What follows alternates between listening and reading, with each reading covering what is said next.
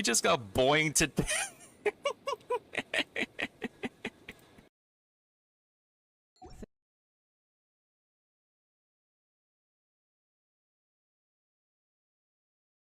Of course my encoding is overloaded.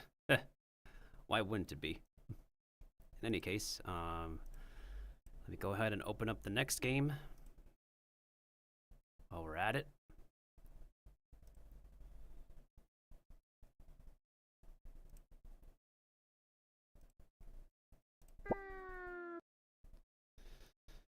Okay, we'll be back. We're back, we'll be back. Gotta make sure the next game is working for everybody.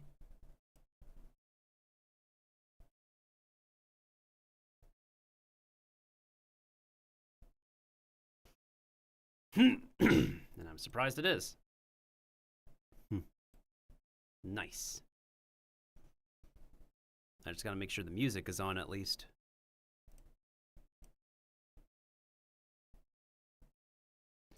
But we're back. I got some food. I got more water. And we're gonna be doing a little bit of Genshin.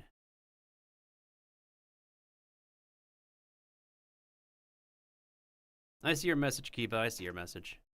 We're good.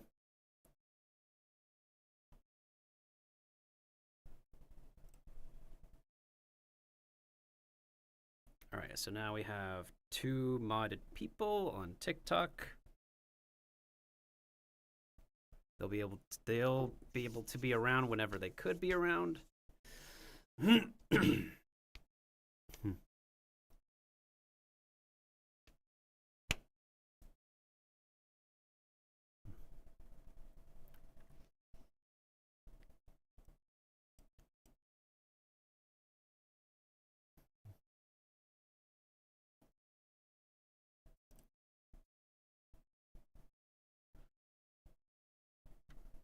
I wonder if the story quest takes a while. I hope it doesn't take a while.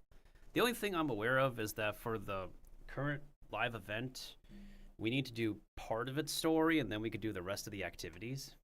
As far as I'm aware on this game.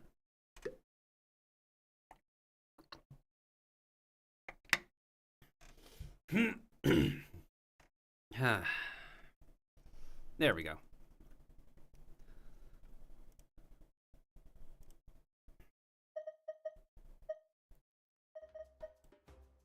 I literally forget how loud this game could be.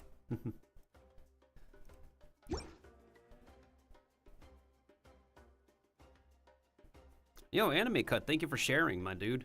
I appreciate it.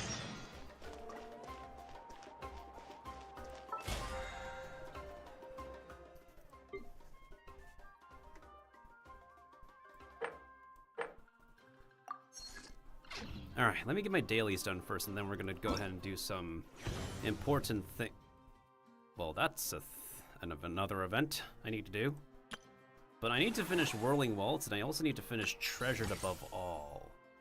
And technically, this expires later after the current flagship event. Alright, I'm working everywhere, right? I'm pretty sure I'm working everywhere. Yeah, I'm working everywhere. Nice.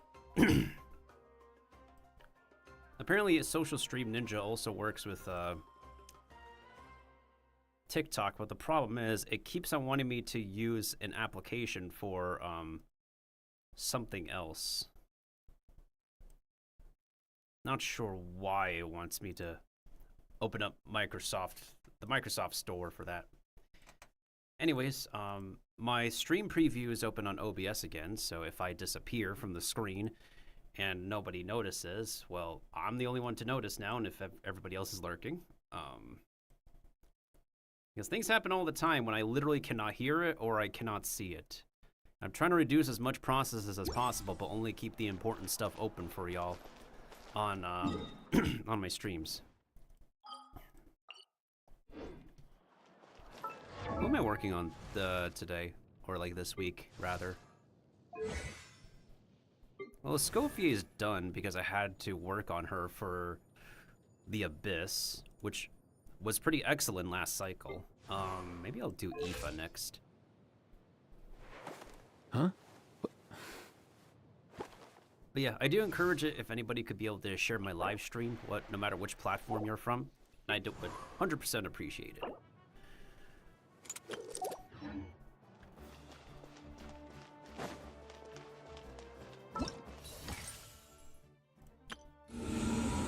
Wait, let me take a look at the new Abyss. And a skill hits an opponent, it will be counted. When the skill reaches 3, a shockwave will be unleashed. Oh boy, Abyss buffs with elemental skill. Oh boy.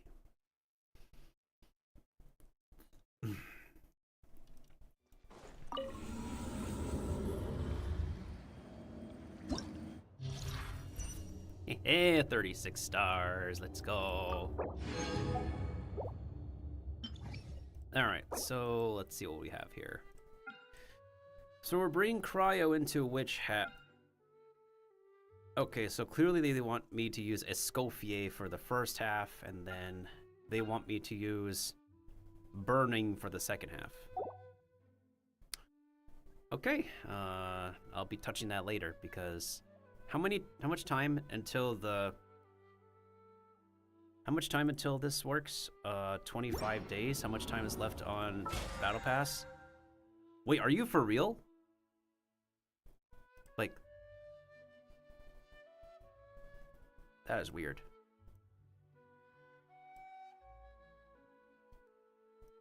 Oh, thanks for letting me know, Narukami. I thought I changed it. I don't know why the... Yeah, I thought I thought like that it would change by title. I was told it would change by title. Well, live info is under review and will be corrected once approved. I wonder if I can like look at this from my dashboard on my phone or on a browser.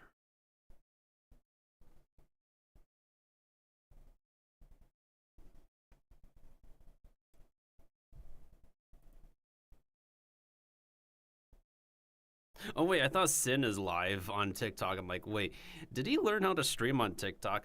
And I remembered like he said he's not able to be live as of recently. Let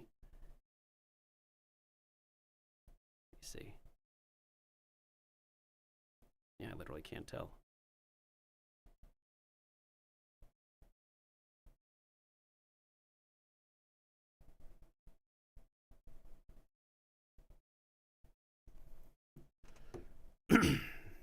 Wait, I can check my other browser real quick.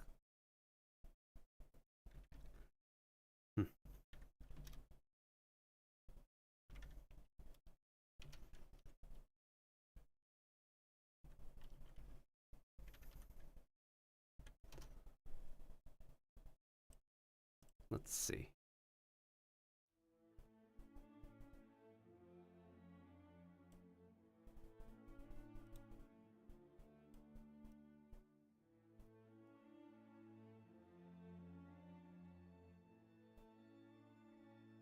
Let me see here. Yeah, I can't tell like where the category is supposed to be on browser unless I could be able to look at it somehow on the phone.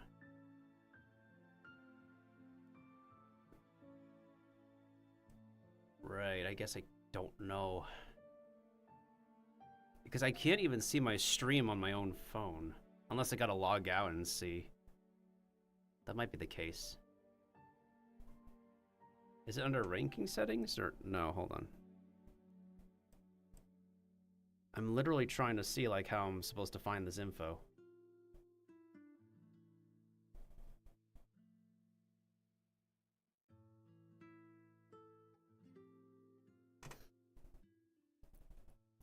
Literally someone who's good at using TikTok Studio will have to like let me know.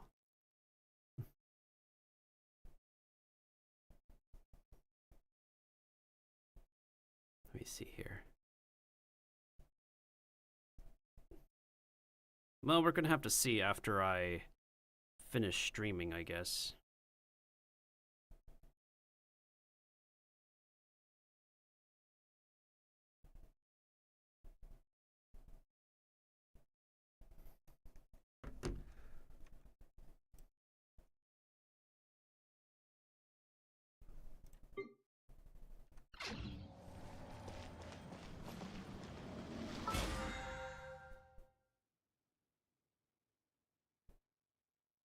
Wait, hold on. I can actually literally look for...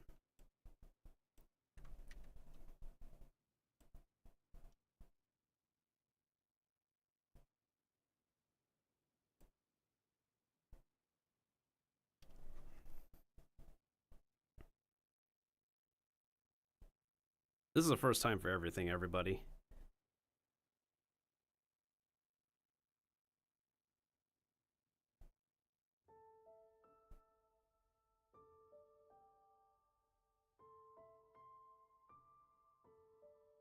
No, not sounds, live.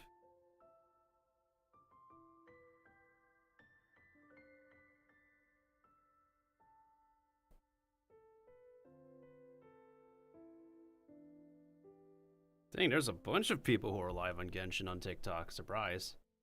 Can't find me, though, and I literally have no idea whether I'm in the correct category or not.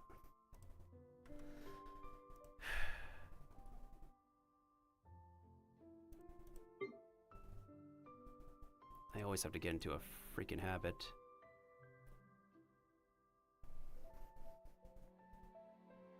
I mean, how come you can't filter, like, the kind of users you want to find on these live streams?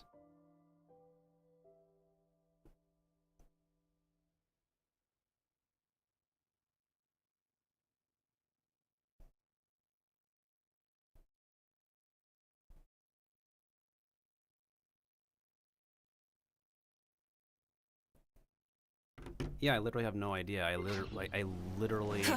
literally need TikTok studio experts helping me out.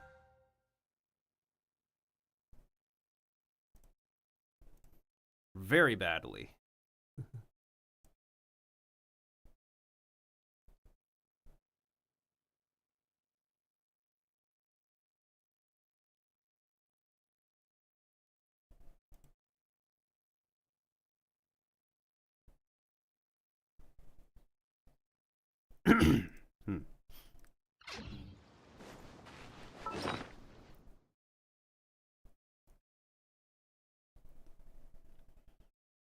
Yeah, I'm literally going to need someone to confirm with me that the category is changed, because Narukami let us know that the category is not correct, because I'm still not in the habit of, because I always thought the category will auto-update every time I change the title. And I have no idea at all. So yeah, I'm still very, very shaky on this process of streaming on TikTok at the same time.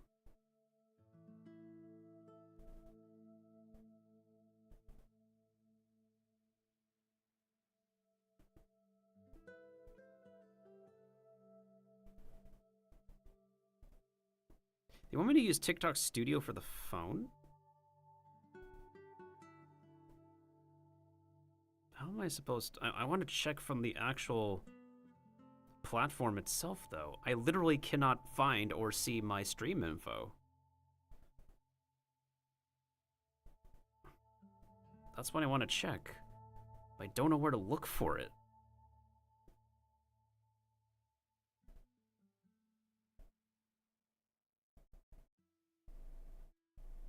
Let me see. Okay, I think I found it.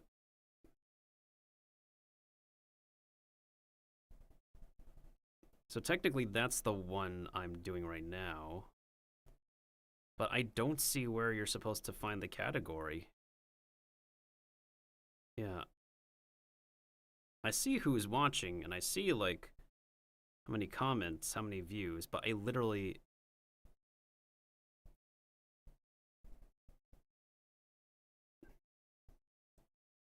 do not see the category, because I can't see this as a viewer. I can only see this as a creator.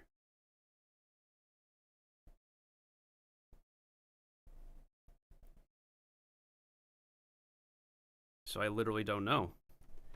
Again, I literally need a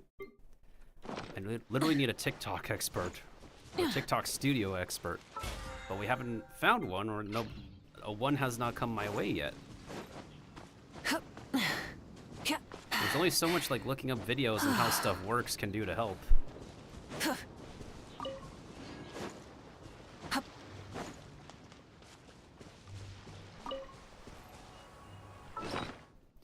Wait, let's go ahead and get this thing started.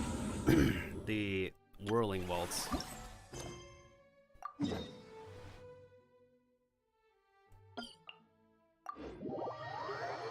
Oh, there's something I need to do first, though. There's something I need to do first. How do people see the category on TikTok? I can't... Wait. Let me look at somebody else's live stream to see how it works. As an example.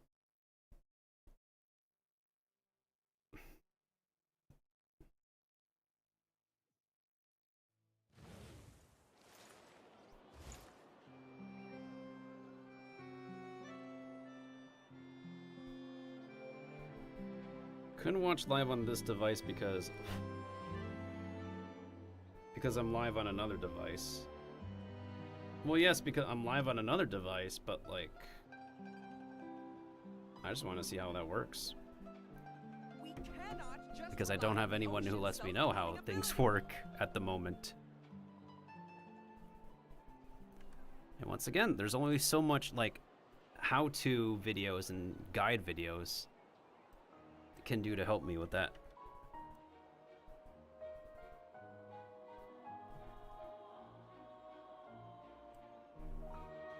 We cannot just rely on the ocean's self-cleaning ability.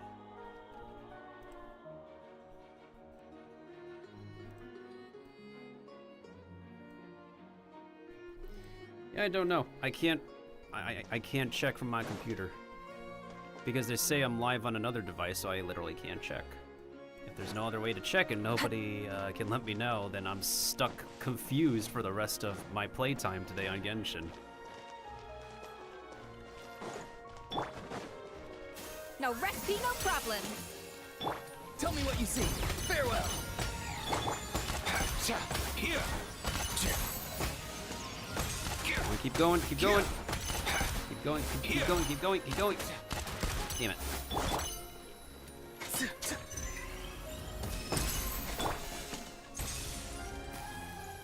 Burn it down.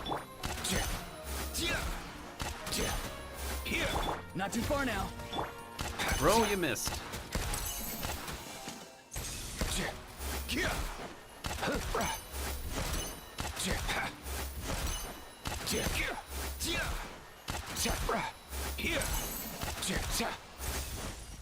High computer load. Whoa. Yo. What does my computer mean, high computer load?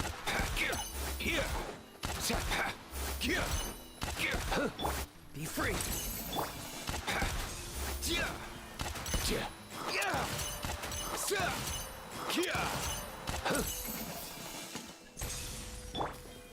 Ooh, nice. That's the 5-star thing. That's the 5-star dish. Not too far now. Light it up.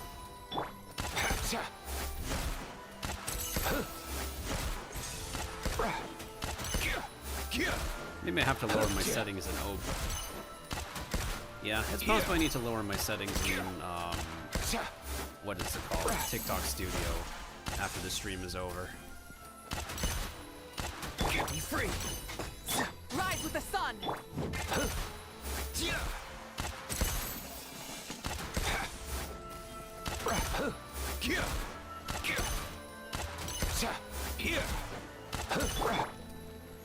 Not too far now.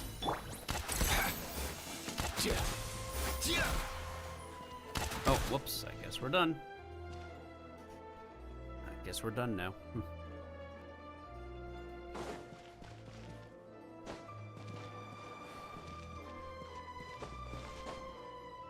Oh, shoot. Encoding overloaded. Yeah, I understand that, Kiba, but I literally cannot check to see, like, if I'm under the correct category or not. I can't check on my phone, I can't check on my computer. As long as I'm using TikTok Studio on my computer, I literally cannot check all of my stream info.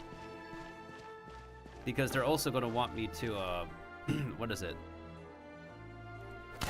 They also want me to log on my computer in a different browser, so it's not going to help. Hey, there's a newsstand over there. Want to grab a copy of the Steambird? I'd like to grab a copy of the New York Times, thank you. We know our Fontanian friends love a little drama. There's no way they let their readers down. Drama? Y'all want to talk about drama? Want to talk about all the drama that goes on Twitter? Hey, Hill? Isn't that Charlotte? And standing next to her, surely that can't be Kaniche? Kaniche?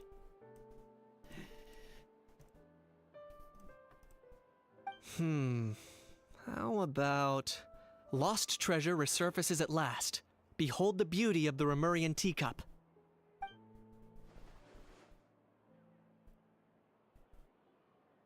Oh, right, they're not voiced because, SAG-AFTRA reasons. Hopefully everything will be over soon. I can only hope everything will be over soon. Pretty shocking. But it still feels like it's missing something. Ah, got it. Udex gravely wounded in shocking stabbing. Set to miss cross-border smuggling trial.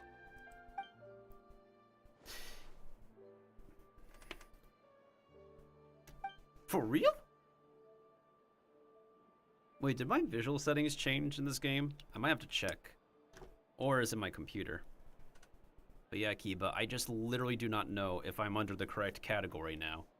2 times did it happen that I'm not playing under the correct category on TikTok, and I physically cannot check that information no matter where I look. And if I check like somebody else's stream on my phone, like they're going to kick me out. I just don't know. Huh? What? Huh? What? Yeah. Well, that's what I'm saying, Paimon. I just literally don't know, like, if I'm correct or not. And that's gonna keep on bugging me for another hour or so. Did Paimon hear that right? Neuvillette was stabbed and gravely wounded? Now I'm pretty sure that's fake news. No, surely that can't be right. Can it? World toast.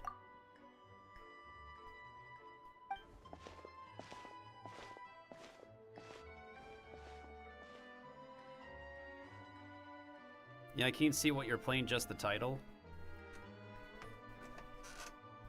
That is weird. Like, how did Narukami see the title then? And how does anybody else I know see the title? Or no, not the title, the category. Like, TikTok, how do you work?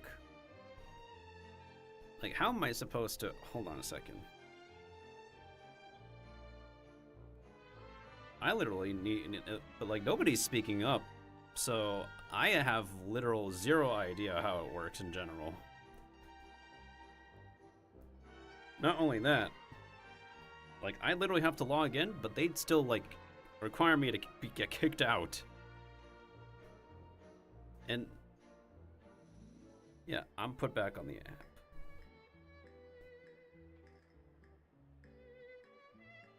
I wish they'd show this information on all the platforms.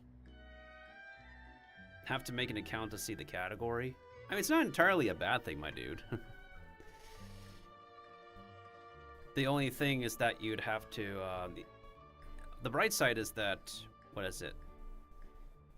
If you can get some gifts and drops from TikTok, you can get them for your own account that way. So that way you don't have to trouble anybody to get it for you. I just have no idea what's...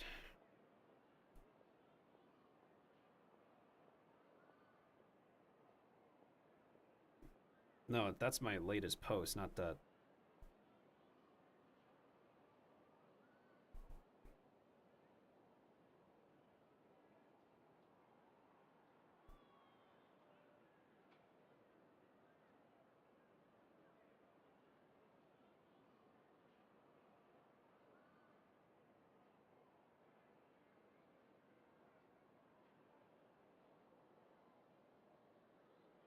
Yeah, I don't know. If nobody speaks up and lets me know how things work, then we're literally having trouble understanding how things work, because I don't know the ins and outs and how the studio works on TikTok. Right now it says, for my live info, right now it says Genshin time. It says gaming Genshin impact.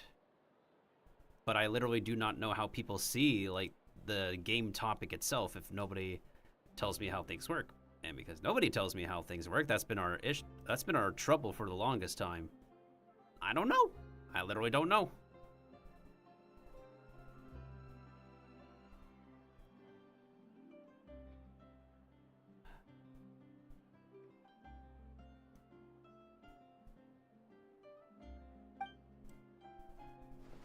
Maybe it was a team effort. The power of friendship effort.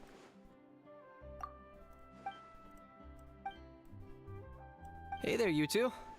Fancy running into you here. What a pleasant surprise! Yeah, that, and also a less than pleasant shock! What the heck was all that about a Saurian meat restaurant and the eunuchs getting stabbed? Please say you weren't being serious.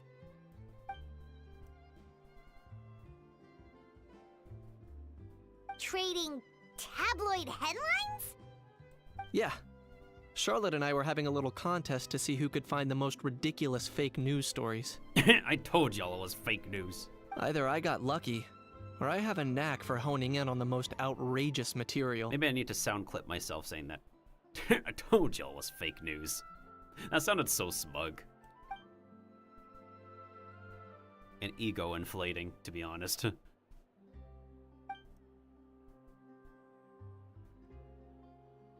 Third-rate tabloids write their headlines purely to shock and scandalize. All they care about is grabbing their attention to boost their sales.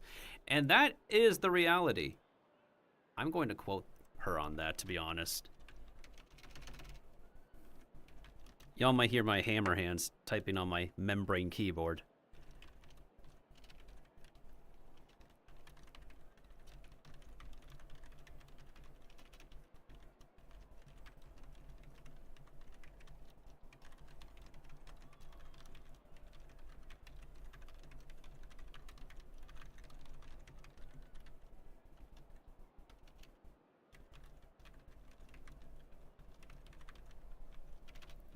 There we go.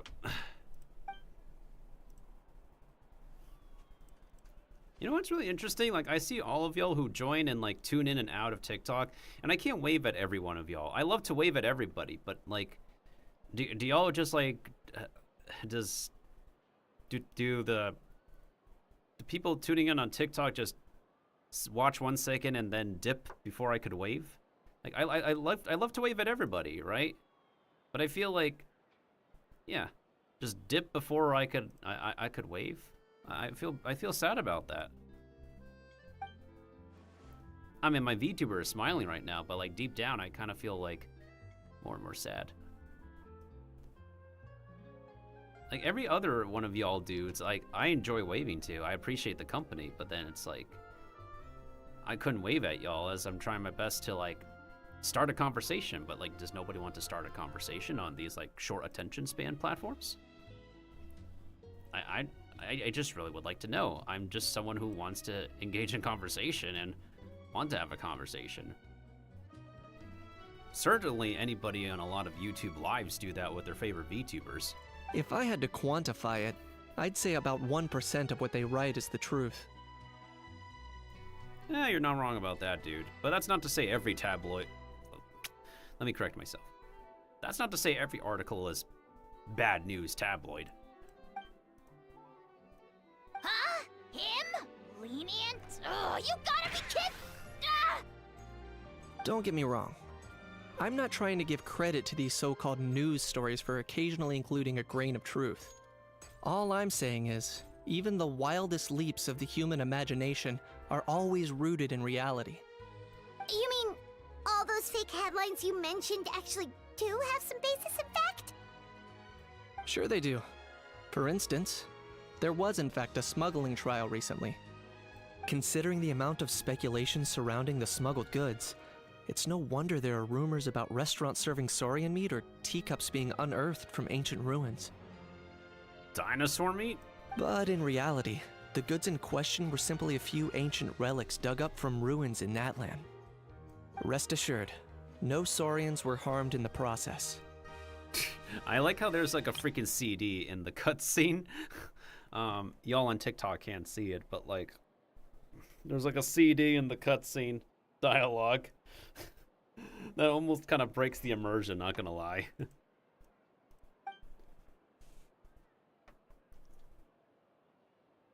Alright, so we might have to lower the visual settings for the next stream on TikTok.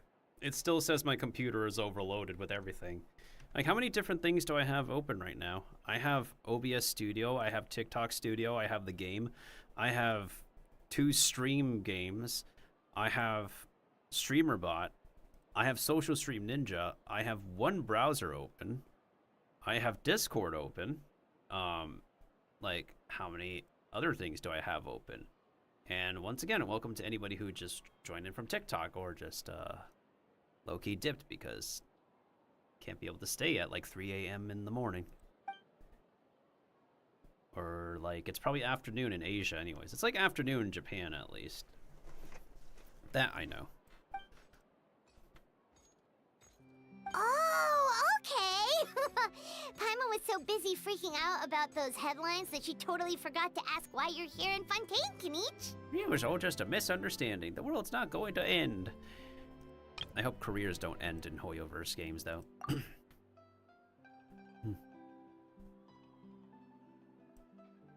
It was a pretty open and shut case, and my testimony in court was clear enough. But I'm guessing, Mademoiselle Charlotte, that you're less interested in the case than you are in trying to uncover some news stories about Natlan.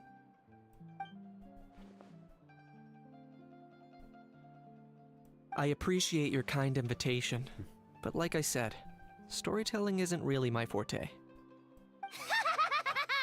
Kanich the speechless! Kanich the tongue-tied! Boing. Huh? If you're dead set on doing an interview, why not talk to the Traveler instead? Back to me and back to you, back to him and back to you, back to me and back to you.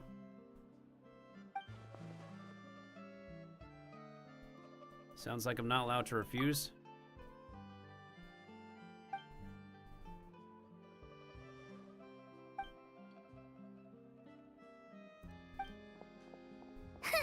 Charlotte never stops, does she?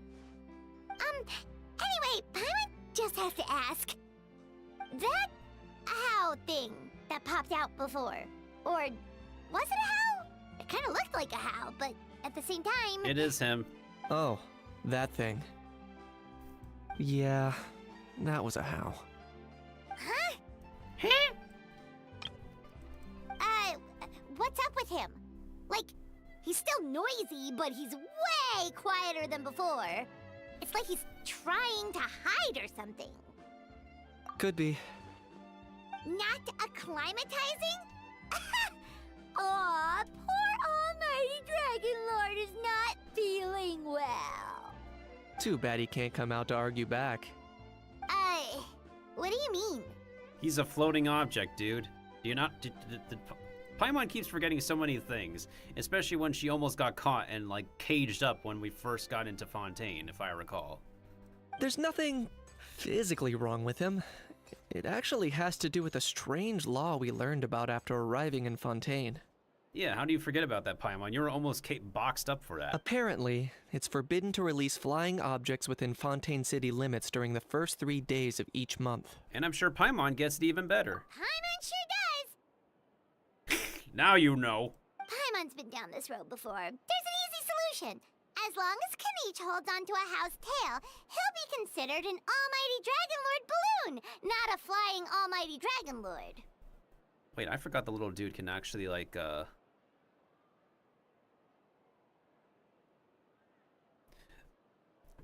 There is a, whatchamacallit. I forgot that little dude can extend his tail, like, very, very long.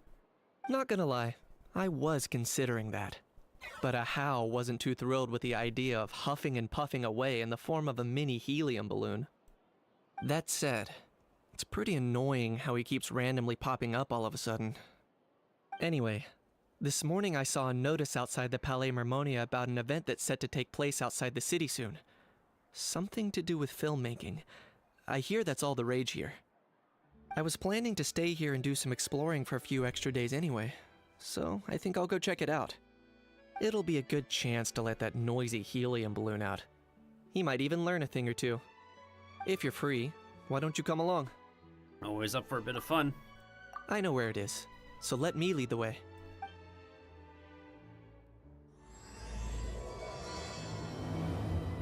Well, at least we went the right direction.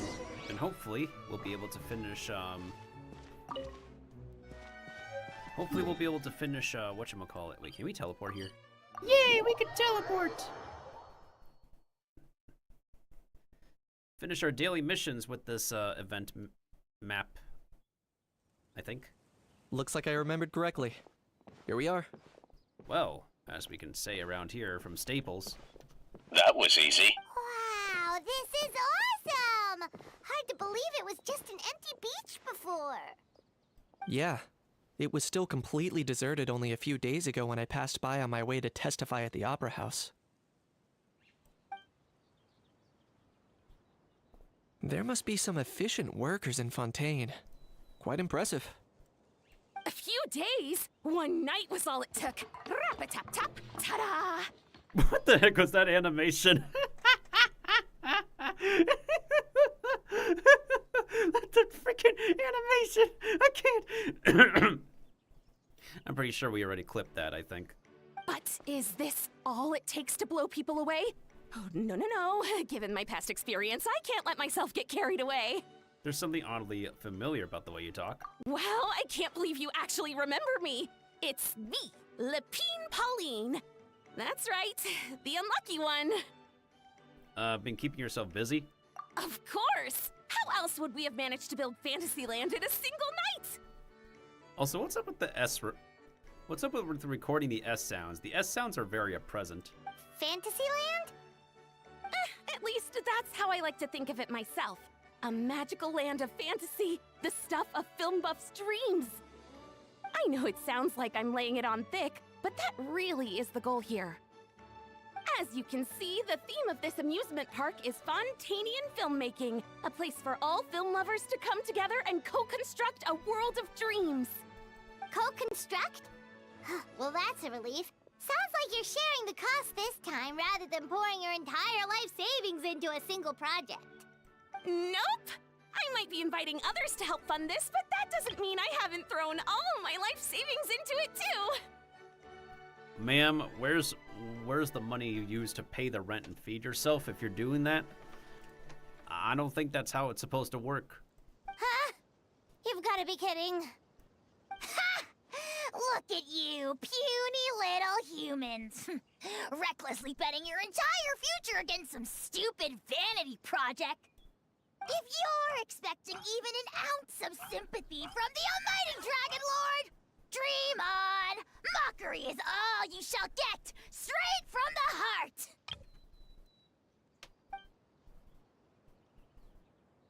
Sorry, just ignore that little gizmoid. He likes to butt in occasionally. Do go on. Hey, look, a crab is on the stairs. Fresh meat. Gizmoid? Who you calling Gizmoid? You're the Gizmoid! Wow! That's quite a nifty mecha you've got yourself there. Is it some sort of smart personal assistant? You ought to let Miss Charlotte see your cool gadget. Who knows? Maybe you could even look into mass production. Mass production? Ugh, insolent, vulgar, and disrespectful! Bro, do you not hear yourself? Does multiplying yourself not inflate your ego? And not only that, bro, she called you smart. Those should be two compliments. You know, calling you smart and having more of you. Like, shouldn't that make you feel happy? I, the almighty Dragon Lord, am one of a kind!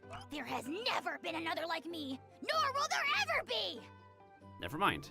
And another thing, smart is the understatement of the century!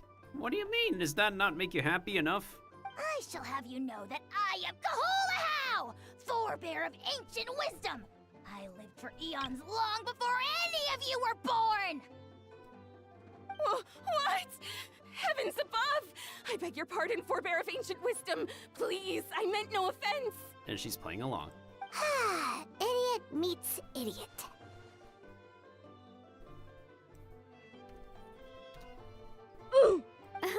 What's all the fuss? Making some new friends, are we? Yay, Navia's back! Yay, her voice is back. Let's go. Miss Navia! allow me to introduce the star behind all the work that's gone into this venue. Miss Navia, President of Fontaine Spina di Rosula. Oh, hello, everyone. Partner, Paimon, how have you been lately? Ah, very well, thanks. Even better now that you're here. Hello there. I'm Kanich. What about me? What about me? My useless servant can't even give me a proper introduction. You think someone yelling their name out in the middle of a public street really needs an introduction? He's not wrong. I caught yours just now, in fact. So, you must be the almighty Dragon Lord, Mr. Ahau. It's a pleasure to meet you. She is offering a handshake even though bro has no hands. Handshake?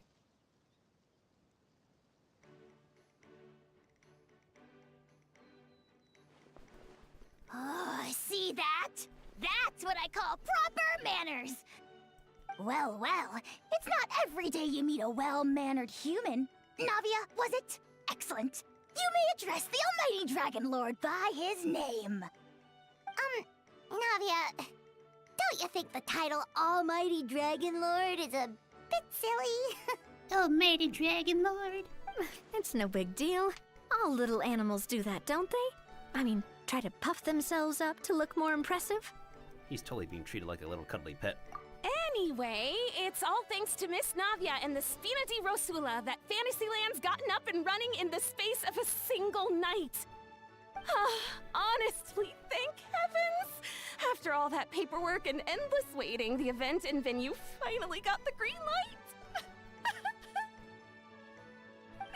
I couldn't wait a moment longer. The second the approval came through, I reached out to President Navia hoping she could lend a hand. After all, who else but the Spina di Rosula would indulge such impulsive demands?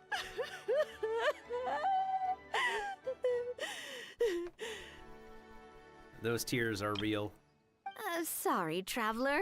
Miss Lapine Pauline sometimes gets a bit overwhelmed by her own excitement, as you can see.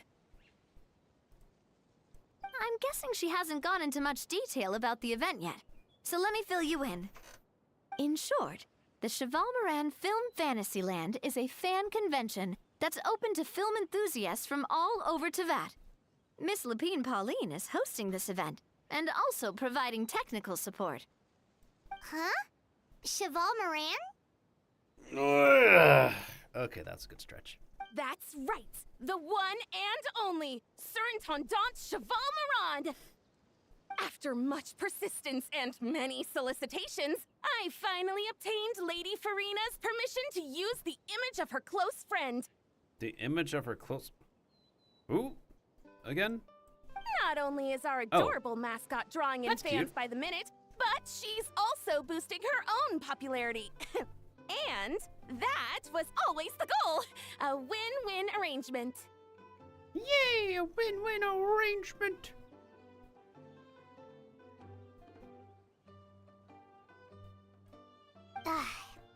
It's been a while since we last met, but still, it's a surprise to hear Lapine Pauline coming out with such sensible ideas. By the way, Miss Lapine Pauline, have you decided to switch careers and go into film tech? Not exactly. By chance, one of the prototype lenses I developed caught a photographer's eye, and it's now being used for the latest cinematic productions. Thanks to this unexpected opportunity, I've had the chance to invent various film-related equipment and props. That's right. So don't underestimate Miss Lapine Pauline, our resident engineer. She's the technical powerhouse at the core of this entire event. As for the Spina di Rosula, we're mainly here to take care of planning, operations, and management. For anyone feeling inspired to set up a booth, Miss Lapine Pauline and I will provide the necessary technical and operational support once their application has been approved. By the way, traveler, are you at all interested in taking part? It would be a chance for you to earn some extra income.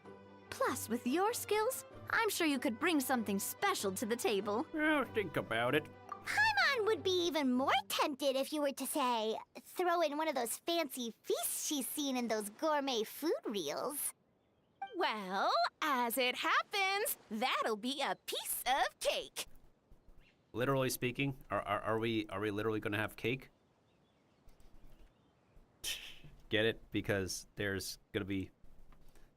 Okay, come on, drum. You're supposed to happen faster. Everyone needs to eat, whether they be tourists or the stall owners themselves. Again, though, the S sounds are so sharp recently when they're recording. I don't know if it's like any other projects recently, whether it's a TV show or an animation or a game, but I'm starting to feel like the S sound recordings are being very sharp and not edited so much. Maybe it's because the similar sounds in Chinese are just that abrasive and they don't bother with it? I don't know. So thanks to Miss Navia's help, we've managed to invite none other than the celebrity chef, Miss Escoffier, to run our theme restaurant. Well, that makes a lot of sense. Look over there! Dude, you okay? You! Yes, you! For the last time, the ingredients have to be in the right ratio! Get it right next time, or you might as well just lie down on the chopping board yourself. She's Scottish, by the way.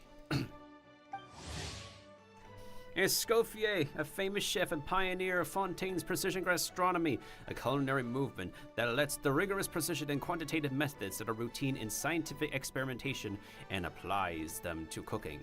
In the eyes of her students, she is both a genius who strives for perfection and a stickler whose exacting standards fill them with dread. To create dishes that transcend the sublime, she is constantly pushing the boundaries of flavor. Ellipses. She seems a bit busy right now. Ellipses. Well, I'm sold. I think I'll make a How go be her assistant. You little... What's your game here? Demoiselle, sorry to bother you, but there's an issue over here that requires your personal attention. Is it me, or has that actor been heard over and over and over?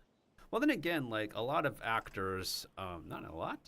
Multiple actors in this game have voiced numerous characters, to be honest. Christian Banis is an example. He's the voice of Toma, but he's voiced 2 other NPCs prior to being Toma. Apologies. Looks like it's back to work with me. Please feel free to take a gander at what we've got. Oh, I will.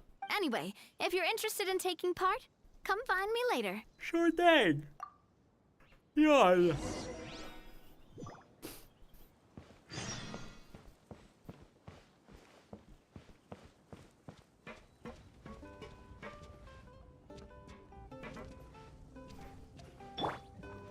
Escoffierception.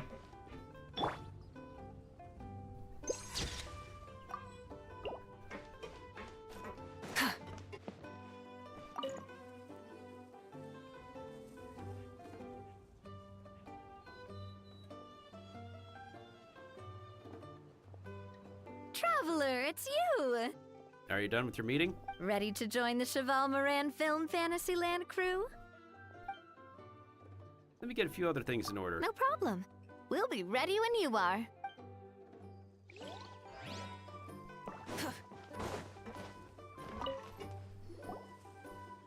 Greetings. Apologies if you overheard my harsh words just now, but I assure you it is entirely necessary. The sheer lack of standards here will be the death of me. Do you have any idea of the kind of customers I'm gonna get with how lax things are at the moment? You can literally hear her accent popping out sometimes. It's really adorable. The ones that leave their guns behind by accident, and then come back to collect them later, bringing ammunition with them. It's just reminding me of the adorable times the accents are popping out in Wuthering Waves. Yeah, that's the kind of customer you wouldn't forget in a hurry. Oh. Wait, has that happened before? No, it's just the mention of guns reminded me. Someone did actually leave their gun nearby. Are you freaking serious? Huh? Just before up the site, someone stumbled upon a mysterious locked box. It didn't look like something from Fontaine, though. It had more of a Natlanese vibe. Who uses a gun in Natlin? Oh? Do you think a foreign tourist might have left it behind? That's what I assumed at first. But the box was buried beneath a pile of wooden planks, rocks, and whatnot, so it seemed like someone deliberately hid it there. Oh, what do you know? Somebody deliberately hid it there. But I didn't see much point in speculating, so the best thing I could think of was to hand it over to the authorities. I trekked all the way over to the Palais Mermonia just to hand it in. Ugh, it was exhausting. Did somebody say, ugh? What did the authorities make of it?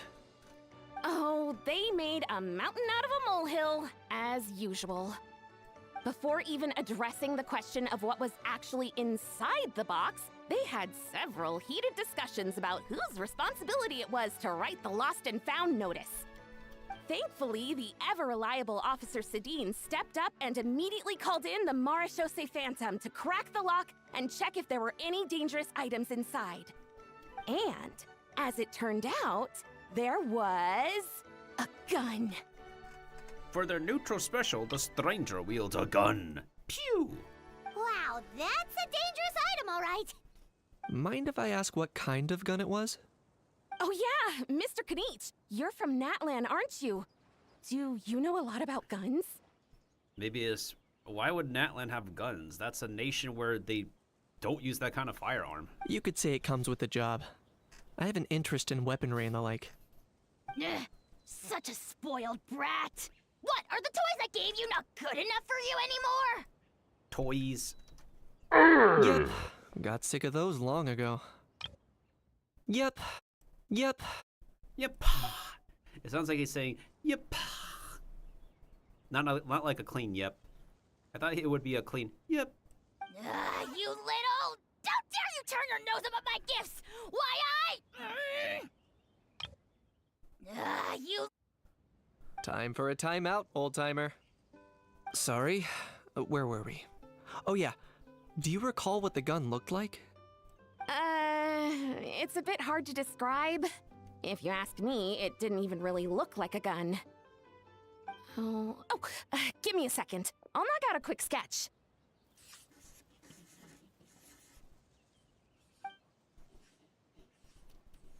One eternity later. Something like this.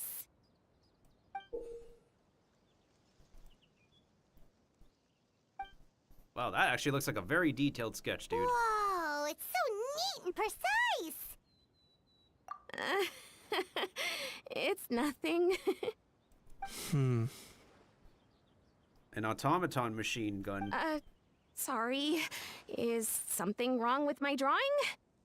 I know it doesn't really look like a gun, but I assure you, this is exactly what it looked like. And it certainly could shoot as well, too. I confirmed that with the officer from the Marechaussee Phantom. No, quite the opposite. The features are very accurate, and it is definitely from Natlan. Please, don't mind me. I'm just taking a moment to admire it. Can't wait for the event to get started. I should be the one thanking you. Thank you, and everyone else for your support. Don't mention it. Besides, we haven't really done anything. Not at all. The buzz and excitement you guys bring is exactly what this event needs.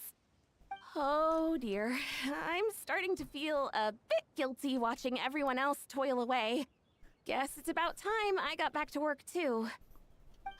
But just before I go, one last thing. Traveler, it's wonderful to see you. Here's to a successful collaboration.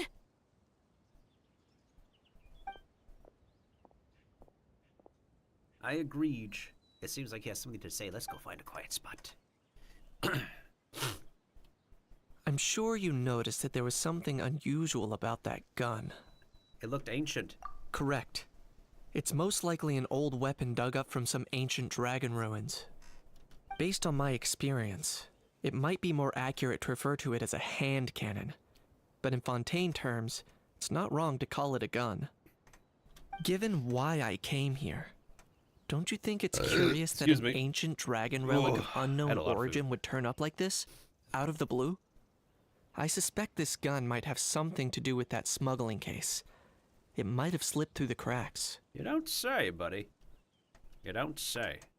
Time is of the essence, so I'd like to head over to the Palais Mermonia to verify my suspicions. I might join you. Perfect. Then we can head out right away. Or, if you want to catch up with your friends first, I can wait. Yeah, you can hold off on that. You could definitely most certainly hold off on that. Navia, let's go ahead and get things started. We've gone over budget in quite a few areas. But, whatever. The results are what counts. Wait, can we talk to Escoffier now? What's up? The fresh vegetables from the new batch are exceptional quality. I just wish I could say the same about the new staff. If you say so, chef. Feels bad that she's stuck in that little cubicle by herself.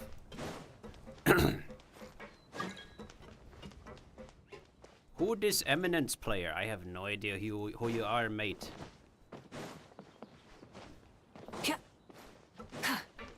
Maybe I should turn off my... You know what? Hold on. Nope, not that menu. Wait, I just realized, is that Kino? Ah. Oh, it is Kino. If that's who I think it is, yeah, I'll go ahead and add them. I will go ahead and add them for Imaginarium Theater.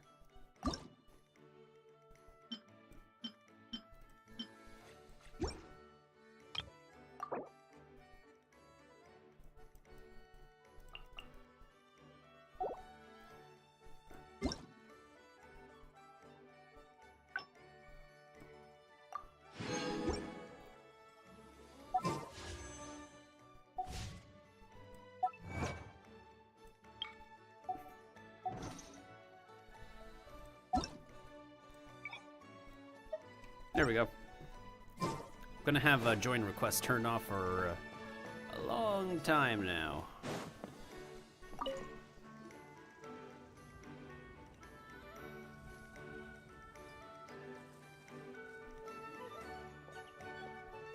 Traveler, it's you!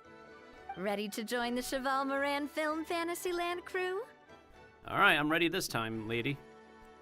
It's time, dear partner in Paimon, for us to turn our attention to the Cheval Moran Film Fantasyland. As I mentioned, the park was started up by enthusiasts who brought in the Spina di Rosula to handle the planning, construction, and operations. Of course, enthusiasts aren't typically all-around experts. They usually stick to designing the event booths. We, for our part, handle long-term operations and develop standardized strategy guides for the different activities. Long-term operations? Strategy? It all sounds so complicated. We spend most of our time adventuring and we barely have any experience running a stall. Do you think we can handle this? Not everybody went to business school. That's more like it. You've seen it all before, haven't you, partner? I'd even go as far as to say you've shaped some of Tevat's biggest business ventures. Anyway, first things first. Let's get an overview of how the whole festival's gonna be run.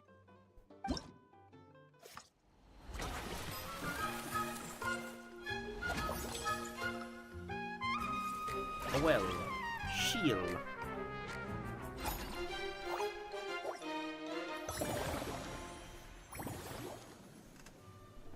As you can see, our Fantasyland's a bit like a sugar-free macaron right now. Several areas are still under construction. Voice acted, okay. The Spina's only been able to hire a limited number of craftsmen. Besides, we don't have enough experience to handle multiple projects simultaneously. That's why I chose to adopt a time slot-based planning method, so we can focus on specific tasks during each designated period.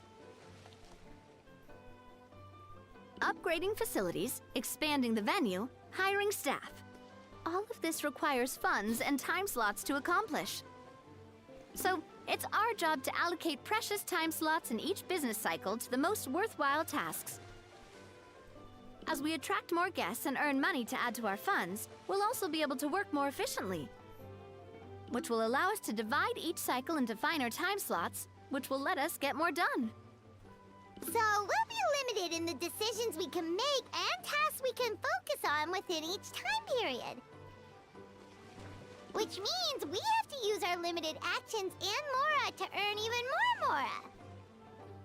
Kinda like playing chess or cards then. Cooking up a strategy in advance is gonna be key.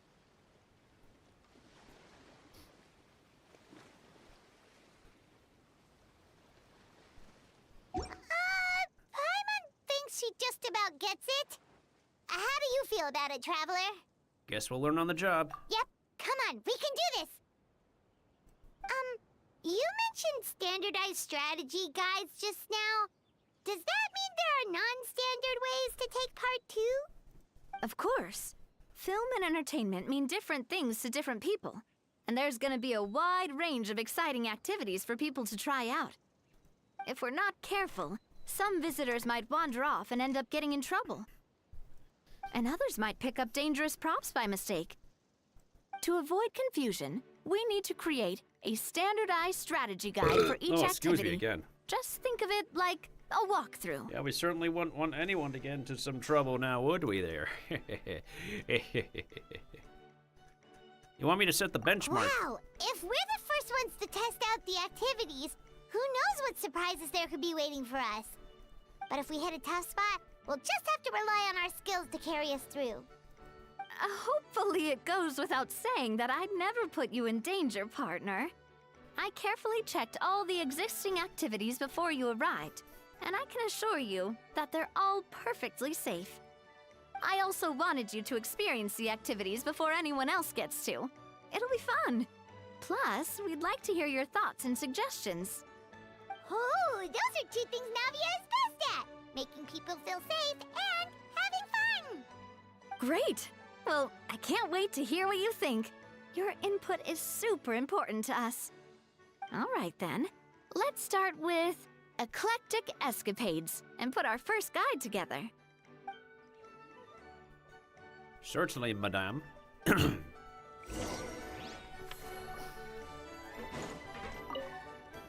All right then, time to try out Eclectic Escapades. I'll leave the strategy guide to you guys.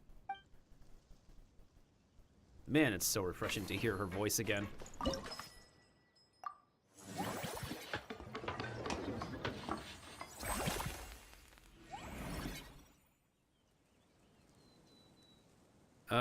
What looks different? All I just see are two boats.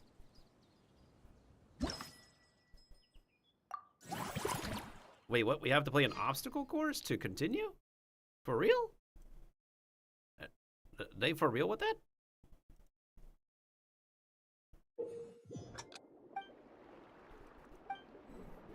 Well, here we go then.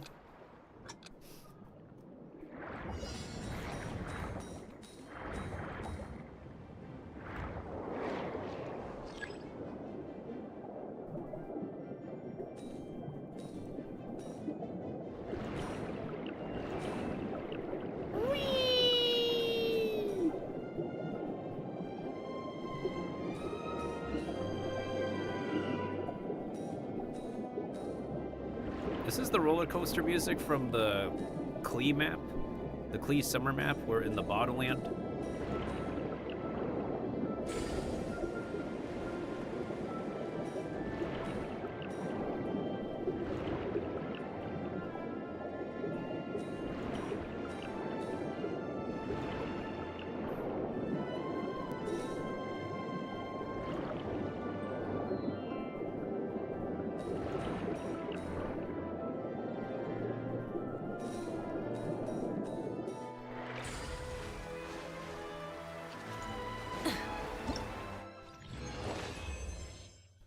Well then.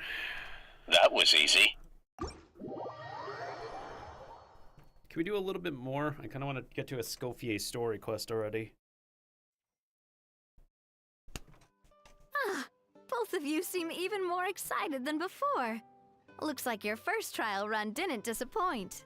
The challenge format is super easy to get into. Paimon hasn't actually watched that many films, but after trying it out, she might just be hooked. We should check out the film that it's based on. Great job, Paimon. That's exactly what our enthusiast friends were hoping you'd say. They'd be beyond delighted to hear that visitors are curious about the films that inspired these attractions. Some have even been willing to contribute extra funds out of their own pockets. Where budgets have allowed, of course. Out of their own pockets? That's right. While the Spina di Rosula covers the cost of basic booth materials and rental fees, many fans have personally funded promotional materials and related merchandise. The cost of the booth itself isn't their main expense. Some of them have already started designing spin-off products inspired by film characters. Take our official mascot, Surintendant Chevalmoran, for instance. She won second place in the last most popular character poll for the comic film category, and was even dubbed the pinnacle of round bouncy cuteness. You don't say. Many people have expressed interest in designing cushions based on her image, using the highest quality fabrics and hiring the most skilled artisans to mass produce them. These cushions will officially go on sale at the next convention alongside lots of similar products. Shouldn't Farina get it too? Don't worry. As Surintendant Chevalmoran's guardian and official image rights agent, Farina's already getting 60% of the sales revenue. 60% hopefully sounds generous enough. After all, the fans are doing this voluntarily, not for profit, but to promote Surintendant Chevalmoran's adorable image. The more Mora ends up in Farina's purse, the better Surintendant Chevalmoran's meals will be. And who wouldn't be happy to hear that? Oh, Paimon likes the sound of that. Everyone working hard for something they all love without worrying about profit. Still, we can't just ignore Mora completely. Whether it's fan creations or official commercial projects, some level of financial balance is still necessary. The same logic applies to the Chevalmoran film Fantasyland taken as a whole. So what did she say again? Whether it's fan creations or official commercial projects, some level of financial balance is just necessary. Fan creations or official commercial projects. You know, that's actually pretty... She makes a really good point. That's like a very... That's some good business smarts right there. Especially for like creator stuff, to be honest. I'm gonna go ahead and add that as a quote. Whether it's fan creations or... And thank you for liking the live stream, Wendell. I appreciate it. Welcome on in, by the way. So, commercial projects. Some level of financial balance is still necessary. Not an exclamation point. That's a period.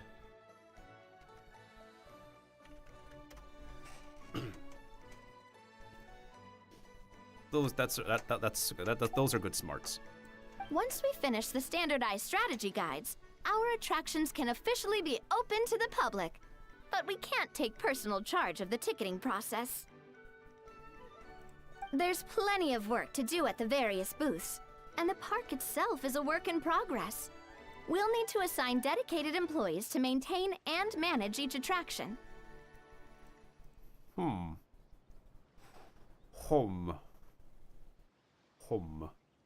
There's a recruitment section on the park's bulletin board. We've received many applications, and each candidate has their strengths. Our job is to match the best candidates to each attraction based on their overall performance. Once assigned, the staff will keep the attractions running, ensuring a continuous revenue stream.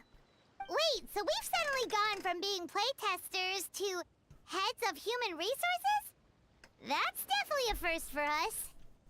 I have very high standards. Just don't hold everyone up to your own standards, okay? You can't expect everyone else to be as capable as you. That is very true. That's completely very true. To like a lot of people in general. Alright, time to review some resumes.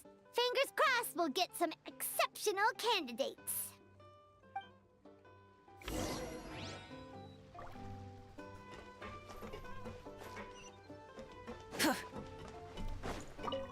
fresh vegetable. Oh, we finished talking to her. We've gone over, but Imagine going over budget. When reviewing resumes, pay attention to each applicant's area of expertise.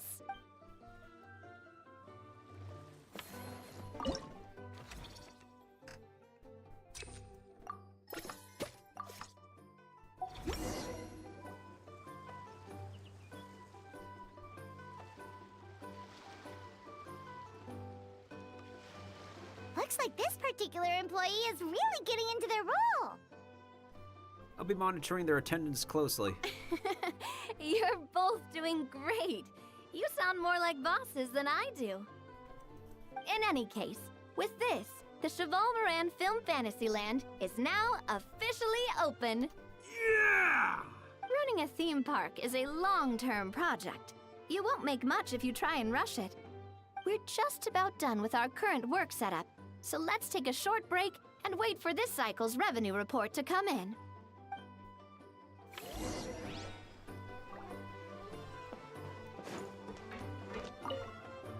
Well, this cycle of operation sure got us off to a good start. On to the next one.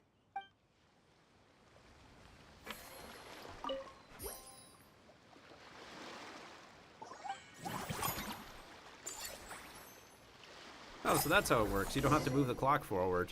Nice. Well, the numbers might not look that impressive, but given that we're just getting the ball rolling, I'd say that wasn't a bad start. Building on this momentum, we must consider rolling out more unique business strategies during the next cycle. To draw in the crowds, I've invited one of Fontaine's very own celebrity chefs, my good friend Escoffier. She'll be performing right here in the amusement park's restaurant. On that note, let's go catch up with her. So, is the restaurant part of our business strategy too? There are so many layers to this operation. It's also going to be highly priced because amusement park food is expensive AF. I'm not kidding. You go to Disney Park, Disneyland, how much money do you really need to spend for all the good food?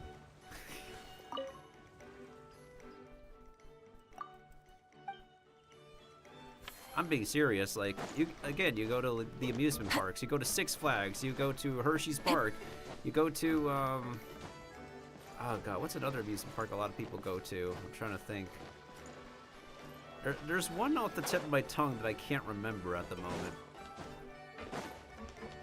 What's up, chef? The restaurant is up to standard, and the waterside location will make for a unique dining experience. The beautiful scenic reflections in the water create a stunning backdrop, lifting diners' spirits and allowing them to truly savor their meals. Ingredients, check. Cooking utensils, check. Looks like we're ready to rumble. Hey there, Escoffier! Oh, my employers are here. The president of the Spina di Rasula, plus the famous traveler and Paimon. I must say, you seem a bit overqualified to be running a film-themed amusement park. I'd say that if anyone here was overqualified, it would be the former head chef of the Hotel de Boer. Wherever you walk, the aroma of fine cuisine follows in your wake. Let's get back to business. To defeat the Huns. Never mind. I'm guessing you want the traveler to help me decide the theme dish for each cycle, right? Theme dish? This is the business strategy I mentioned earlier. Using Escoffier's top-tier dishes to attract more visitors to the park. But this isn't just about attracting visitors. Her culinary masterpieces will surely have other surprising effects. Just imagine, Paimon, if all you needed was a single ticket to enjoy all the attractions and taste all the legendary food. Wouldn't you be tempted? Look at Navia's face. I just realized her face is very, very comically smug. Then Paimon come every single day! Do you do animal passes? Now, here's the twist. To get the most out of this strategy, the menu can't be made public. Based on research by a certain food branding consultant, Many restaurants have started offering a special chef surprise dish. So give me some inspiration every few business cycles, and I'll decide on our next themed dish. Now then, give me your hand. I had no idea inspiration could be physically transferred. A warm and energetic feel. What do you need to hold hands for? It's not like we're going on a date. You're working. It's not like I'm on a date with you, dude. Your hands are calloused from wielding your sword, but still quite delicate. When you grasp its hilt, it's like you're holding the bow of a violin. That is very eloquent of you to say. Very wordy. Wordy compliment. Thank you. A sword, then. The theme this time shall be strength. Alright, let's find out what strength looks like in gastronomical form. Big words. Basically food form. Ribs? Yo, I haven't had like a solid rib in ages. Like beef ribs, pork ribs, lamb ribs. God damn, that looks delicious.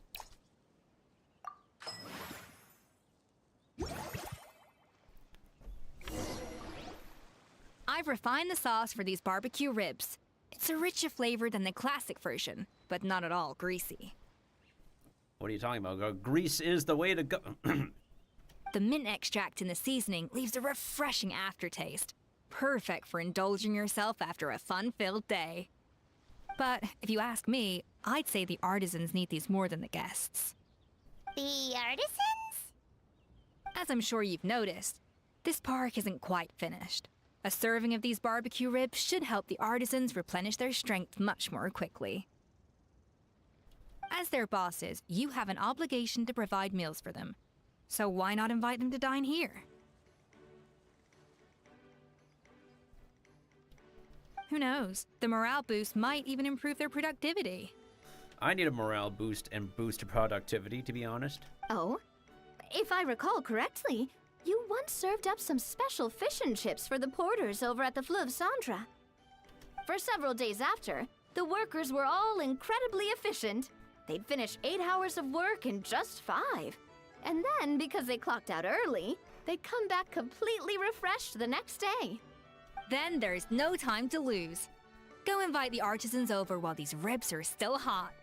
I'll prepare some side dishes and desserts too. That's a great idea! You really live up to your reputation, Escoffier! Looks like these themed dishes are gonna make a huge difference after all. We'll have to make sure we check in with you regularly. The artisans are pumped and ready to roll thanks to that themed dish. And perfect timing, too. Let's take this chance to take the facilities of our eclectic escapades to the next level. Oh, I just realized Navia's over here. Now that everything's going smoothly, it's about time we upgraded our facilities.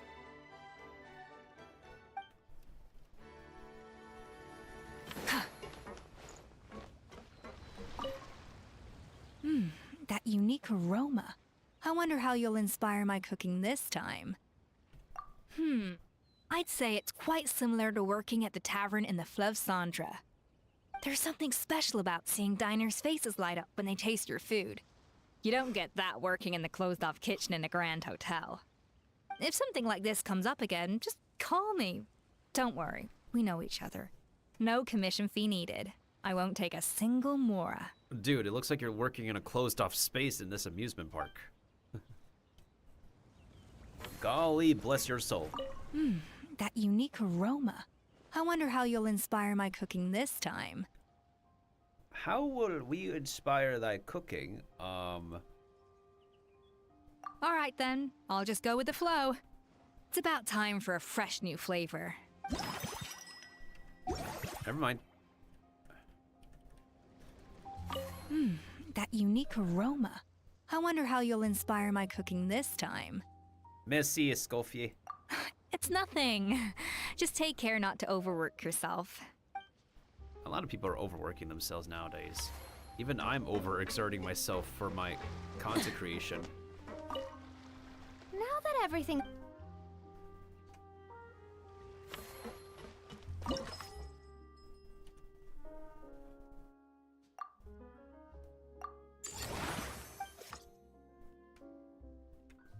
I thought we could just escape We key should this. be able to attract more customers by upgrading the stall, don't you think? Bro, we don't have enough money. That's right. Based on my business experience with the Spina di Rosula, I've quantified the service value to help you intuitively understand how satisfied customers are with each stall. An attraction will reach its ideal revenue only when its service value meets customer expectations. As we improve and expand our facilities, expectations will also increase accordingly. When that happens, we can deploy more capable employees or invest funds in training to enhance our employees' skills.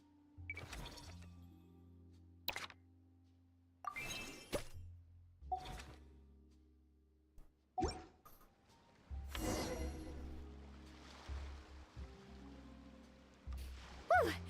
That should be everything. Looks like you've pretty much mastered how to run this park. Huh? Have we really? Huh? Huh? Whew. Huh? Have we? Thinking about it, we have learned quite a lot, haven't we? Couldn't have done it without Navia's guidance. Oh, not at all. I wouldn't say I taught you much. Your intuition's been guiding the way mostly.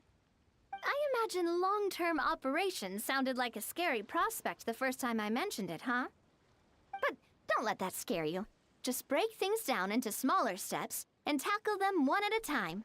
Even if you're not a genius or naturally gifted, you'll get it done in the end. Oh, holy crap. 10K likes. Thank you very much, y'all. Whoa, seeing your own progress has really got Paimon fired up! Actually, she's gonna jot your words of encouragement right down. From here on out, we'll be running the Cheval Moran Film Fantasyland together. Let's make it a big success!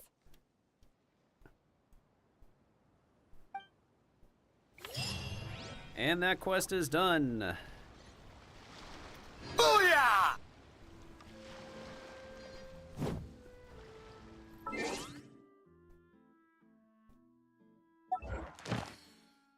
Okay, so we still need to do some more things in order to get the dailies done.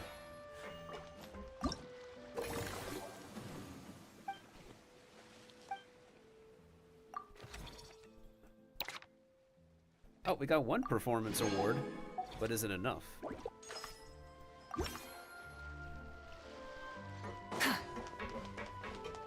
Also, is Navia around in the park? Oh, there she is. I was like wondering if we could speak to her. You've got this park off to a great start, partner. The ball's really starting to roll, huh? I can't wait to see how it'll all turn out. How... Well, I did not mean to interrupt you. Also, hello, Kree. You've got this park off to a great start, partner. I can't wait to see how it'll all turn out. How exciting. If that's how I'm supposed to say your name.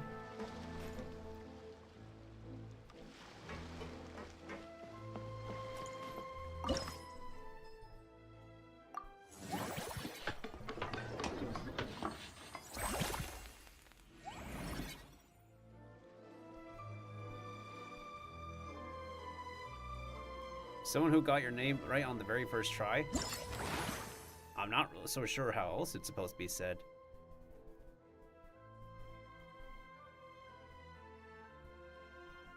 I mean, you could literally just use your name in the Twitter meme. You know how there's like a meme going on right now where someone like says your name incorrectly? So people get my name wrong like half the time too, to be honest. I'm like, so that's why I'm just trying my best with people's names nowadays. But thank you, I try.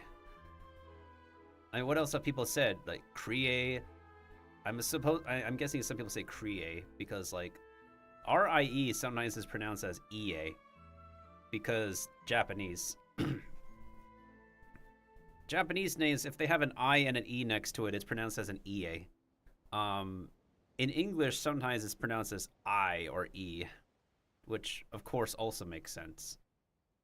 I mean, if your name is not Japanese-based, then that's understandable. The first thing I will say is how I think it's supposed to say in English. If it looks Japanese, then, or another language, I'll try to say it like how it's supposed to sound. Anyways, welcome on in. I'm also assuming you play Genshin. which is why you're also here. Also not really so sure how people find my streams, to be honest. Because I set the title, I set the game topic. I literally cannot see if everything looks right, like if I have the right title and the right category until I start stream. Even then, I can't, I do not notice it because they won't let me log in on my phone, which is kind of stinky. Because it's like, oh, are you using TikTok Studio on your computer? Well, we can't let you check things on your phone because you're using TikTok Studio on the computer. That's kind of stinky. That's really stinky. But hopefully my information is correct, to be honest. Anyways, we're just doing last minute stuff. Well, not completely last minute. If I started this event in the weekend, that would be very last minute. But to be honest, let's admit it, 50% of gacha gamers nowadays are doing their crap last minute. It's been a rising pattern ever since Genshin Impact released, to be honest. And it doesn't matter like what game it is. A lot of gamers are literally doing their event crap last minute. I'm not wrong. Technically speaking, I'm not wrong. Even I do the same thing. I'm starting to get so busy and busy, I literally forget like 35% of what I need to do in this game, Honkai Star Rail, and Wuthering Waves. I wasn't like too busy when I first started playing this game when I first started, but you know, just like everybody else whose life started becoming different after COVID began, like my life started to adjust as well, so that's what happened to me. But this is an okay time to start working on things, because I'm trying to like get my dailies done. Then I want to try to start Escoffier's story, and hopefully that doesn't take long to do.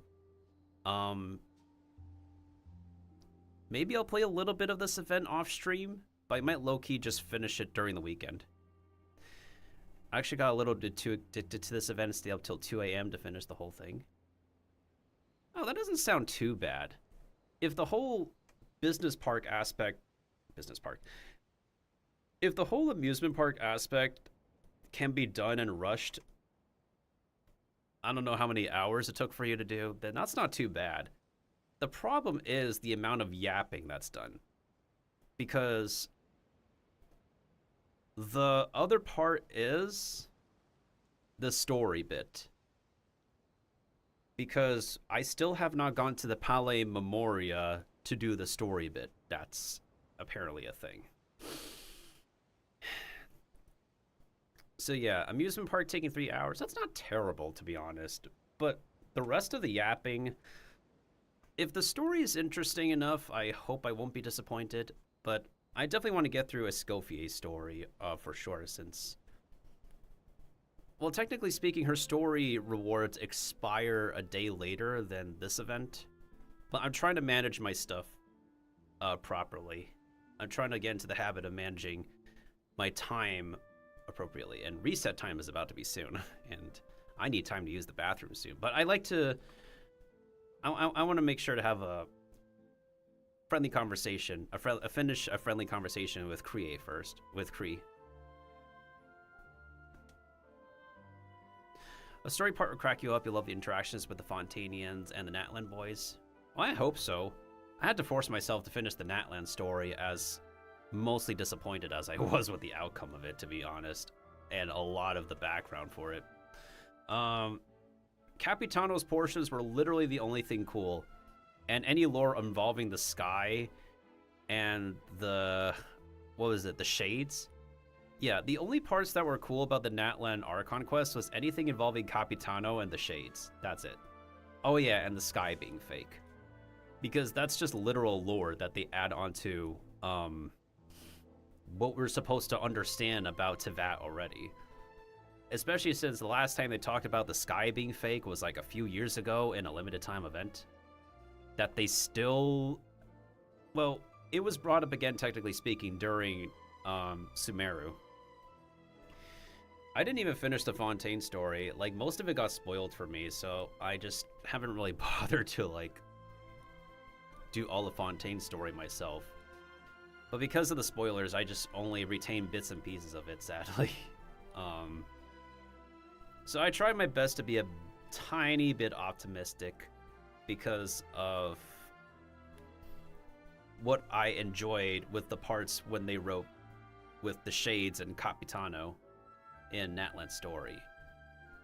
Now, I will admit the part where they have people die and, you know, be PTSD triggering during the whole war, that was pretty impactful, I would say.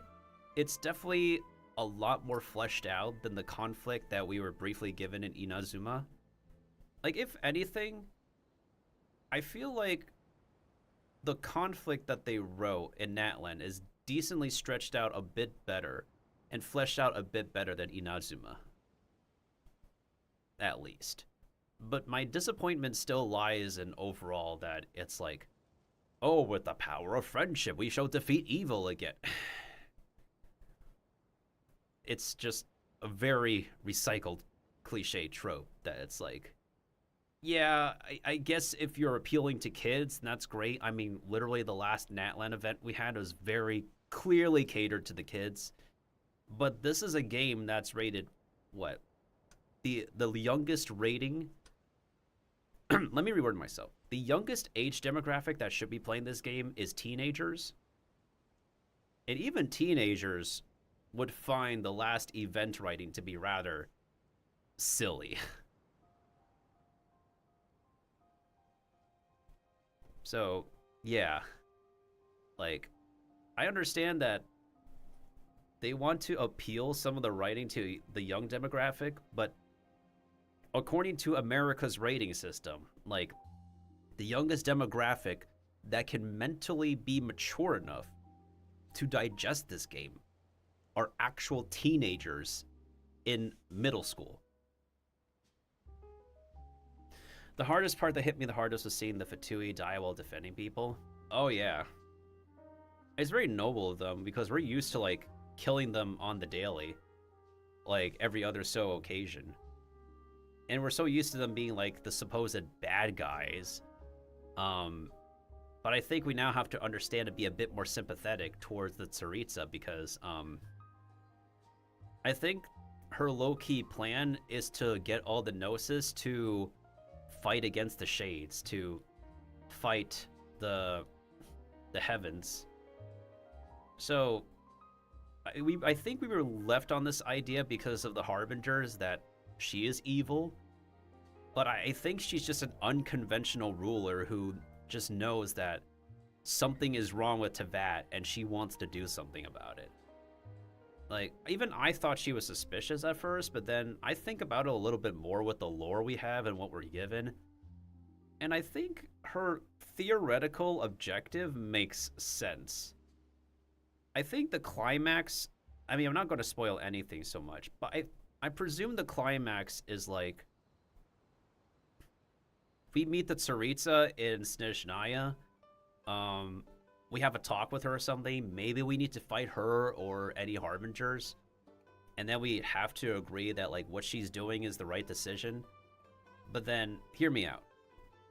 I think just when she was about to enact her plan and whatnot, she gets stopped by the Twin and the Abyss, and her plan just fails because she gets stopped by the Twin, because they need a way for us to segue from Snezhnaya to Conria, right? So I feel like that would be the segue for us to go, the transition to go from Snezhnaya to Conria is just literally the Twin coming in to stop the Tsaritsa and be like, no, this is not the way to go. Like, we're doing the story on my own terms, and you have nothing, and we want you to not be part of that. Honestly, it makes you feel bad for the Archons because even as gods, they're hypothetically changed. Yes! And let's not forget that gods are not the most powerful beings, but dragons are. Because they love their dragons. A lot of Chinese fantasy love their dragons. Even in this game, they love their dragons. So yeah.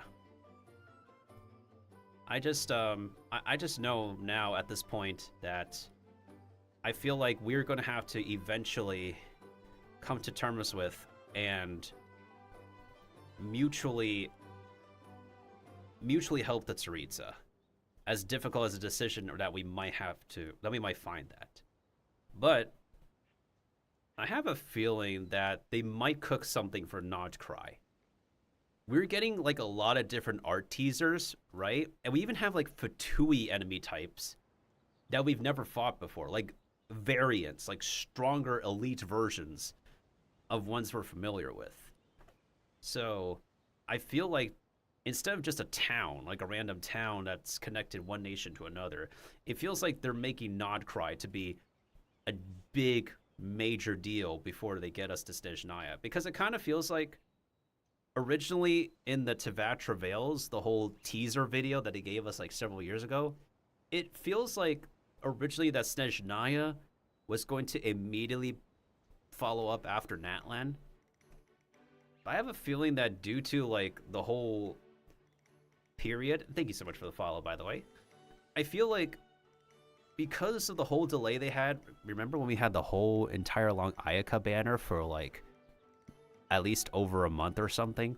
I think because of that, their original game plan got completely thrown off, and so they couldn't be able to be ready to release Snezhnaya yet.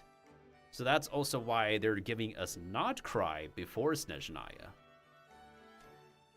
I just really can't believe that simply COVID, an entire month of delay, just threw the original entire game plan off. While it's understandable, I'm like, wow.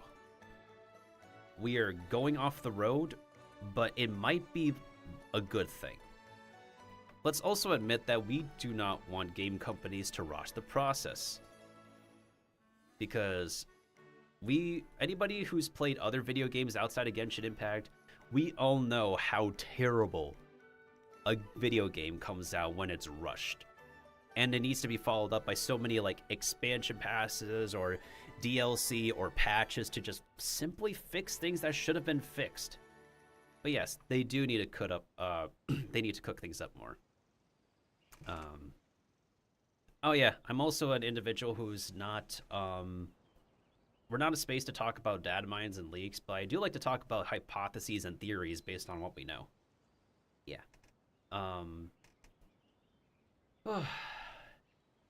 Back in the day, an employee from the company would look at my streams and how we interact and stuff, but at the same time, there's still stuff I prefer to explore on my own and talk about on my own. If I've experienced a piece of lore content, I will openly talk about it and not mind. But if I haven't experienced any part of lore, just like the Fontaine Archon quest, then I will kindly ask to make sure that we stay on topic for something else. It's so good. I actually really do enjoy your hypotheses and theories. It has to happen. It just has to happen for it to make sense. My only concern is that okay, I have a few concerns as we're moving forward. How they were going to build Snezhnaya because of how terrible the exploration will be, especially since they were very clearly wanting to market Natlan to people to just buy them to improve their exploration, right? Because money reasons. Another thing is that we hope they don't make the same mistake for Snezhnaya. Like, the snow is going to be terrible for anyone who plays Pokemon Generation 4.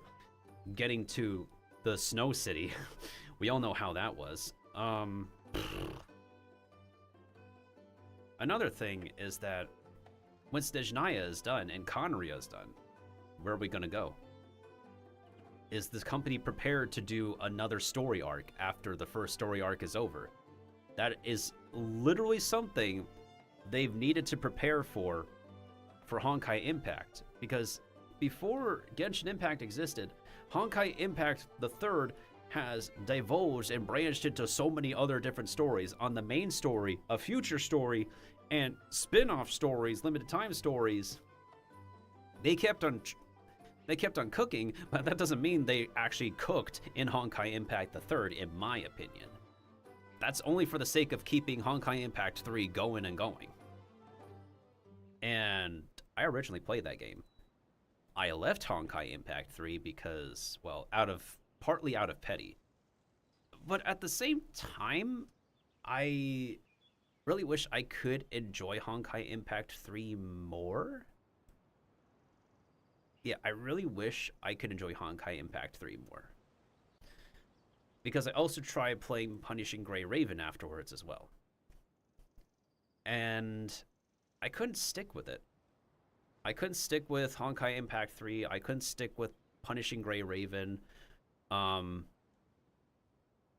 I know after those two games, I definitely know I won't stick around for Aether Gazer, which is another action RPG similar in mechanics to each other.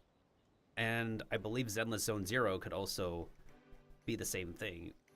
And after I started playing Honkai Star Rail, I just know I'm pretty much, whatchamacallit. I just know 2 Hoyoverse games are enough for me, because before I started playing Genshin, and started this Genshin stream, I was playing a bit of Honkai Star Rail to pull for Hyacine, and kind of farm for her. And then I just stopped the stream so I could go ahead and open up some Genshin for a bit, start this event, and either do more of the event or work on Escoffier's story before I end the stream. Oh, by the way, Kree, if you don't mind me asking, pardon the interruptions of the Hoyo talk, what time is it where you're at right now? Because I know in Japan it's like early evening, afternoonish in Asia, but it's like super late in America. I kind of feel bad for anybody who's tuning in from the American time zones because of how super late it is. 6:17 p.m. Oh, okay. So you're good then. You're good. Fair enough. I only do know that New Zealand has the earliest time zone. I believe they're like, yeah, they're the earliest time zone in the entire world. That's for sure. Ooh, but yes, welcome on in, everybody who's coming in and tuning in from TikTok.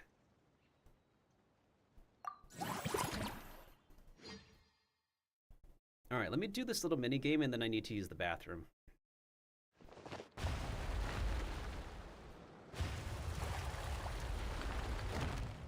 I only played Impact 3rd and Star Rail once, never touched it again. Been on Genshin for so long. Yeah, to everybody's own comfort, to be honest.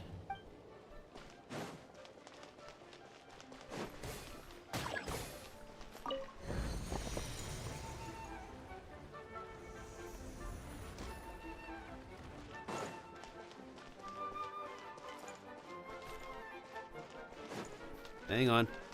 I'm trying to focus properly. Wait, oh, you don't lose a heart when you fall in the water? Okay, good.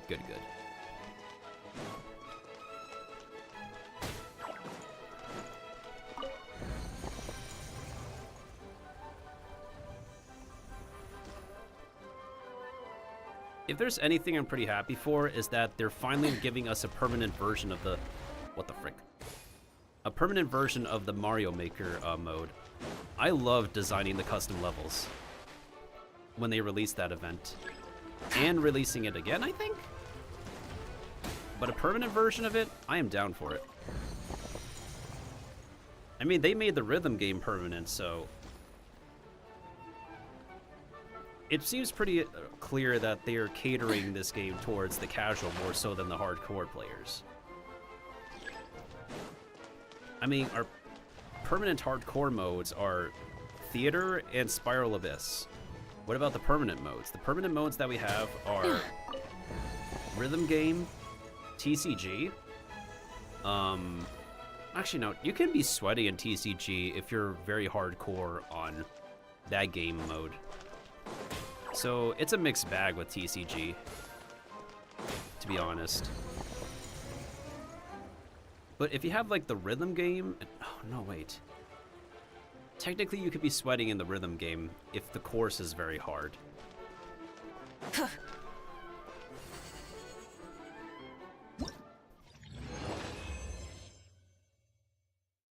Okay, technically speaking, the permanent game modes can all be sweaty, but only 2 of them are combat heavy.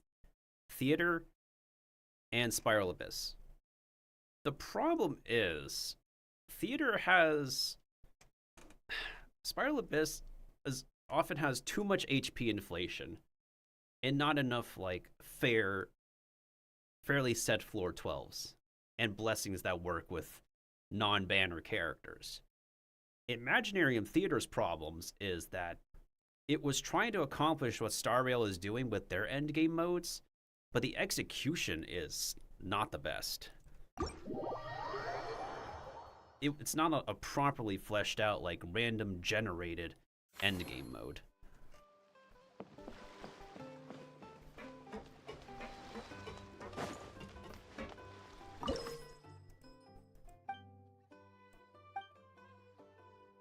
Let's see.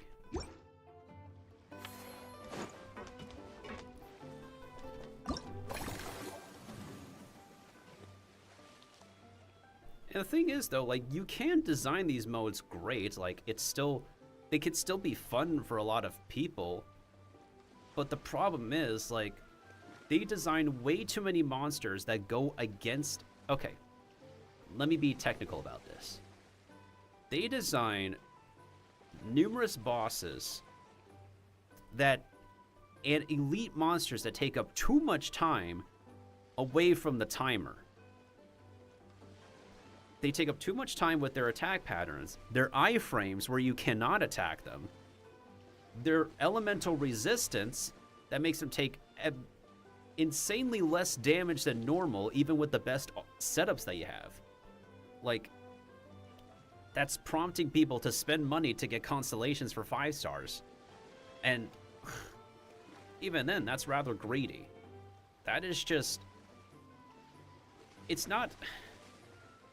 Do I want to call it quirky game design? I don't even know if it's quirky game design at this point, but that is not enjoyable at all. And even the spending players would agree with that. It's... The things that will ruin Floor 12 is just, besides the wrong card blessings, HP-inflated enemies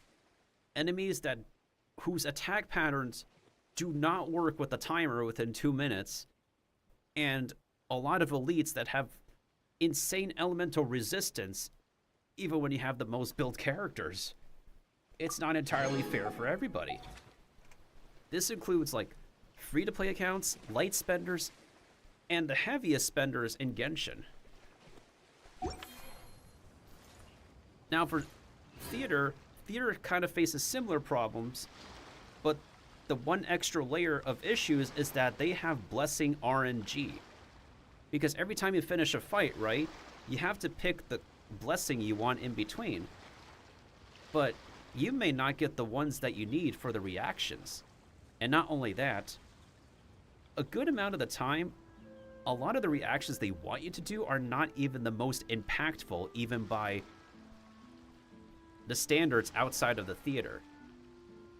Like, we've had maybe one cycle where they want us to use Crystallize. It's not an impactful reaction as much as freaking Hyper Bloom or Melt or Vaporize.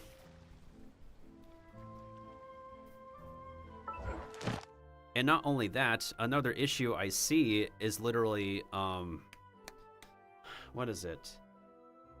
Oh yeah, character limitations. Not only the blessings, which also include for you to pick like which characters you want to bring in next, and you need to cycle through like which ones you can work with on the teams that you have. It's not always going to work out because you want your best DPS characters on specific bosses in theaters. But because of the RNG nature of who they give you to select, you may not get the best teams you want at, like, let's say you need your best DPS at boss number 3 and boss number 4, right?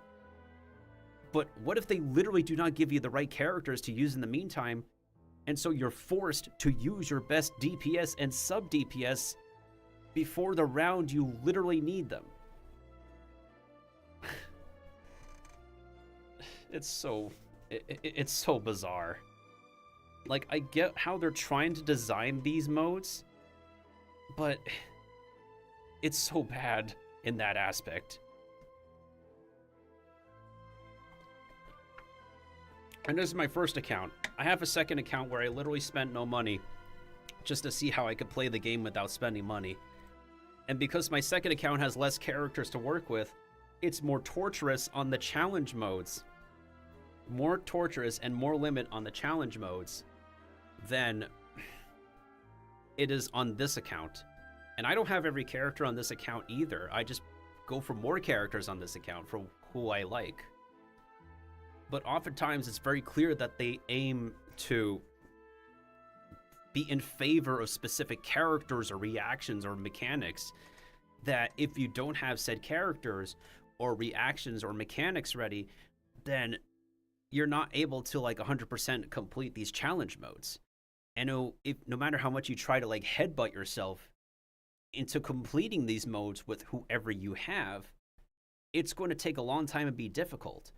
And you know, within that same amount of time, you could also be like working for a paycheck. The amount of primo gems and stuff you get back from spending extra time to perfect your records in a challenge mode is the same amount of time you could be working at a job to get more money for your effort. And I will just keep on saying this over and over, how like, if you can't 100% complete a challenge mode in any gacha game that you like, then you shouldn't sweat over it and have an ego and efforts and patience for something else instead, because it's not really worth it. It's not worth it physically and mentally. It is not healthy. Hydro is definitely Hoyo's favorite. For a lot of different stuff, yeah, you need Hydro to do Hyper Bloom, Nilo Bloom. You need Hydro to freeze. You need Hydro to vaporize. Now, Taser reaction is boosted thanks to Auroron, as well as the increased damage they give to Taser ever since he released. I agree with that. Alright, is there any other event reward I can claim in the meantime? Alright, let's try to get one more reward so I can turn the daily quest in. Let me see if we can do anything else. Oh, we need to hire a staff.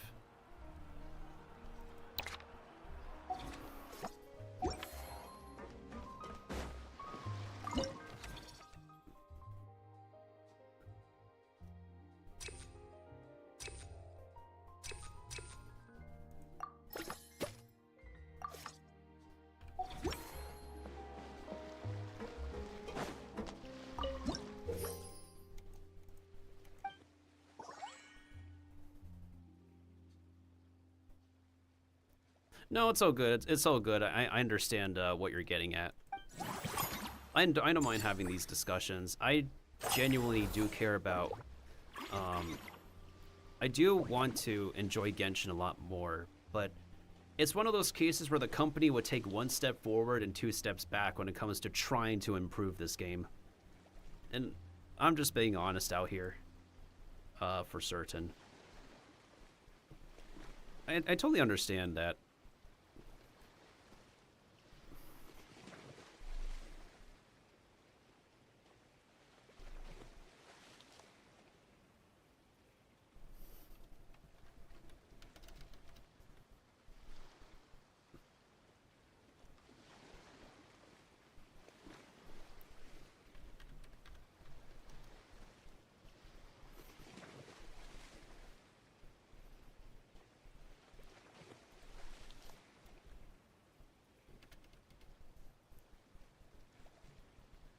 Do I stream on Twitch too? I'm multi-streaming.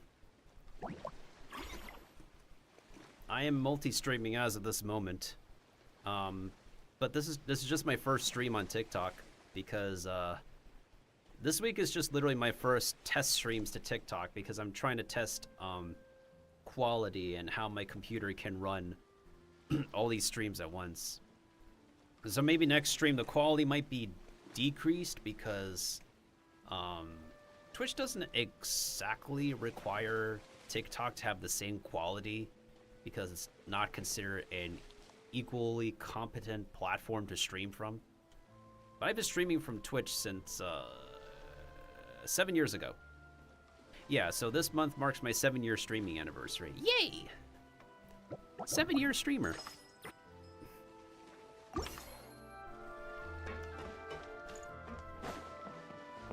Thank you for asking, though. So I'm going to be celebrating my 7-year anniversary next weekend. Not this coming weekend, because of course I'll be finishing this thing. Not this stream. I'll be finishing this event over the weekend. I think. Yeah, I think.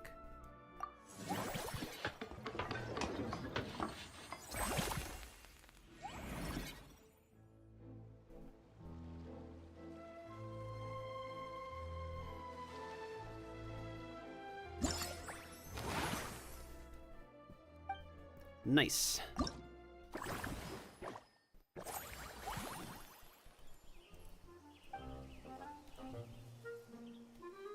Oh, this music is cute. It's so cute.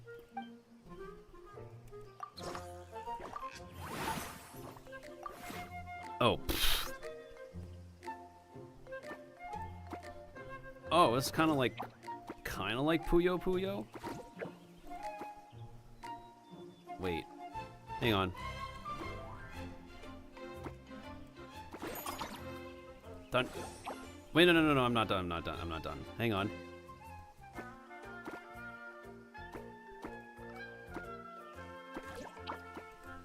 Wait, I want to try to make this work.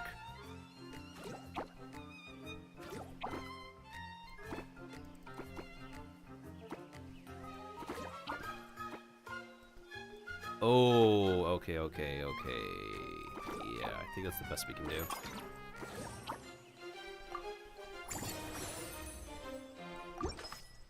I have notifications on for you because I really enjoy these discussions. Yeah, I don't mind having these discussions at all, and I definitely appreciate anybody who would engage and offer their input for these discussions with me. For sure.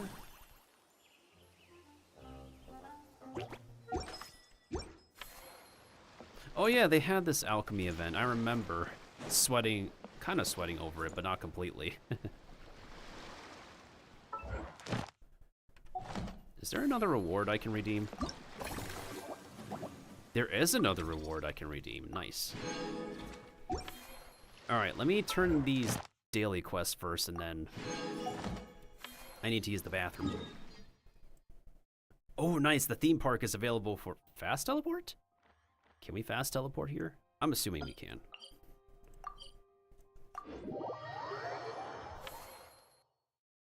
Do.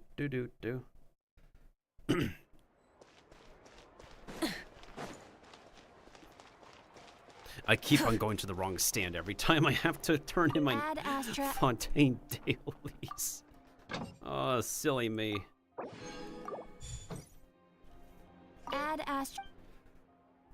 Thank you for Now, normally I would co-op in Genshin, but because I'm raising the friendship levels of 3 different characters, I'm pretty much soloing my dailies for a long time now. But in any case, bathroom break time. We've been here for almost 2 hours. I certainly do need that break. When I'm lazy, I just craft condensed resin to complete my dailies. When you have encounter points, yes. I don't have any Many insects have a compulsion to follow the light. I don't have any points, so that's why I'm just randomly doing event stuff at the moment, but it works out fine regardless. Alright, let's make sure my body works fine during my bathroom break. I'll be right back in maybe like a few minutes, everybody. Hang on tight. Mother Nature calls.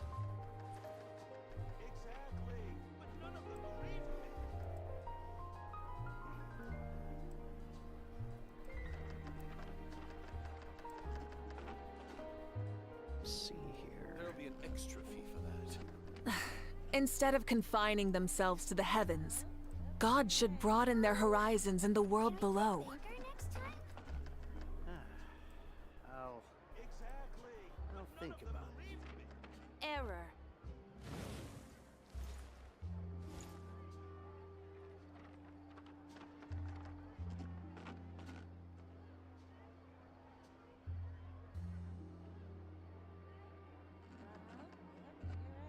There'll be an extra fee for that.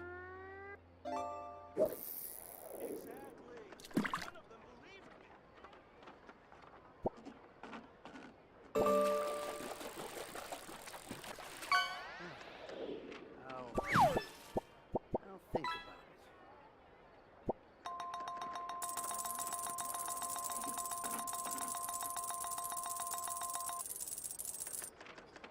There'll be an extra fee for that.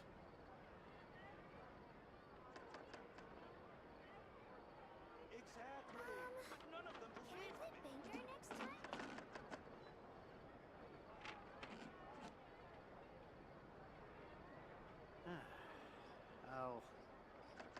I'll think about it.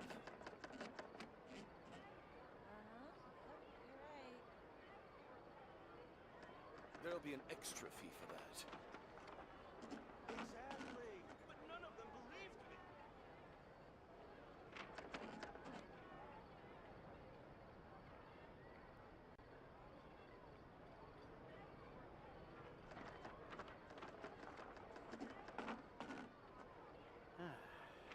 I'll think There'll be an extra fee for that.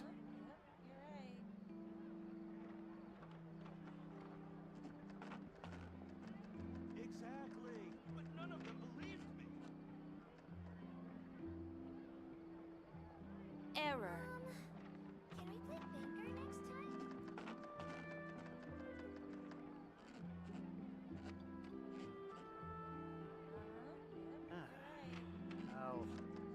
There'll be an extra fee for that. Exploration and trials. Adventuring is right up my alley.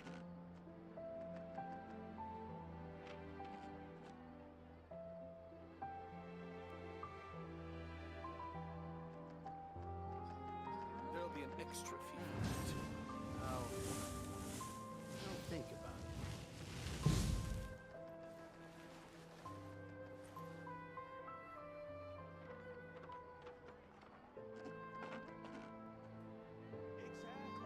But none of them believed me. Can we play banker next time?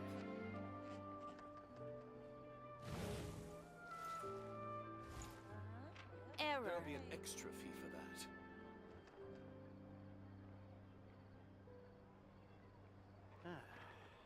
I'll think about it.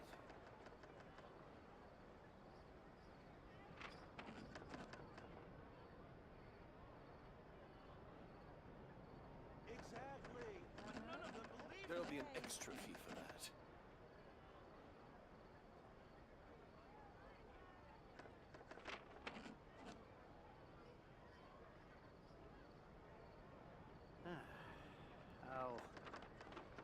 I'll think about it.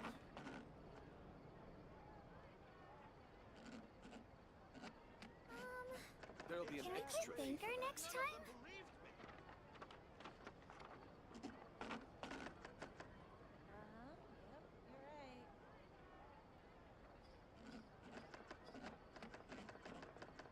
Okay, I'm back. Let me make sure I'm back everywhere, though. So that way everybody on every platform knows I am back. But none of them believe me. There'll be an extra. Error.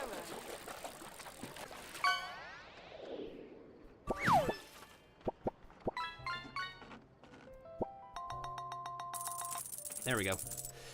Okay. I might have to lower the settings for my TikTok stream, but even when you look at it from the phone, it should not be terrible. Alright, we're gonna take a break from event stuff for a bit so I can, I think, gather some stuff to raise Aoife. Yeah, that's what I'm gonna do.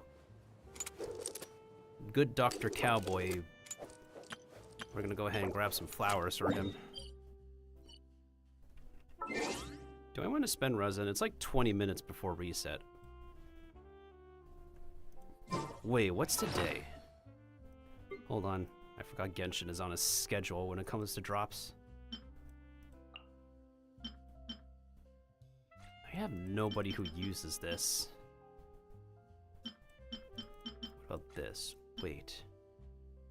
Maybe these, the guide to Praxis? I do have Dehya and Hat Guy. Yeah, exactly. Gotta raise up the C6, bro. 26. Well, then again, if I am maxing out Dehya and Hat Guy... Wait, oh, hold up. I forgot he also uses it. What server am I in? I'm playing North America account. My North America account at, is my most worked on account. Yeah, I got him C6. I was trying to get a Escoffier and this happened. Bruh. Literally, I just wanted to get a Escoffier. I lost 50-50 and this happened. I got lucky, I guess.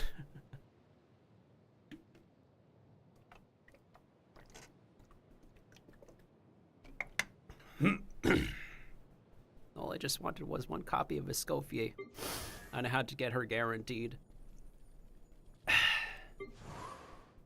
Pretty busted banner for all the characters, though.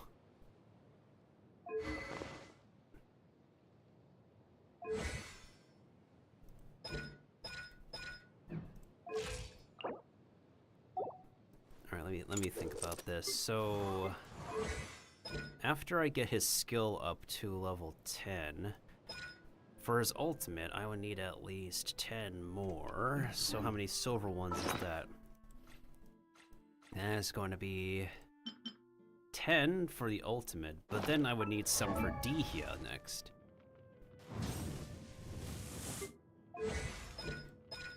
Yeah, because Dehya is lacking. You know what? I'm gonna go for guides to Praxis.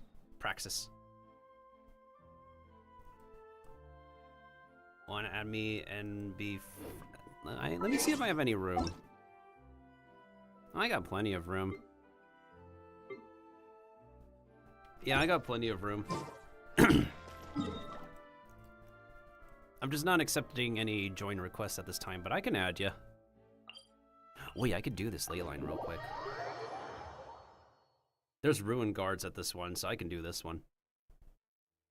And I do need more ruin guard drops. But yeah, drop me your UID and I can add you real quick. I have like half of my friend list space still left because I have not added too many people recently.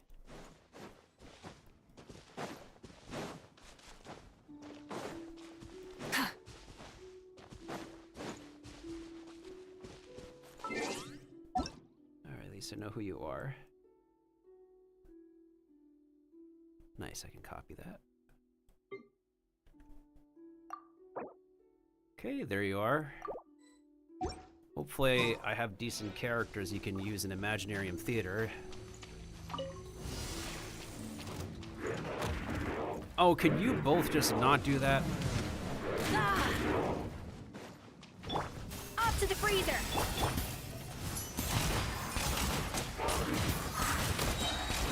Come here, you little rascal!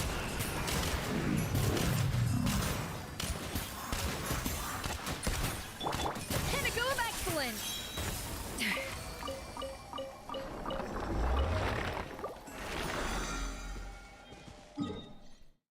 Okay, I think that's the only ley line I want to do, right?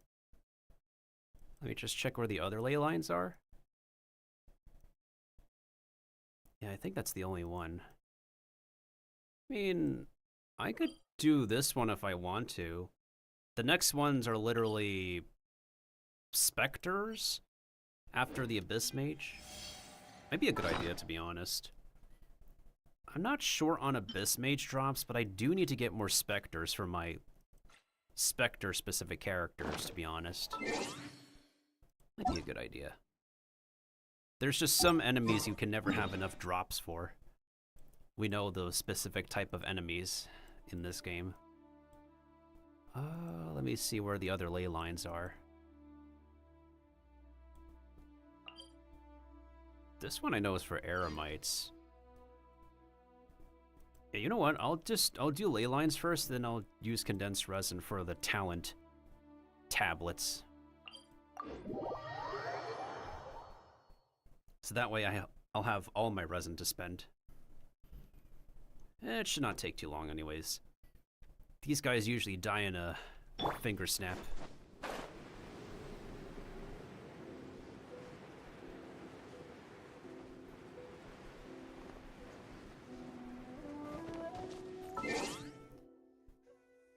You gotta go? Alright, no problem.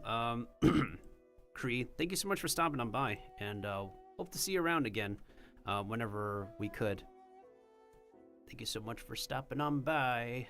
Hold on a second, I just realized something. Is my... Oh yeah, my TikTok chat is working. I see your messages. Let's go ahead and give you a proper goodbye command for anybody who knows this song. It is from the old VHS days that I grew up with. Goodbye, goodbye, good friends, goodbye. 'Cause now it's time to go. But hey, I say, well, that's okay. We'll be waiting for you to come and play. To come and play. To come and play. Bye now. Do get your rest, dude. Rest is super important. Light it up! Attack the frosting! Go! You're free now! Farewell!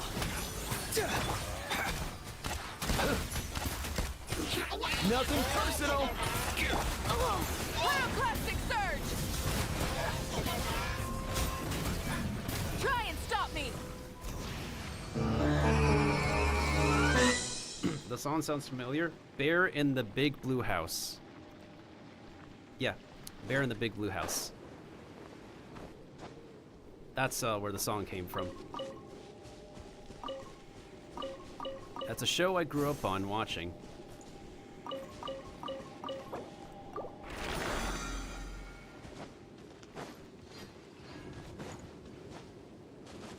It's all good, Kiba. Thank you so much for lurking as well. I appreciate it. Off to the freezer! Time to say hello. Be free. Burn it down!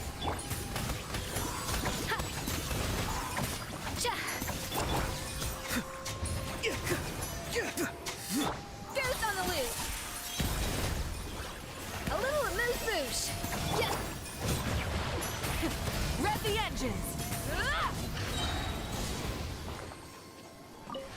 Holy reactions, goddamn. Okay.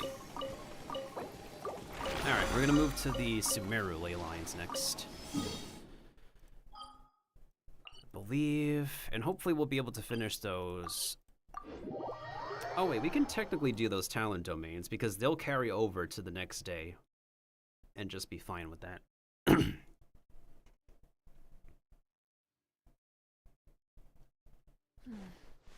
Sand is the natural enemy of fire and civilization. In the desert, ruins are all that remain to tell the story of the past. Full throttle!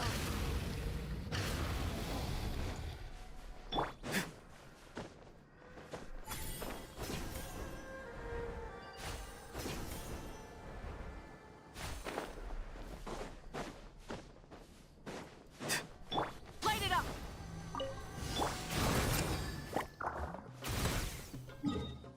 Well, clearly I brought the wrong team to that. I forgot those are mushrooms and not... Oops. My bad.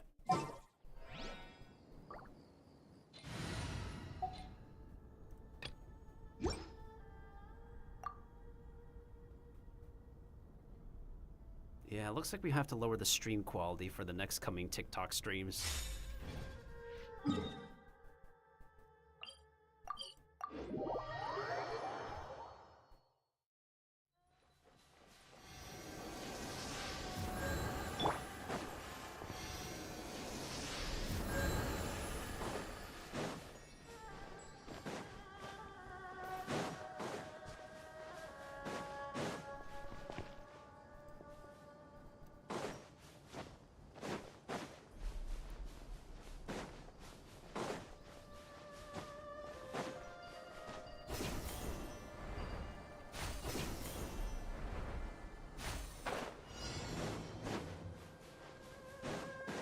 Oh, they're back to normal. Nice. Strike a pop! Off to the freezer! Take flight! Ha! Yeah! Kami-santo out! Sometsu!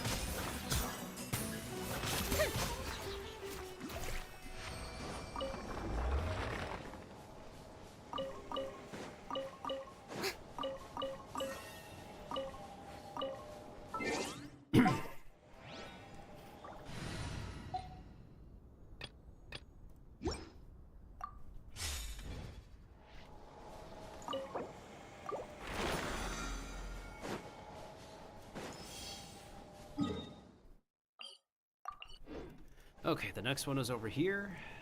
Got it.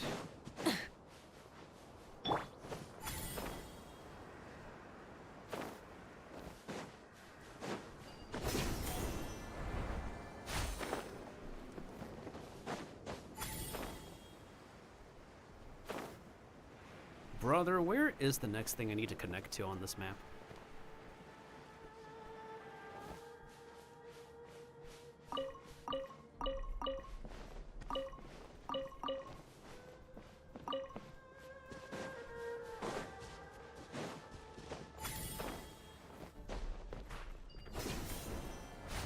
Bruh.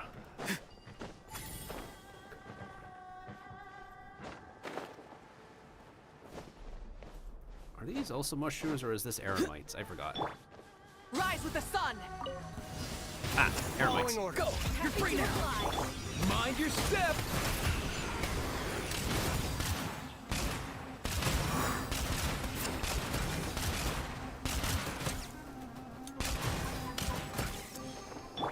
A little amuse-bouche!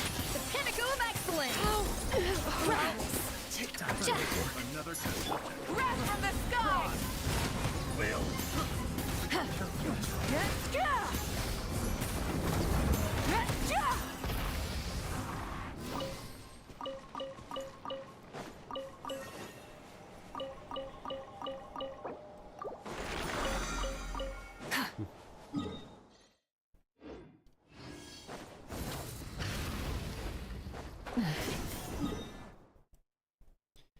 Wait, do I even have enough crystal flies to make my next, condensed? Damn it, I don't. I need freaking more of them. It feels so weird how some previous artifact domain has just not become relevant anymore. Weather like this is perfect for enjoying the outdoors. Wanna go for a spin? Here, hop on. Son of a...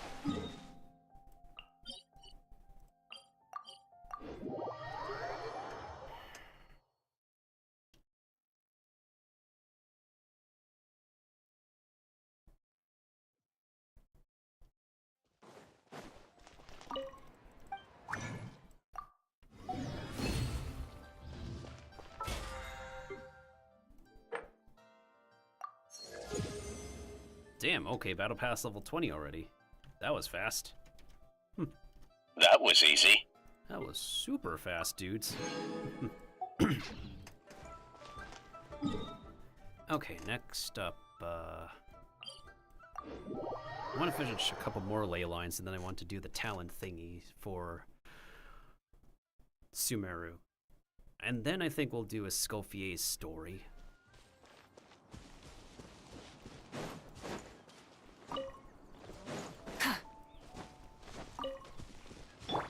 Where'd that one go?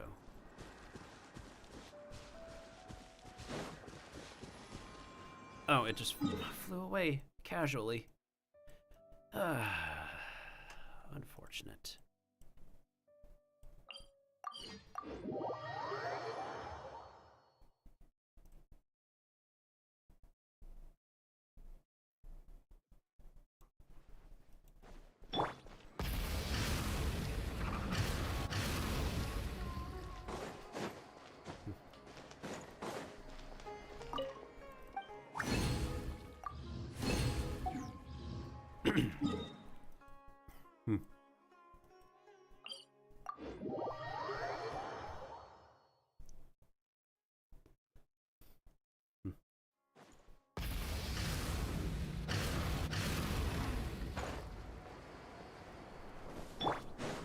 Mind the wind.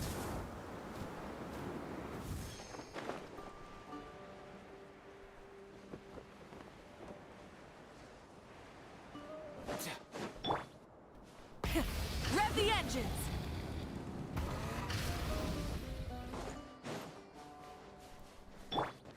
Let's go.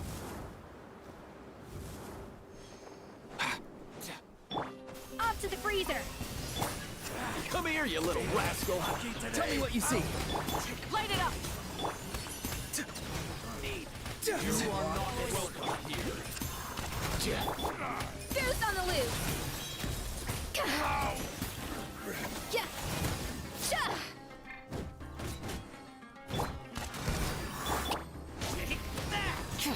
I'll take my leave.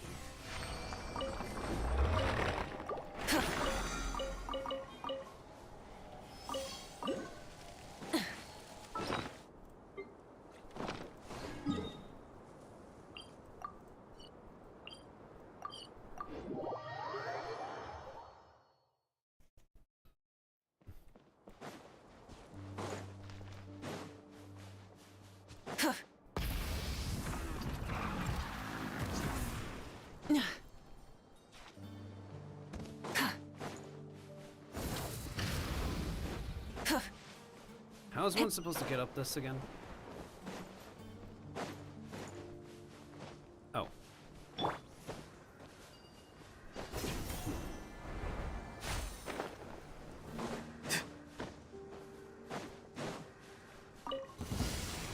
Happy to oblige! Go! You're free now! Light up the blazing sun! That's close enough. Incinerate! Full throttle! I like how the mushrooms are acting like nothing's happened. It's like, did you hear anything, bruh? No, I didn't hear nothing. Mawika, can you please chill out with your skill, dude? Bro. Like, literally take a chill pill. Anyways, right before reset, we're gonna do this domain because we can. We can, and it will carry over to the next day. Weather like this is...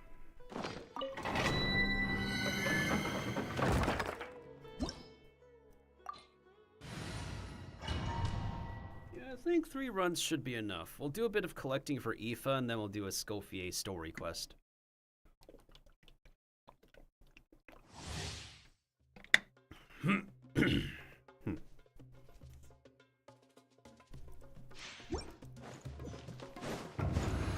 Rise with the sun!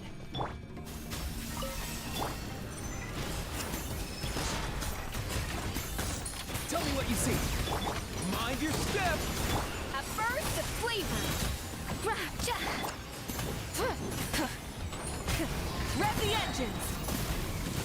Pyroclastic surge!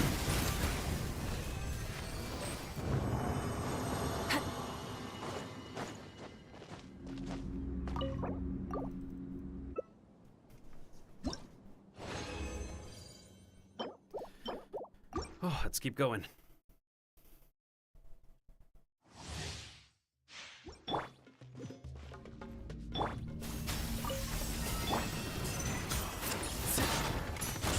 Not too far now.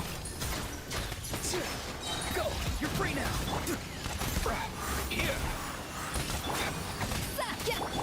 Full throttle!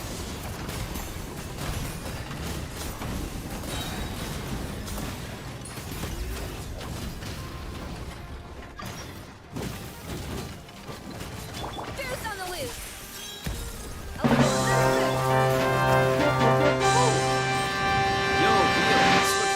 Dude, how was Kingdom Hearts?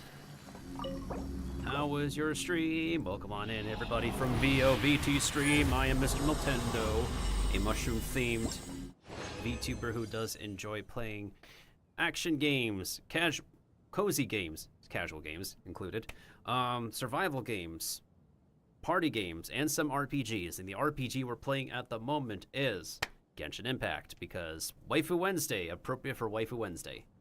It was fun. Went through Hollow Bastion. Hey, yo. Hollow Bastion, goated map, based. Super super lore diggy map. I approve. I 100% approve. Oh yeah, let me go ahead and give you a quick shout out for everybody. Anybody in chat, attendees, please be sure to check out VO whenever they go live. They're pretty chill mushroom-themed VTuber as well. They're also sporting the color purple, one of my favorite colors of all time. Too bad we don't have my perspective of this. They also enjoy head pats. I'll say though, Sir can only go up till a Realm Reborn. For now. Yeah, but then that means we can't do Heavensward stuff. Wait, it died. Wait, we actually killed it before it could. Oh my god.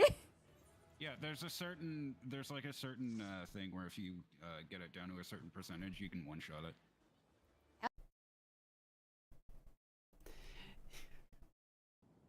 I bet that was an epic Final Fantasy XIV clip. But yeah, thank you so much for sending your raiders over here. So, if I haven't introduced myself... Oh, wait, I have introduced myself. A little bit more about me. I am a Pisces. My multiple personality testing is INFP. Blood type B positive, if anybody cares about the blood type, because... I know a lot of Asians love to be, and other people love to be profiled by blood type. Year of the Rat, Chinese Zodiac. Speaking of Chinese, I can speak English and Chinese. Ingwen, Zhongwen, Koi. What else is there to describe about me? I think that's all to describe about me. Welcome once again. And we're also a multi-streamer. So anybody who came in from the raid on Twitch, say hello to everybody over on TikTok. As we can see from the chat in the top right, we've had people coming in and out, so I definitely would appreciate it. For anybody else who is watching from elsewhere, everybody else is chatting right at the bottom of the stream. So yeah, fun stuff, fun stuff. Oh yeah, VO, if you didn't know, my model debut is almost complete. My model reveal should be 75% revealed very soon. And the debut will be next coming weekend. So May 31st in the evening. If you're able to, of course. If you're not able to, it's totally okay. Sly Foxy, thank you so much for the follow. Ooh, love that name. We do love our Sly Foxes around here. I do wonder about that string of numbers. Yeah. Re-debut time. So May 31st is not only my 7-year streaming anniversary. Oh, whoops. Sorry about that. I saw what you posted, dude. Nightbot doesn't like symbols. I appreciate it though. For some reason, Nightbot doesn't like Japanese emoticons. I'm so sorry. So yeah, May 31st is my re-debut, as well as my 7-year streaming anniversary, because I started streaming 7 years ago on Twitch, and now here we are multi-streaming to TikTok as well. I'd appreciate it. Wait, hold on. Is that who I think it is? Oh my god, you have a Cha-Cha emote. You have Cha-Cha's emote? Oh my goodness sakes. She's one of the most popular VTube mothers out there. Oh my goodness. I knew that emote belonged to somebody I recognize. Oh, that's funny. Oh, you know what's also funny, VO, is that there's another mushroom VTuber. She is debuting not the same day, the day before me. So May 30th, what's her name? Amy Clover is going to be debuting. And then the next day, the 31st, I am re-debuting with Live 2D, version 1.0. I'm going to have like different versions of my VTuber character after my 1.0 debut, because I'm trying as hard AF to cook on the story. So I don't have a lore video ready yet. I'm still story drafting it and getting actors and stuff for it. But I'm trying to cook on this character story, for sure. You know, speaking of character, like, pogs to your new character design, by the way. She is really adorable and gorgeous at the same time. Your VTuber artist has done an impressive work. Like, holy. Alright, let me clap these little dudes first before I continue talking! Nothing personal! Wait, I just realized something. Y'all can't see my keyboard controls. There we go. Tell me what you see. A dash of frost! Wrath from the sky! Try and stop me! Oh, by the way, for anyone who wants that little keyboard control, it's an OBS plugin. So no browser source required. It just needs to detect that you're giving inputs on a controller or a keyboard. One day she'll have a model, for now just a reference sheet. Ah, makes sense, makes sense. Oh, you say you're like still figuring out her name, right? Makes sense. I keep on forgetting like which pronouns you use, and I never like, I didn't really want to use the wrong pronouns for people by mistake, oftentimes. I still like your purple mushroom character though, for the longest time. You must have had that character for quite a while, right? I can imagine.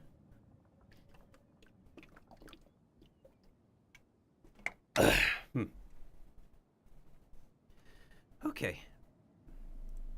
44, 38, that should be fine. I had it for 4 years. Oh, okay. Like about the same time as me. I've had this 3D character since 2021. And then when I decided to invest more, I decided to have a live 2D character. And still evolving him, even after I debut this coming Saturday. It'll be Saturday from 8:30 p.m. to 1:30 a.m. Eastern Time, which in Pacific Time, that would be 5:30 p.m. to... I'm trying to do my time converts. Like, I think it's like 5:30 p.m. to 10:30 p.m. Pacific Time. If I'm converting correctly, I think. Yeah, 4 years just like me. Just like me. Just like moi. Wait, what was I doing again? Oh, I was going to do some character collecting, and then I was going to do some story. Not that story. I was going to do... Nani kore? Ah, okay.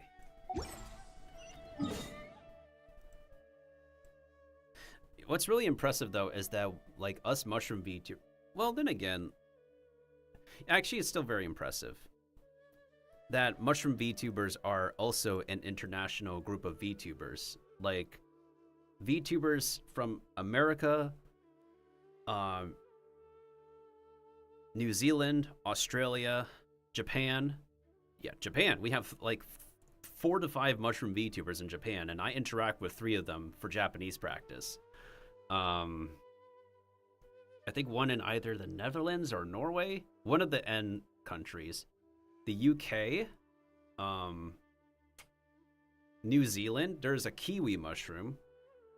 Still very impressive. Yeah, that's at least like, what, 7 countries? Like, holy crap.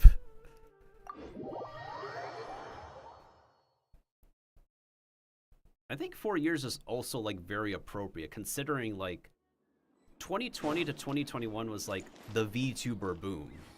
Like where everybody becomes a VTuber. And that is totally fair because that's when I started adopting the model too. 100%.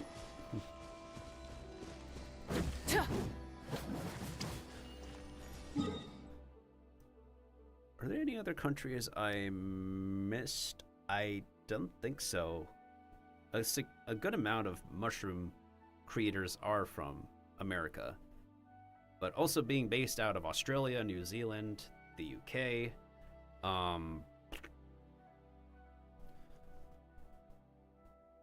gotta fact check. Is it Norway or the Netherlands? It's one of the countries that start with N. Just to be safe.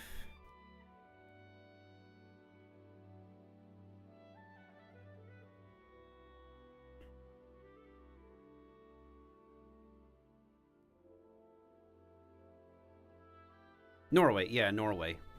I always get them mixed up, Norway and Netherlands. But they're two very different locations. It would be cool if we could have some kind of meetup one day. Whether it be like a Zoom call or like a Discord party. It'd be fun to arrange something.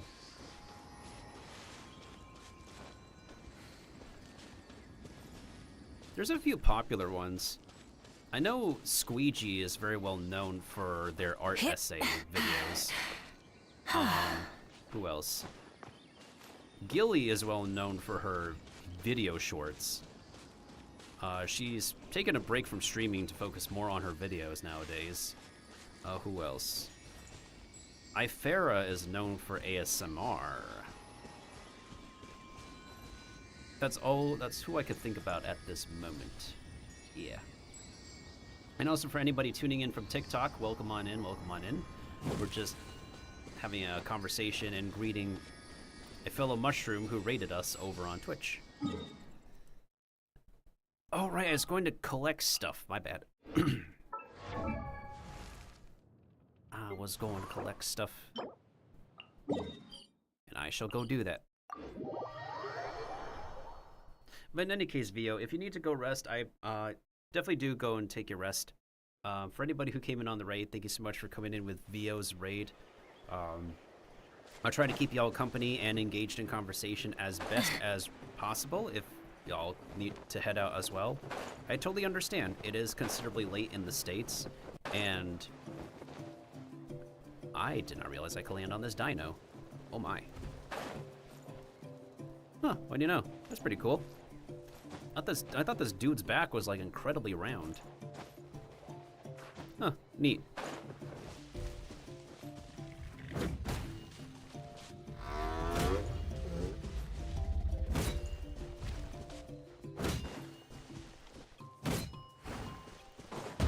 Have I tried fighting the capybara?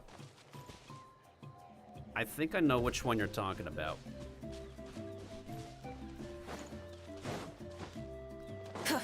Not yet. I've seen like pictures and videos of the capybara.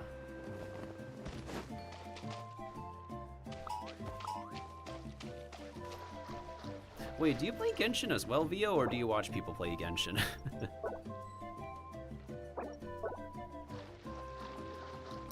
Wait, I don't need to make seeds for that flowers, right? Nah, we're not gonna need seeds. No, I see the TikToks. Oh boy, is this an invitation for me to... Is this an invitation for me to do something fun on stream? I deleted that folder and it freed up so much space. Well, admittedly speaking, these RPGs that do an open world will just keep getting bigger and bigger, dude. Like, even bigger than Breath of the Wild. And even before Genshin Impact release, I finished Breath of the Wild and the Champion's Ballad expansion pass. And I've yet to do Master Mode because I want to do Hyrule Warriors Age of Calamity first. And then after Hyrule Warriors Age of Calamity, then I do Master Mode. And then I can finally do Tears of the Kingdom. But this game, Tower of Fantasy, Neverness to Everness, Ananta. What was it? There was like a Silver Palace game. Those games will have like a lot more space and will keep getting bigger than the Legend of Zelda open world games. It will be bigger than The Witcher 3. They will be bigger than Red Dead Redemption 2. And they will certainly be bigger than Grand Theft Auto 6. Yeah. I'm literally saying that. No matter how big Grand Theft Auto 6 will be, all these RPGs that will keep on expanding will be occupying more space than even freaking Grand Theft Auto 6, I can guarantee that.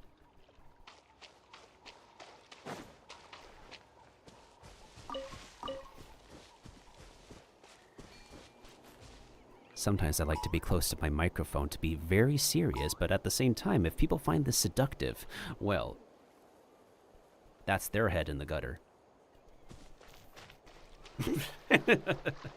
I'm also a voice actor, so I gotta entertain myself with the microphone sometimes. Which in turn entertains everybody else.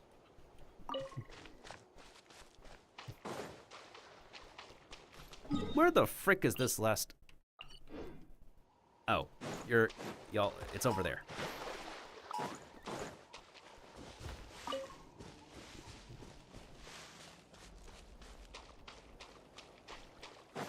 I could take on the capybara if I want to. I just gotta remember where the dude is. You know what? Now that VO has mentioned it, I'm gonna go ahead and take a look real quick. I am very intrigued on what that capybara requires.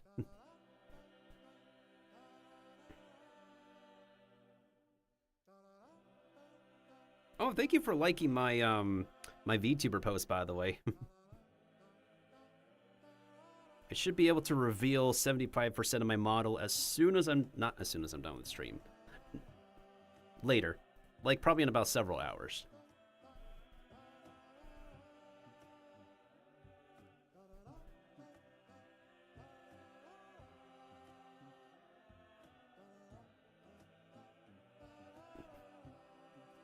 The Night Soul Totem is near the Ancestral Temple. Oh. So like over here.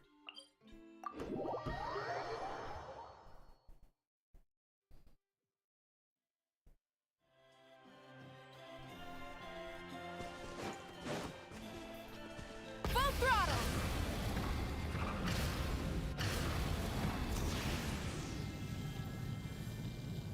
Apparently the dude is over here. Wait, I can't... Hold on, I cannot bring this team. This team is for... dailies farming. You know what? Hold up.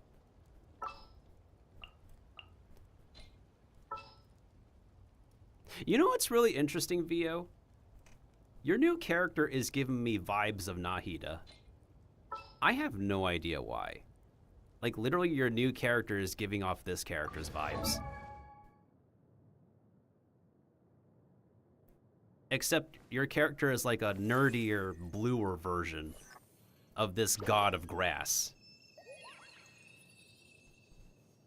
Oh, don't worry. This character is not a kid. It's just a very... It's just an elder god in a kid's body.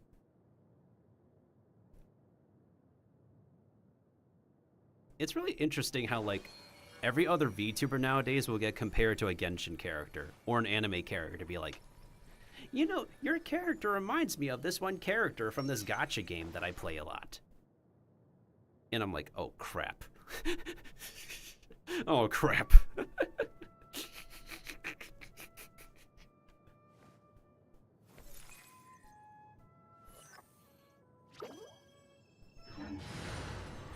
Anywho, time to switch to a ninja. Someone did say the rebrand does look like a Genshin character, and I think the closest is literally this one. I honestly think that she is the closest resemblance.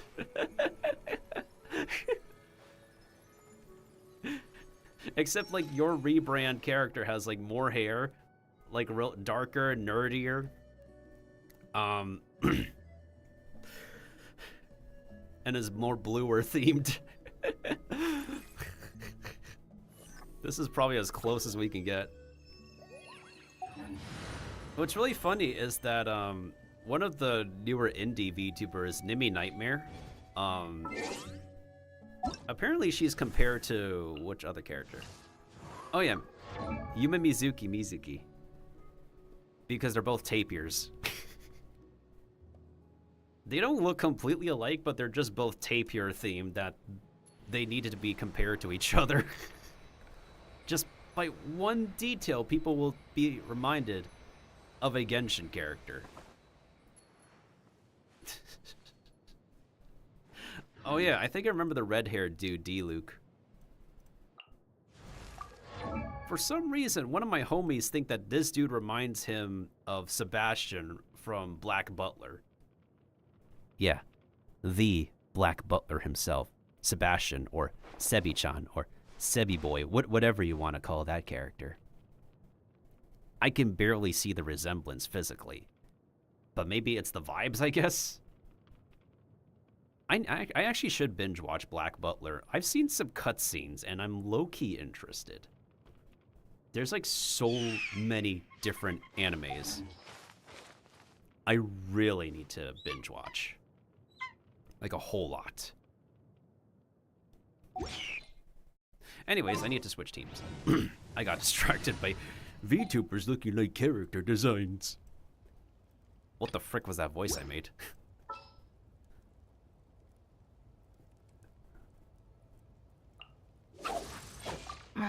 Don't tell me they did it again. Ready to ride. Ready to ride.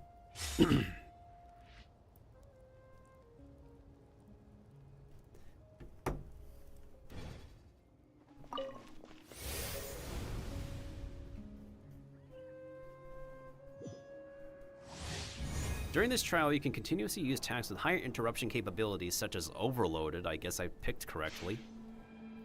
Capybara, capybara, capybara, capybara, capybara, capybara, capybara, capybara, capybara! Stabilize! Shine down! Dissipate! I'll settle this!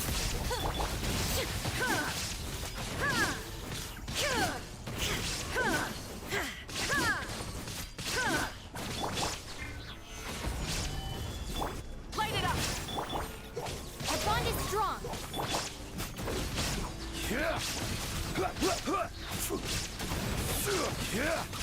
I will have order. Tendo one shot.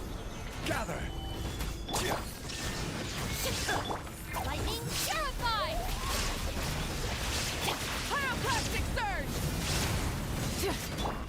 Inazuma shines eternal!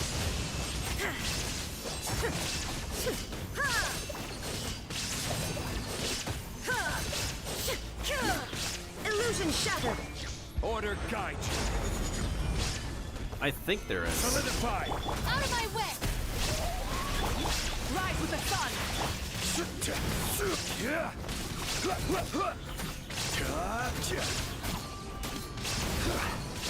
Gather.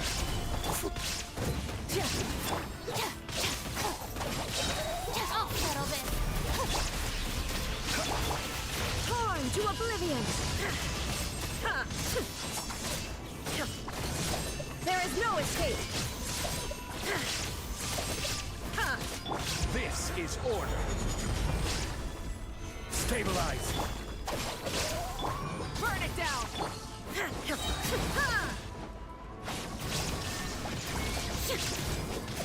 Lightning purify!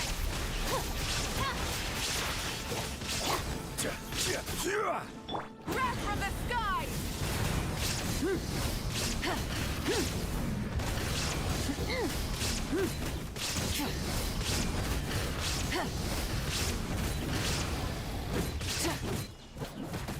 Light it up! Solidify. I'll settle this! Stand with me! Inazuma shines eternal!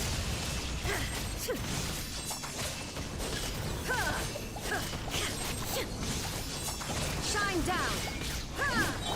Rise with the sun! Order guide you. Out of my way! Our bond is strong!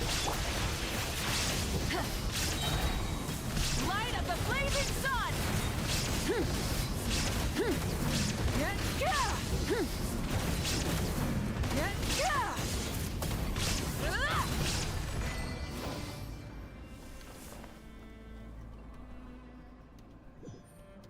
That was easy.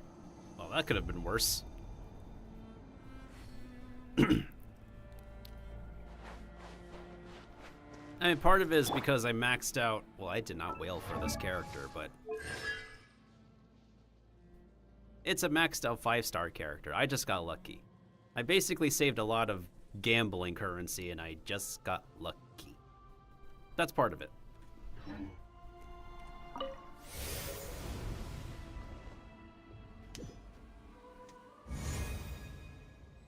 Yeah, but for anyone who didn't know what they were doing at first, yeah.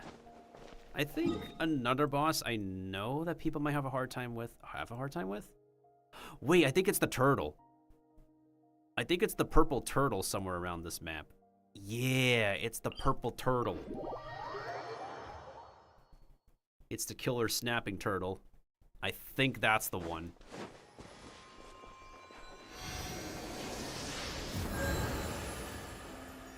I think I've fought that dude before, and I remember which team I used.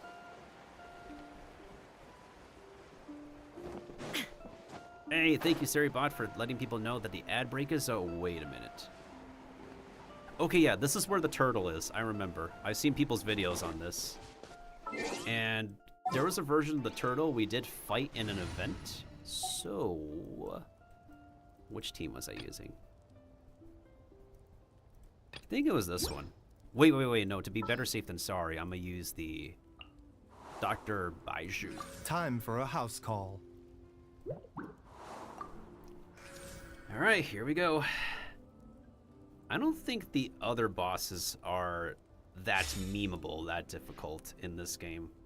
For the new hidden ones. In this region, at least.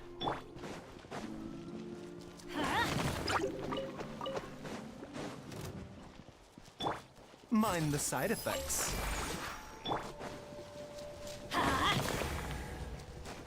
These electric crystals do come in handy, though. Let's light it up!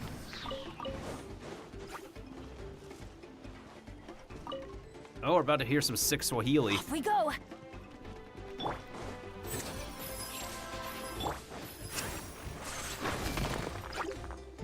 And there it is. Ow! Adventure time! Taking a turn for the better. Try and stop me!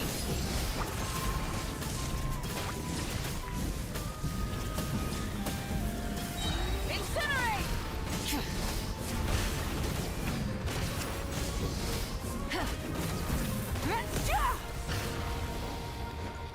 The doctor was seen.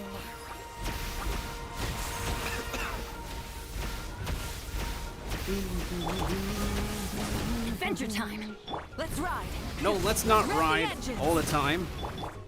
Mind the side effects. Ah, son of a taint! What the heck happened to my stamina, bro?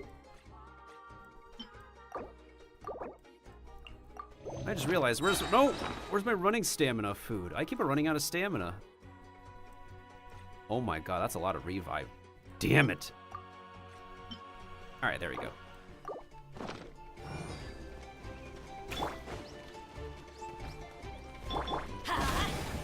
I got him cornered. Shadow of the past, mine to command. A bitter pill to swallow. No, Baiju, wrong target, you idiot! Speechless. Forever hold your peace. You're supposed to hit this thing, you idiot. Teamwork is dreamwork! Light it up! Locked on.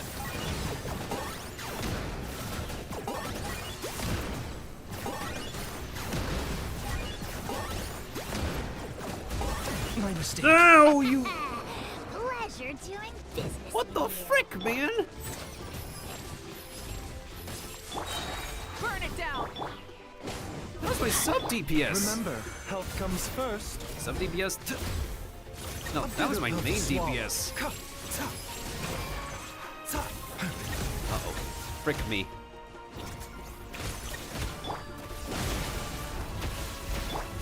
Mind the side effects. Ow! Off we go!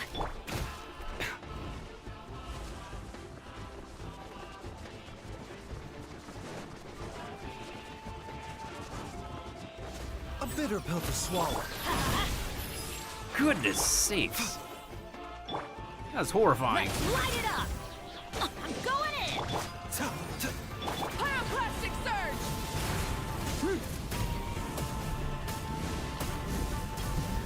Incinerate! Mind the side effects.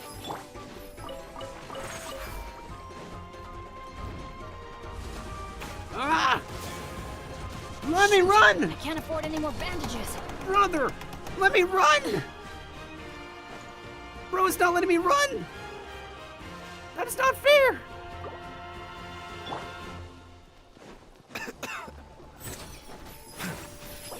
Y'all will see, my mouse controls are displayed right there on the stream. For the better.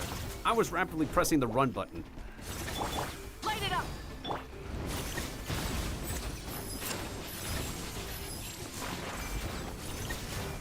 Okay, technically this way is not terrible. If you just do an entire circle around him. A bitter pill to swallow. Oh, you son of a...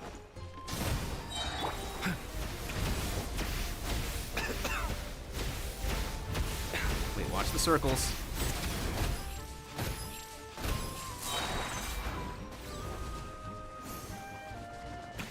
I can use an iframe ultimate, technically speaking.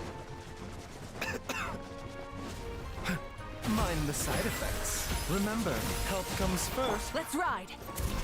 No, do not get on your stupid bicycle all the time. Damn it. I got him cornered.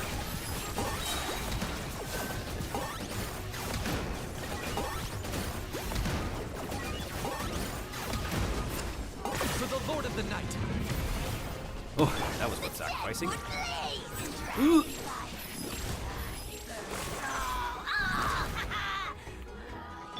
Rise with the sun! Taking a turn for the better. The doctor will see you.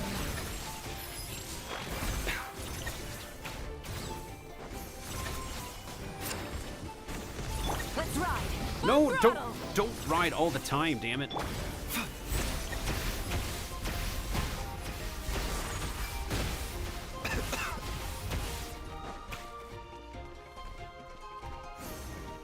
Mind the side effects.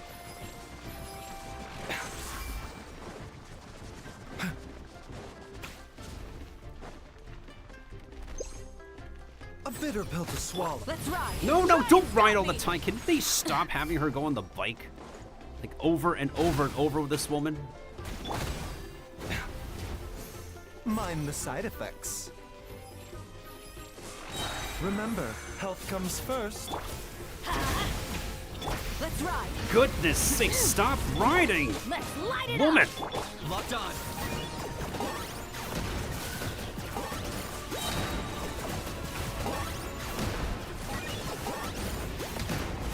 Claim these souls. A bitter pill to swallow. Sacrifice. Scared, speechless. Breath from the sky! North peak! Full throttle! Freaking hell. Okay, I don't think there's anything else that would piss us off for ages now in this place.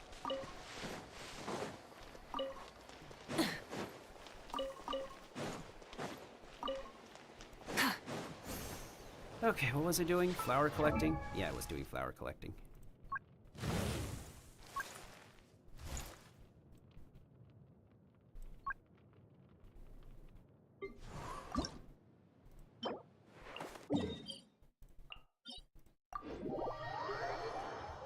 Well, that certainly kept me entertained enough.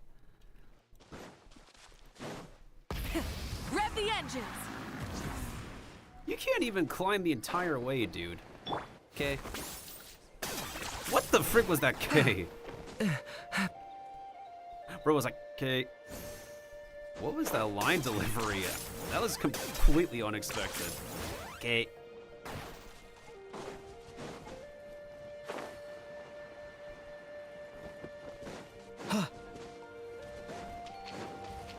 Don't mind me, I'm gonna steal this.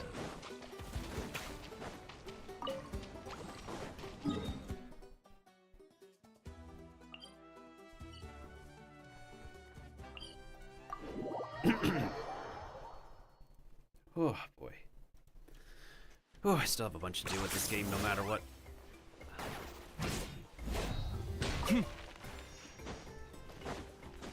Let's ride!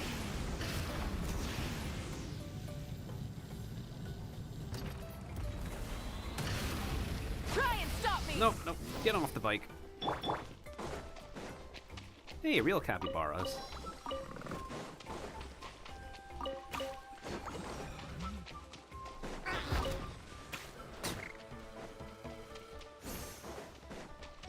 Let's ride.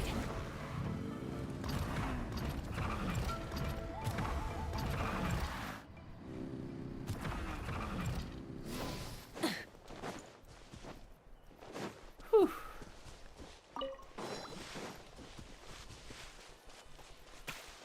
Oh yeah, Wuthering Waves is also going to keep on getting bigger. And I was logged into it during my intermission. It's unfortunate, but it is what it is. I think like Cyberpunk was also a ginormous game on its release. Wait, no, it's still a ginormous game.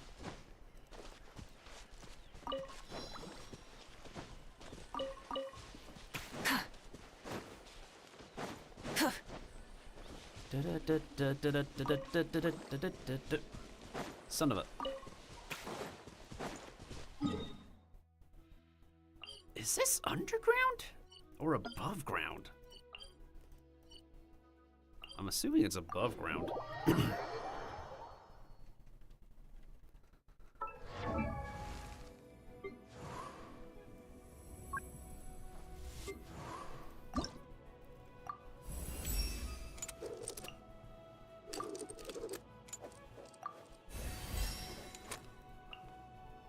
Now I need 12 more flowers.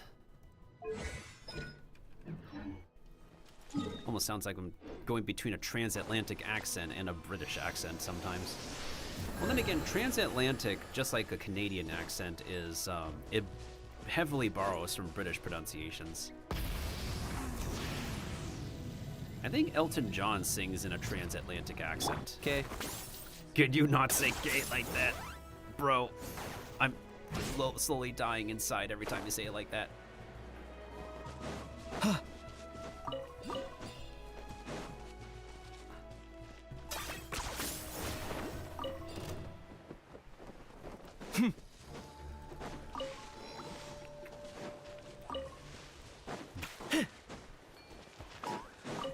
Excuse me, pardon me.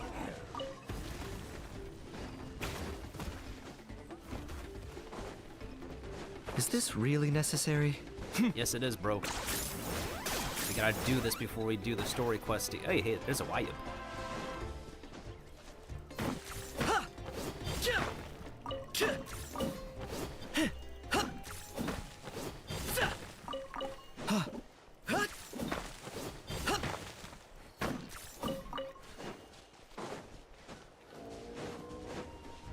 No, do not pay attention to me. I want Senpai to notice me, not a monster noticing me.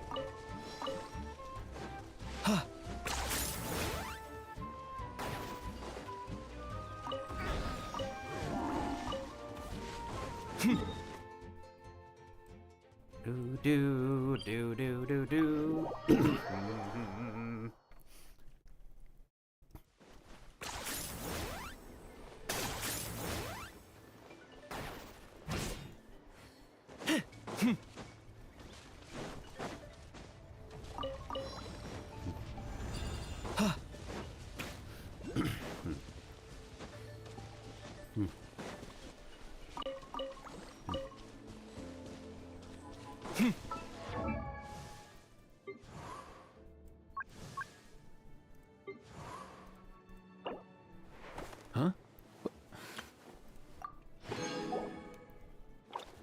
What's up, birdie? Hey, get out! Cuckoo! Bad birdie.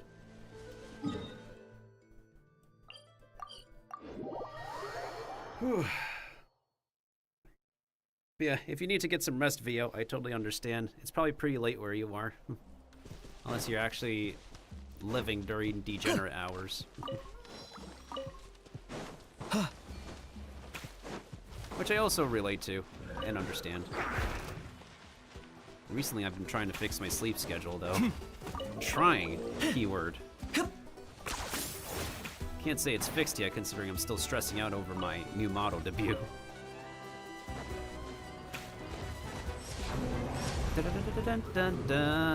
Screw you. Screw you too. Screw you, why? Okay, I shouldn't really sing too much because I need to save my voice for karaoke. I'll be doing a sound check stream though for karaoke, but we're not gonna archive it because of copyright purposes. Oh, looking for me? Potentially dangerous copyright reasons. Are they down here? Do the... Huh?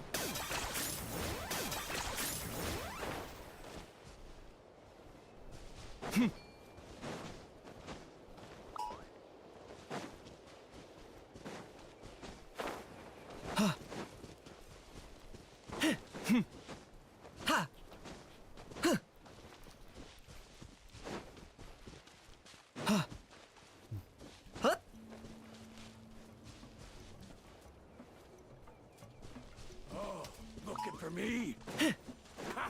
Bring it! Show me what you got!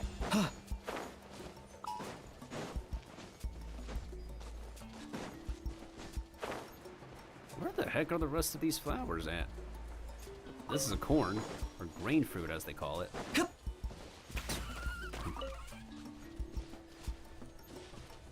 Sorry, weasels. 10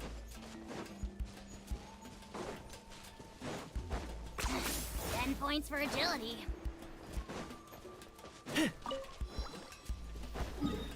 Near the teleport point? You've got to be kidding me.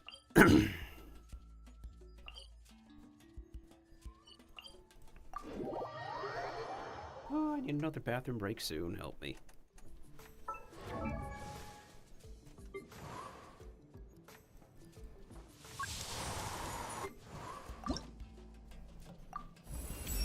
Huh? Oh, shoot, he has a voice line. 1 second.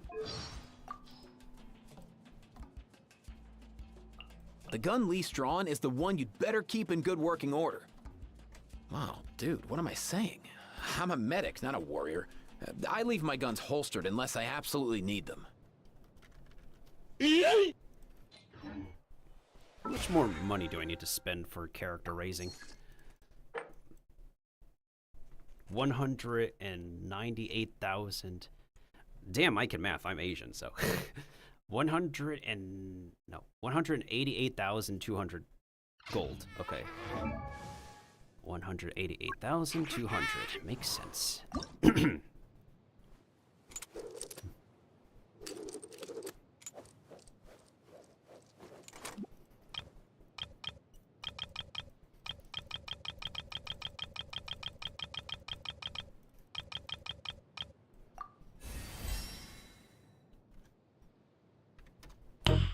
Nice. Huh?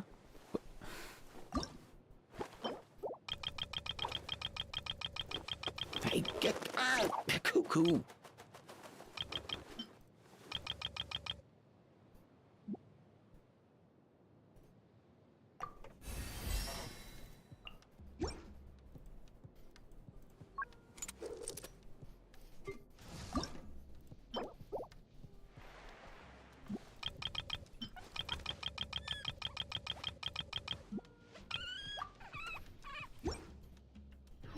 That should be good enough.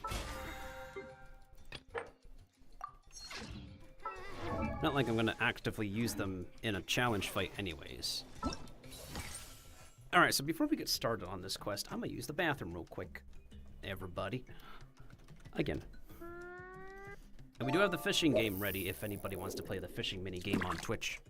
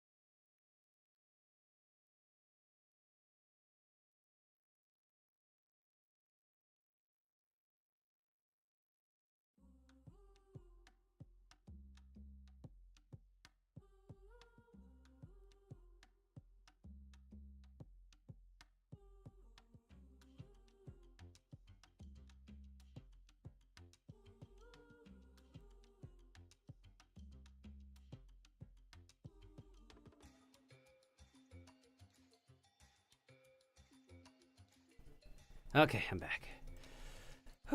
Finally.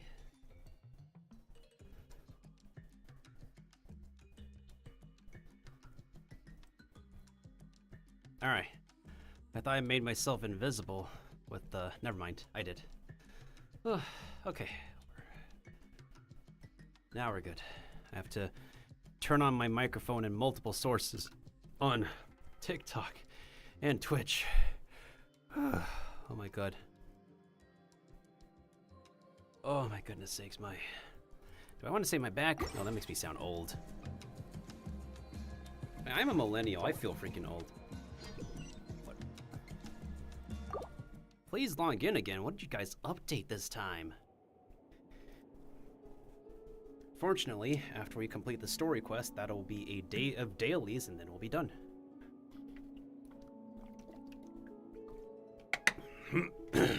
Hopefully this story quest does not take too long to do.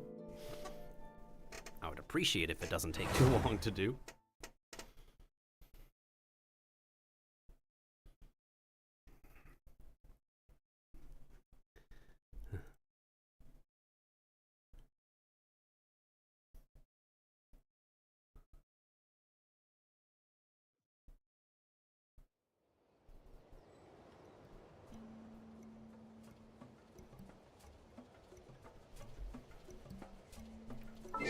Alright, let me switch out of this team. I think I'm just gonna go with my freeze team in case we need to.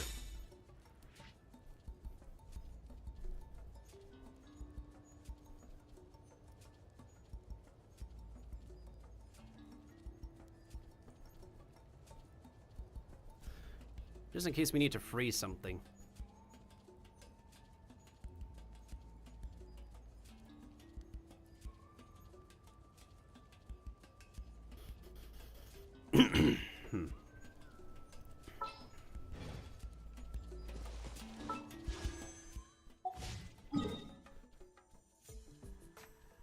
Where's the...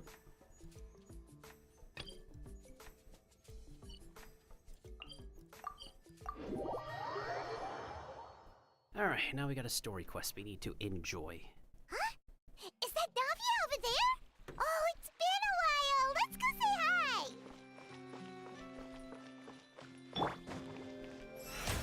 May I present?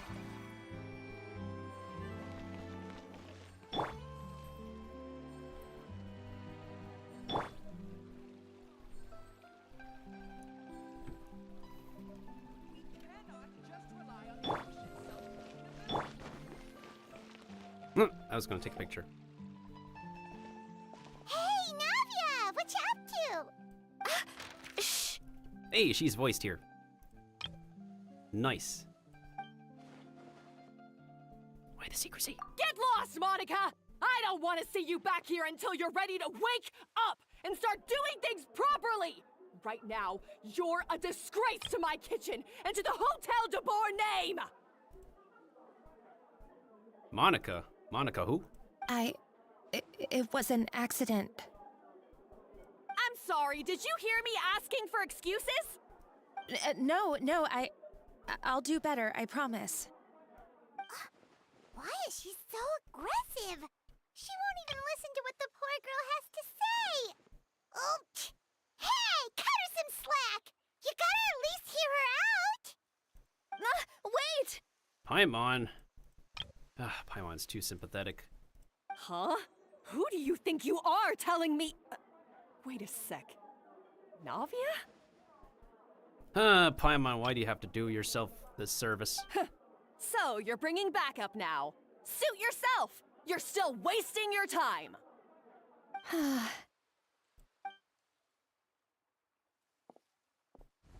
Savannah, is this how you always treat your staff? My staff is right. I'm the one in charge here now. And last time I checked, the Hotel de Boer doesn't take orders from the Spina di Rosula. Of course. How you run your kitchen is none of our business. But when a member of your staff is so overworked he becomes gravely ill, that most definitely is our business. We're going to stand up for him, whether you like it or not. Yeah, you tell her. Over Overworked? I've said it before, and I'll say it again. If Vermont can't handle the job, then tough luck. There are plenty of other capable people I can hire instead. But Vermont can do the job, he just... Monica, back inside, now! Huh? But you said I shouldn't come back until... Just do as you're told, and not another word out of you! Come on, we have work to do! Jeez, take it easy. Chill pill, lady. Wow, what a horrible person! Sorry. Looks like I've dragged you into some drama again. There's always drama all over the world. Drama, Mom! Her name is Savannah. She's the new head chef at Hotel de Boer. Ever since she took the job, she's been enforcing a brutal work regime and putting a huge amount of pressure on her staff. One guy was so overworked, he collapsed from illness. He's been bedridden for days, and he can barely even talk properly. Oh yeah, that is very relatable. I'm sorry. I'm sorry. It's all my fault. I don't deserve to be a chef. At his family's request, the Spina di Rosula is trying to mediate on his behalf. We're not exactly making a ton of progress, as you saw.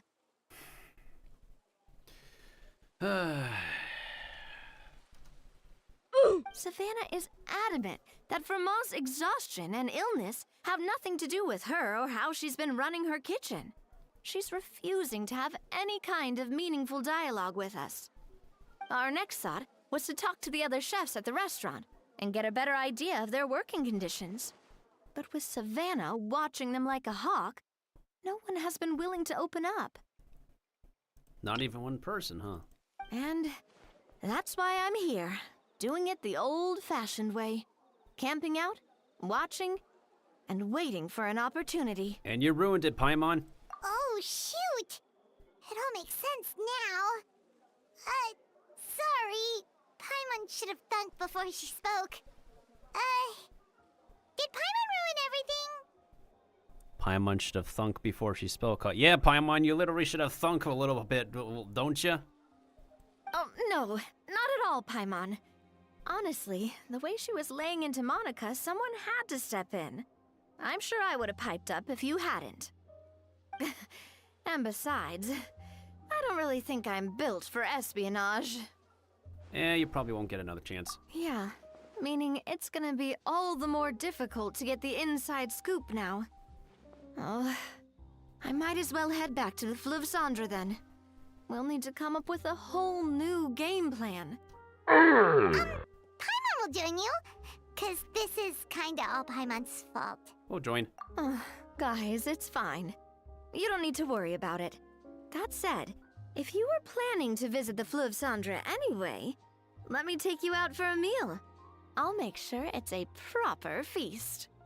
A really famous chef just joined the Spina di Rosula's tavern. Her name is...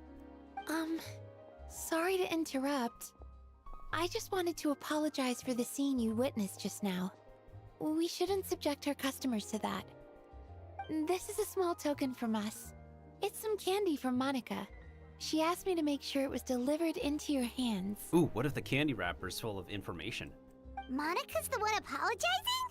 Huh. Clearly Savannah is the one who owes an apology. Well, you're right about that one, little pixie. Our head chef has been a little highly strung lately. Sorry for everything. Paimon, don't make things more difficult for her. Alright. Since there's candy, Paimon will drop it. Not the candy. Thank you for understanding. We'll make sure to pass your feedback on to Miss Savannah. If she can take feedback. A little highly strung, huh? Paimon doesn't get it. How did someone like her even become head chef? Well, according to Vermont's family, she hasn't always been like this. But that's a story for another time. Let's try this candy. I'll never understand her affinity for sweets. Paimon totally gets it. Come on, dig in! Dig in! Huh? Hold on, there's something written on the wrapper. I called it. I freaking called it. I knew that it was too good to be true to get some candy. I freaking knew that there was a note on the freaking wrapper. Oh, I knew that was too good to be true. I had some pretty good intuition there. Find Escoffier?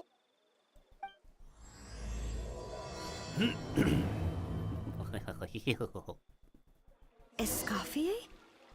Could this mean... Huh? You know that name, Navia? Yeah. Let's stick to the plan and go back to the Fleuve Cendre for now. That's where we'll find Escoffier anyway.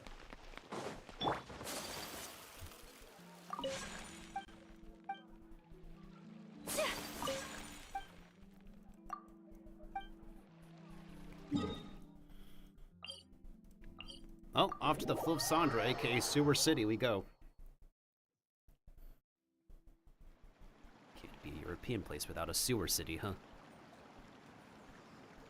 So, who is this Escoffier, anyway? Well, for starters, she used to be the head chef at the Hotel de Boer, before Savannah. And now she cooks in the sewers. Interestingly. She recreated the legendary Gâteau de Boer and restored the restaurant back to its former glory. If I recall, gâteau means cake in French. Safe to say, she's the most renowned head chef in the Hotel de Boer's history. After the culinary genius Modeste himself. Gâteau de Boer? That's the super exclusive cake that they only sell a few slices a day, right? Wow. Why the heck would she let Savannah take her place? Well, apparently, the Hotel de Boer was reported for a safety incident. Someone claims that the kitchen was adding an illegal substance to their menu. Huh? Like, what, arsenic or something?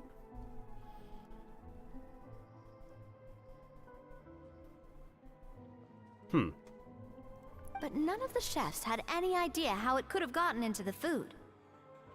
In the end, Escoffier decided that as head chef, she should take responsibility, and she was sent to the Fortress of Meripede. The Fortress of Meripede?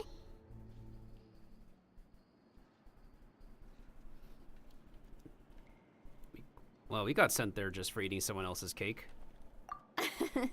Well, you're right. The quantity of the substance they found was fairly minimal. Even the guards believed the whole thing was probably just an accident.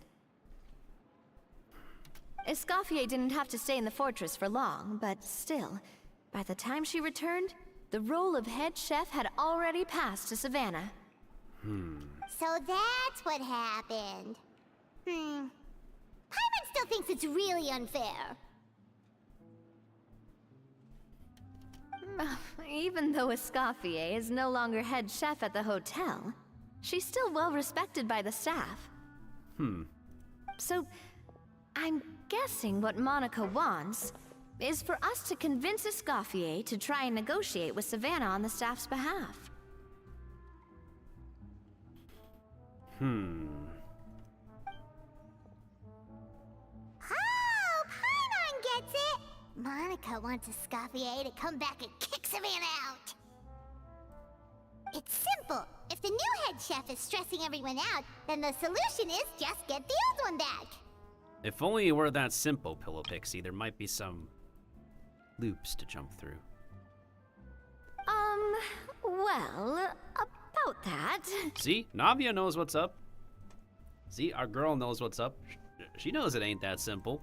You thought cream of mushroom soup was ready to serve after 3.5 minutes on the stove! Yikes. They're both equally hot-headed. Oh no.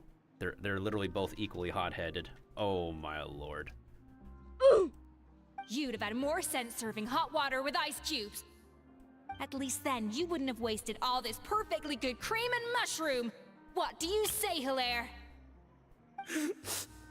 I'm sorry, Cream. I'm sorry, Mushroom. As you can see, Escoffier is that kind of chef as well. I'm at a loss for words. You have to leave it on the heat for long enough to allow those flavors the chance to come out.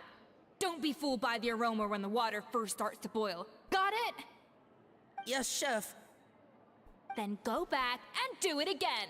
The customers are still waiting. Remember where you went wrong and don't repeat the same mistake twice. Yes, chef. That's a very interesting voice to come out of a kid body. Yeah, that's literally the body of a kid, and I'm hearing that kind of voice from him. Oh boy. Ooh, we got cake in the background. Excuse us, Waiting to be served? Sorry, we're pretty busy. I'm afraid you have to join the line. Oh, no, we're not here to eat. So you're not paying customers? Then I'm afraid the wait will be even longer. It's hard to talk to Escoffier when she's in the zone. Let's take a seat. We can catch up while we wait. Seems like Paimon has a hard time talking to hot-headed types.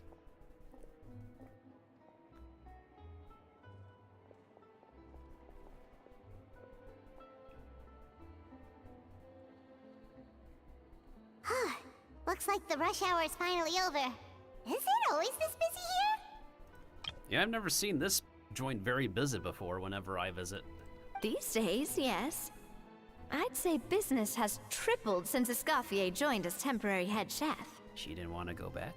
Well, in her words, the Hotel de Boer doesn't need her anymore. It doesn't look like she's got any plans to go back. I guess I'll be heading off then. Wait, take these home with you. We can't serve them now, and there's no sense in letting them go to waste. We can eat them. Oh, thank you, chef. Never mind. For what? Like I said, I just don't want them going to waste. Oh, and tell Fiamma to get well soon, so you're not running yourself ragged every single shift. Fiamma?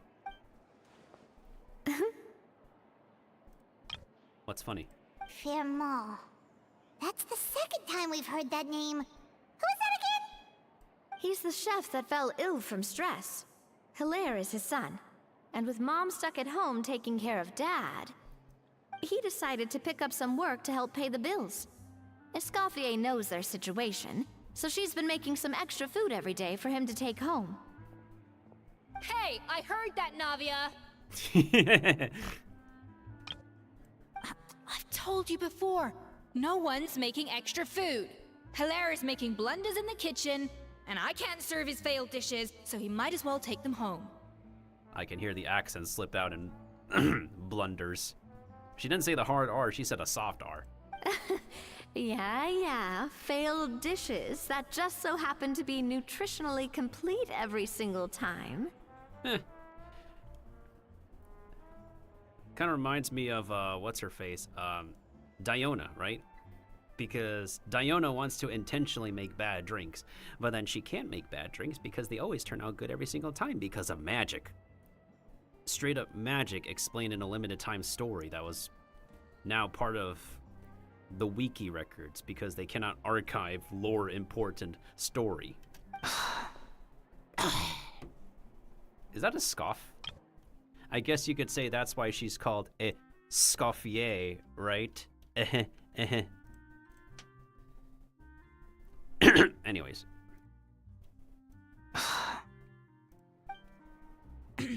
So, you two must be the world-famous traveler and her companion, Paimon, yes? Is there something I can help you with? Oh, so you know us already. We'll skip the introduction then. We're here to talk about Savannah. Since Hilaire's working for you, must be aware of the situation. I certainly am. The Spina's headquarters are right next to the tavern. And I've lost count of the number of times Navi has come to pester me about it. But I don't work for the Hotel de Boer anymore. And being ex-head chef doesn't give me the right to interfere with that business. Correct, son? Besides, I'm the one who persuaded Savannah to take the job in the first place. Well, you both went to class together? What?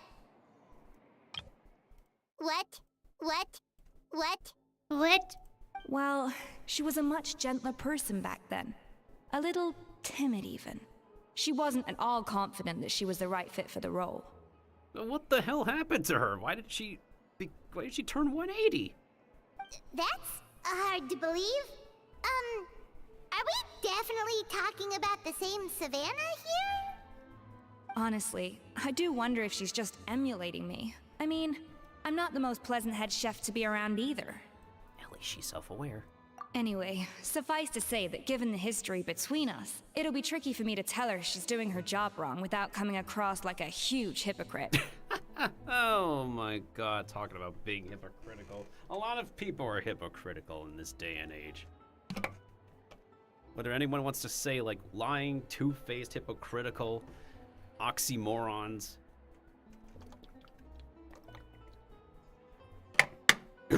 Sheer irony. Honestly, anybody can call it whatever they want. There's just a lot of people who don't go by, like, the morals they represent or any impressions they seemingly give off. Fiamar and the others probably think that Savannah gets it all from me. I wouldn't be so sure about that, Escoffier. Look at this note we got from Monica. She mentioned me. Whatever shortcomings you feel you have, it looks like Monica still trusts you. As for the others, well, how can you know what they think unless you ask them? She has a good point. Monica. Plus, it's not like we're asking you to storm in there and raise hell. We're only in the initial phase of our investigation. All we're trying to do is get the other chefs to open up to us. Oh, Monica. Oh, Monica! Escoffier? Hopefully it's not about the Monica from, My goodness, why is this internet disconnecting on my phone? Lovely, isn't it? I can't believe her! Powdered sugar is supposed to be applied sparingly. Look at all that on the wrapper. It's thicker than the sole of my shoe. Bruh. Unbelievable! I won't stand for this. She has to learn. Come on, we're going. Oh my goodness, all because the candy is not prepared correctly. Okay, that's enough to piss her off.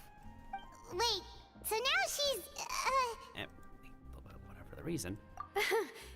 Let's go catch up to her. We don't want to keep her waiting.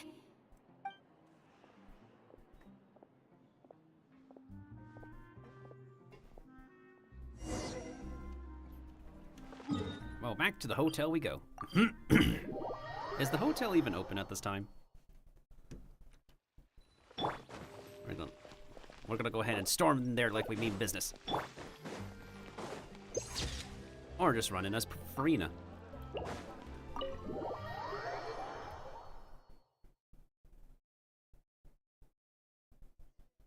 Wait, she looks like... Is that... Yeah, it is Escoffier's back? Yes! I've missed her cooking! I was just saying, Hotel de Bourg is nothing without her. You can't match Escoffier's talent. Ugh, I'm so annoyed.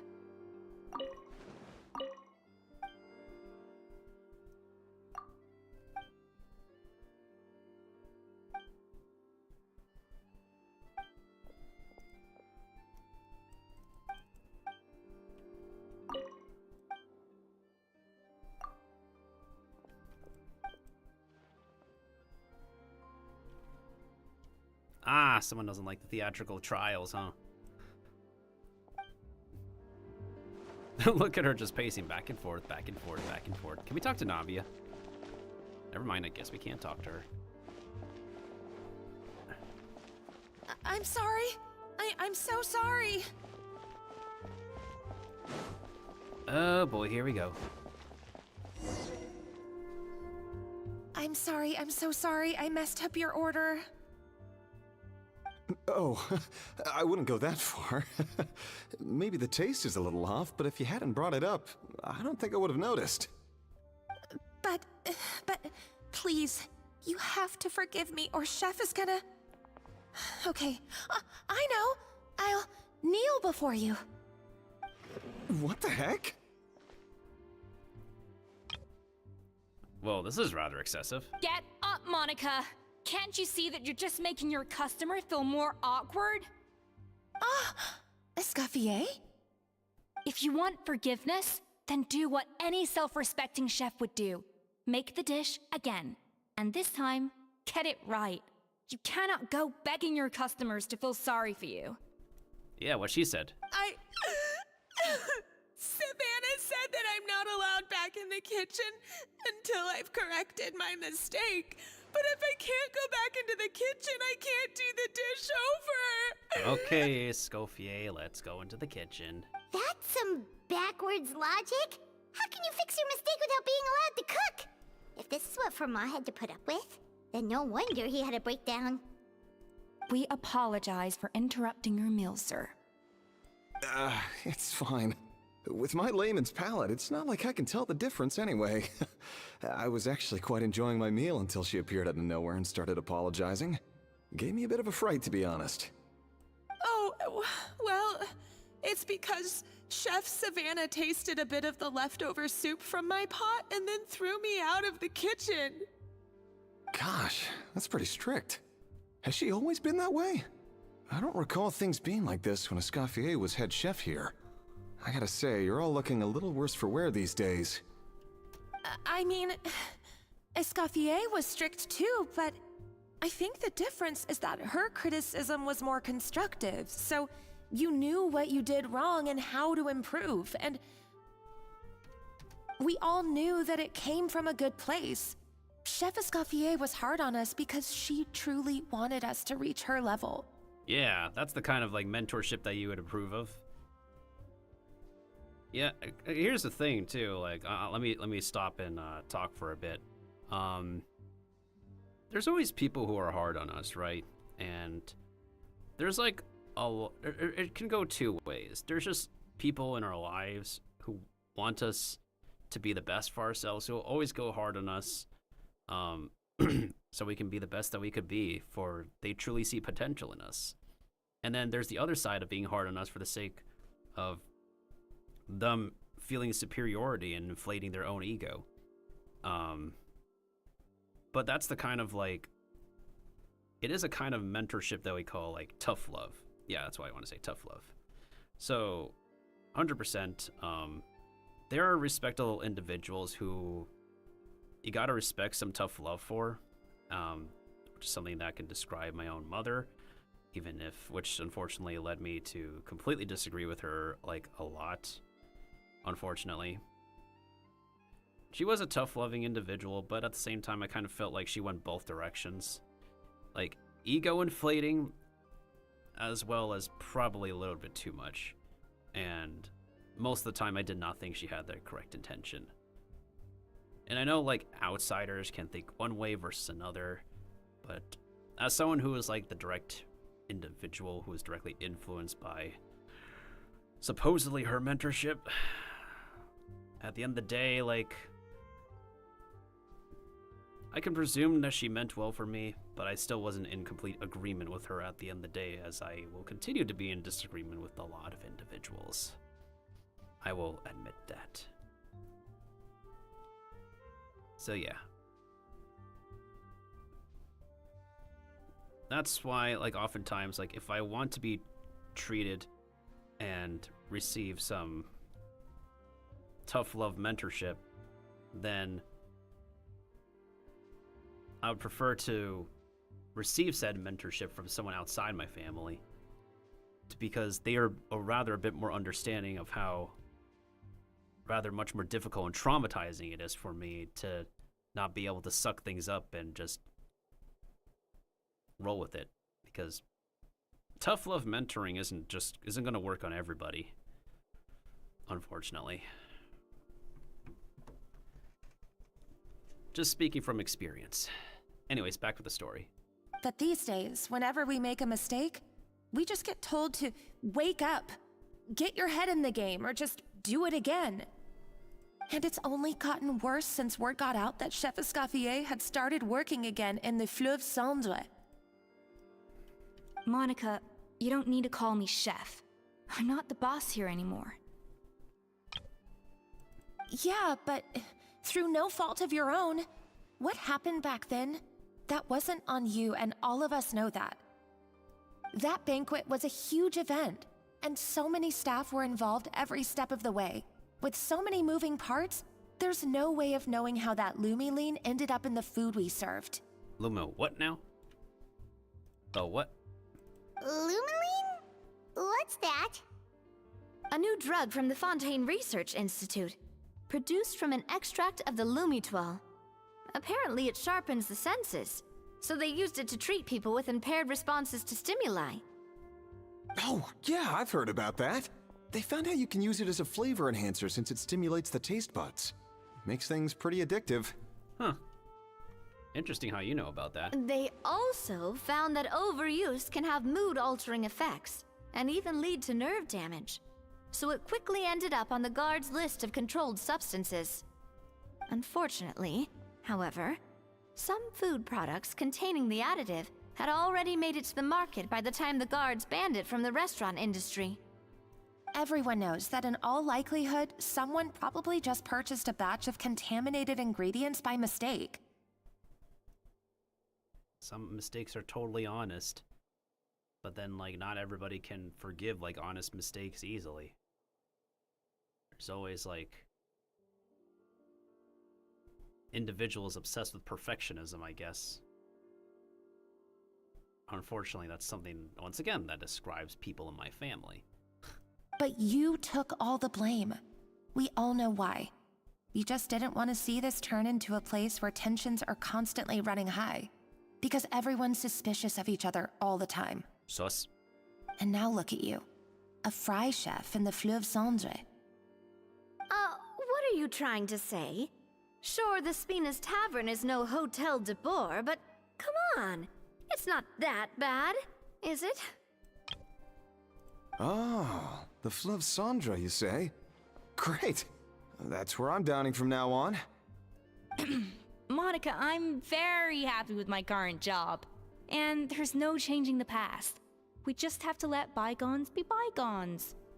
Besides, at the end of the day, I was the head chef, regardless of whose mistake it was. Ultimately, the responsibility lay with me. If only Savannah was half the boss you were. I'm sorry? Do you have a problem with my conduct as head chef? Did you say that she is not to be coming back to the kitchen? No, chef. So, you do remember who's boss? Escoffier? I thought you'd left this place for good. What are you doing back here? What happened to you, Savannah? Why are you acting like this? When I turned this place over to you, You made me the head chef and gave up your right to tell me how to do my job. You're not the boss here anymore, so stop acting like you own the place. Jeez, take a chill pill, woman. Whoa. Sounds like someone has a chip on her shoulder.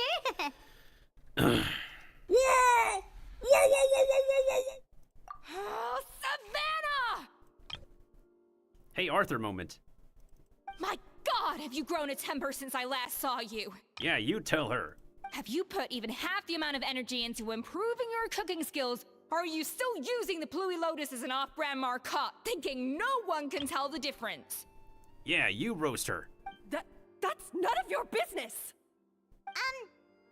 What happened to not storming in and raising hell?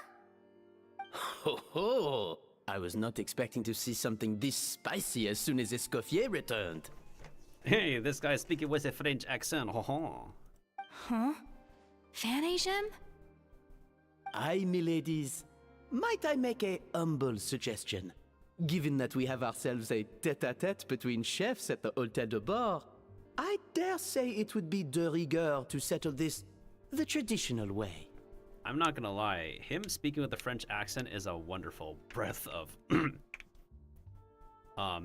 ethical air. Not ethical air, ethnical air. Regional air. The traditional way? That can only mean one thing. Sounds like it's time for a cook-off. That's right. I'm talking, of course, about the tradition established by Modeste himself. The cooking contest! Yeah, let's do it. According to legend, the founders of Hotel de Boer, Modeste and Savelli, used this method to resolve all of their disputes. Everything from petty arguments over next week's menu to disagreements over the strategic direction of the restaurant. Yeah! The cooking contest would decide who had the final say. Huh. Sounds like they had a lot of free time on their hands. Ah, well, it might sound that way to us. But in fact, the cooking contest played an enormous role in motivating chefs to hone their skills, reaching new heights of excellence in the culinary arts. And indeed, the reintroduction of this institution in recent years has surely been instrumental in transforming the Hotel de Boer into the top-ranking restaurant in Fontaine.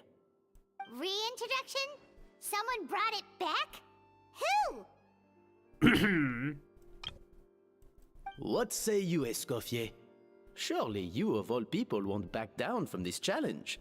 It was you who put the rule in place, after all. There's your answer. Sure, I reinstated it, but I'm not a chef at Hotel de Boer anymore. Isn't this bending the rules a little? I see no issue as long as both sides agree to the terms. We could simply treat it as an exhibition of sorts. Savannah, any objections? Exhibition. Huh. No. If we're going to battle it out, let's put it all on the line. If I lose, it's up to you what happens to me. I don't want anything to happen to you. Oh boy. But if you lose, you hand over the Codex de Boer to me. What? The Codex de Boer? What is that? Only the legendary handbook written by the original head chef Modeste. It contains all his secret recipes, including Gâteau de Boer. They couldn't animate like a brief flashback behind Navia for that? They had to put in sparkles on a black screen for this? What? Bruh. It's the greatest treasure in Fontaine's culinary world. And only the present and former head chefs of the Hotel de Boer have the right to read it. Did they lose the animation department? What are these sparkles? What are these Bro, where did the animation go for this explanation? Present and former? Wait, but that already includes Savannah, though. What do you want that old thing for? You have your own copy, don't you? Don't take me for a fool. You know perfectly well what I mean. I want your copy, the original version, the one you took with you when you left us. I'm sorry, I must be missing something. You know, there's no difference between the original and the copy, right? They contain the exact same recipes. Stop trying to change the topic. What's wrong, Escoffier? Scared you're gonna lose to me? Or are you scared of me getting my hands on the original codex? Well, somebody sounds like they're getting greedy. Savannah, you may remember that we gave her the original as a parting gift, to thank Escoffier for her years of service. Asking for it back feels a little, Oh, I'm sure it won't be an issue, as long as both sides agree to the terms. Those were your words, weren't they? Oh boy, someone is so hot-headed. And as for the contest itself, let's make it a bake-off. Gâteau de Boer, per the recipe in the codex. Well, Escoffier, you against me. Are you in or out? You sound surprisingly confident. Oh, someone looks surprisingly confident. All right then, let's see how much you've actually grown. I hope you surprise me, Savannah. I'd hate to find out that all you've learned after this long is how to chew people's heads off. Believe me, I'll show you. Escoffier, are you sure this is a good idea? You accepted her terms a little hastily. Oh, it'll be fine. Let's head back to the Fleuve Cendres so I can get prepping. I can't believe I got to witness that firsthand. I only stopped by here for a quick meal. I definitely got my Mora's worth today. I do apologize. This whole ordeal reflects rather poorly on us. Aren't you the boss? I'm afraid it's not quite that simple. The Hôtel de Bord runs as more of a partnership, you see. It was founded by two friends, Modeste and Savelli, and it's been that way ever since. So, while I am technically Savannah's boss, it's not really my place to interfere with the business of the kitchen. So you say. To be perfectly honest with you, that's part of the reason why I suggested a cooking contest. If Escoffier wins, it would be the perfect opportunity for her to talk some sense into Savannah. Or, of course, if she wanted to return, then... But anyway, I'm getting ahead of myself. Whatever the outcome, this contest will hopefully serve as a turning point for us. Please, pass on my best wishes to Escoffier.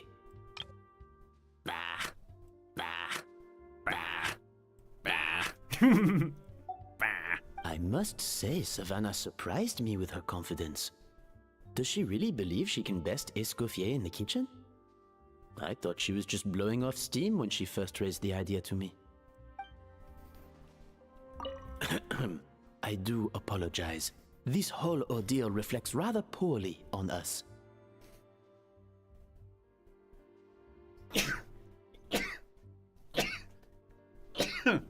Bless me. I'm afraid. So, to be. If Escoffier wins. But I must. Oh, my nose. Normally the boss would be sitting over here, interestingly. Dog. Do another show.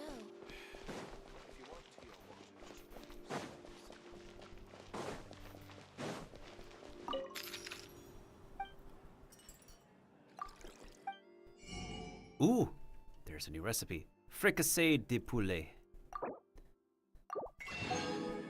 That's basically chicken fricassee.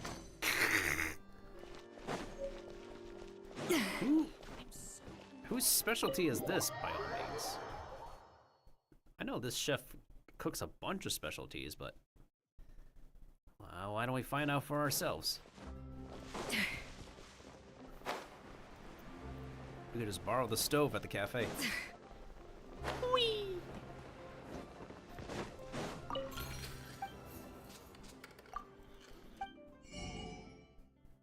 Fanta.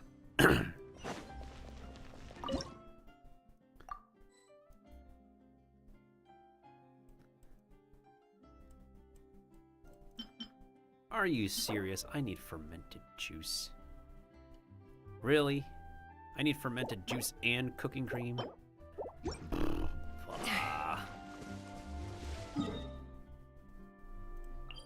Alright, back to the Fleuve Cendres we go.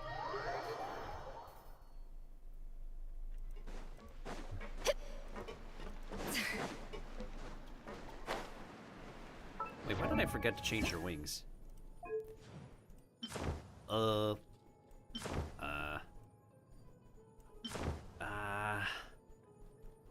We'll use this one for now, to be honest.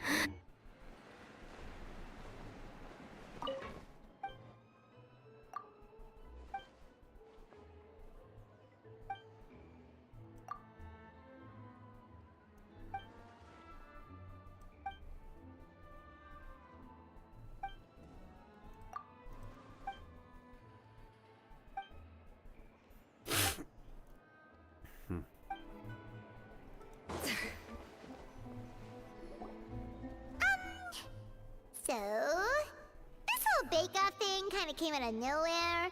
Was it really sensible to just go along with it? Well, I got a sense that she's holding something back. But we chefs always express ourselves in our cooking. So if she won't talk, this might be the best way to find out what's really going on with her. Huh? Holding back? Sure didn't sound that way to Paimon. It sure didn't sound that way to anybody. Escoffier only picked up on it because she's the same way. Always closed off, never letting you know what she really thinks. That's patently false, at least where your macarons are concerned. I've been nothing but truthful with you about the disgraceful amount of sugar you use. There's never, like, too much sugar? Okay. That's one case where you can keep your thoughts to yourself. Anyways, the book. Oh, that? Well, it's not so much a recipe book as a diary of Modest's adventures. Back in the day, he and his good friend Savelli explored far and wide, partly adventuring, partly looking for new ingredients and developing new recipes. Their creations had an enormous influence on the course of Fontaine cuisine, turning it into a much more vibrant and diverse scene. For instance, legend has it that the original Gâteau de Bourg was made using a special secret ingredient that Modeste discovered on one of his adventures. So rare was the ingredient that they could never make more than 16 slices of the cake per day. But everyone who tried it claimed that it was one of the most blissful and invigorating things they had ever tasted. Did they really not think to use an environment outside of Fleuve Cendres for this flashback? Why did they put this in the Fleuve Cendres? Modeste and Savelli went on to found the original Hôtel de Bourg, which catapulted them to stardom in Fontaine's culinary world. Especially Modeste. He was hailed as a once-in-a-generation genius, and over time, the recipes from his adventure log became known as the Codex de Bourg. Huh. Paimon's heard this kind of story before. Armed with the Codex, the Hôtel de Bourg took its rightful place as the finest restaurant in the land, serving those recipes for centuries to come. Something like that? What? No, of course not. Cooking is a constantly evolving art form. How can any restaurant survive if they only serve food that was popular last century? Yeah, she makes a point there. Anyway, never mind centuries. Savelli and Modeste parted ways not even 10 years after their rise to fame. Then, Modeste passed away while he was still in his prime. Damn. And that was it. The end of the Hôtel de Bourg's heyday. It fell into decline, and for most of its history, it was just a nondescript place with a couple of cheap tables. It's only in recent decades that it started recovering. Even then, it still took numerous relocations and changes of management before we finally ended up with Vanigem and the restaurant we have today. Oh! So the Codex really isn't all that, then. Paimon figured it was like one of those mystical books they have in Liyue's martial arts novels, where the main character learns all their secret powers from. Jeez, Paimon, can you lay off the imagination a little? Yes, well, that's fiction, and this is reality. You can't meet the tastes of modern diners by following some ancient recipes from a dusty old book. It's not to say that you can't make those recipes evolve, though. I mean, look what happened to that one recipe they followed in Ratatouille, where it was garbage at first release, but then it got changed to taste palatable and better. Case in point. Even the Gâteau de Bourg they sell now is actually Escoffier's reimagination. What? Wait, really? Why though? Didn't that recipe make it into the Codex?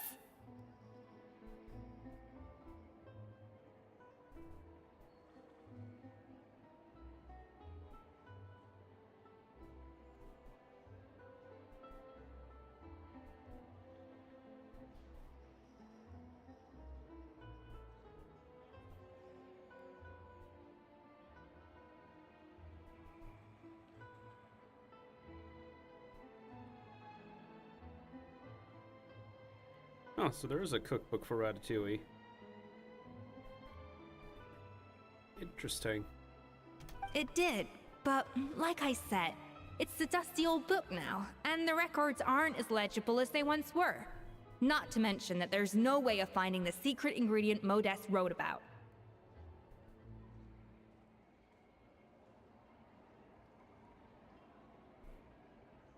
So, reimagination is right. I consulted some historical records and took what I could from the Codex. But ultimately, the gâteau de bois of today is my own recipe. As for why we gave it the same name and kept the tradition of only selling 16 slices a day, well, you've got Vanishem's business sense to thank for that. Oh! Huh. Well, that kind of takes all the mystique out of it. It's reality, Paimon. It's not fiction.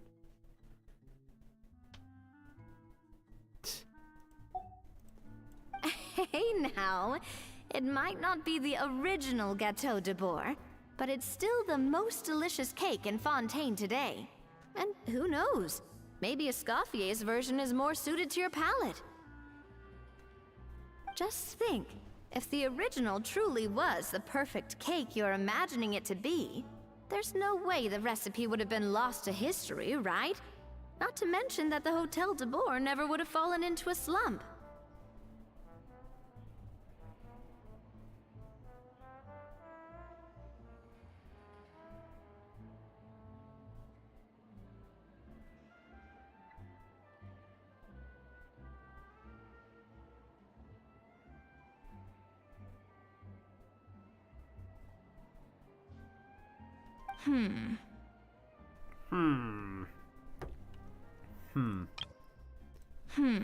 She first did a scoffing, then she did a Anyway, before I left my role as head chef, I made a copy of all the recipes from the codex, including my own improved versions, and turned them over to Savannah. Wait, doesn't she... Well, doesn't that mean she has the advantage in the first place? You improve those recipes and you hand them over to your successor? Bruh. So why is she so interested in the original copy? Could it be a symbolic thing? Like, whoever holds the original Codex de Bois is the true head chef? Well, it was clearly precious enough to give to Escoffier as a parting gift. Meanwhile, Savannah only got a copy. Maybe from her point of view, it's like management doesn't truly see her as being worthy of the role. You think so? The only thing is, it was her suggestion to give me the original in the first place. Well, a joint decision by her and Vanisham. But still.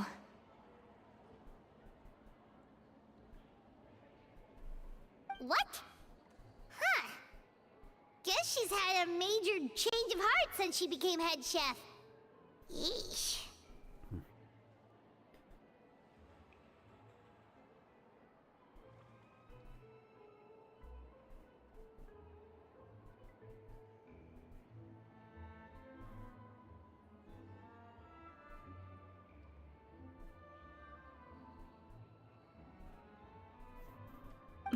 Who knows?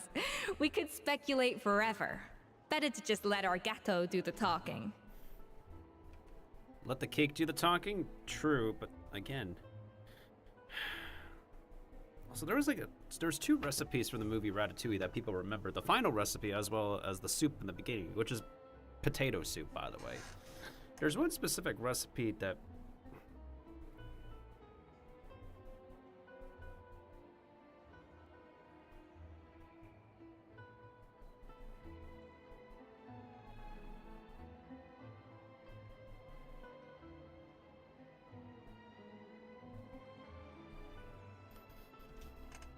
What does that mean? It means besting her in this bake-off, and then getting her to explain herself, even if I have to beat it out of her with a spatula.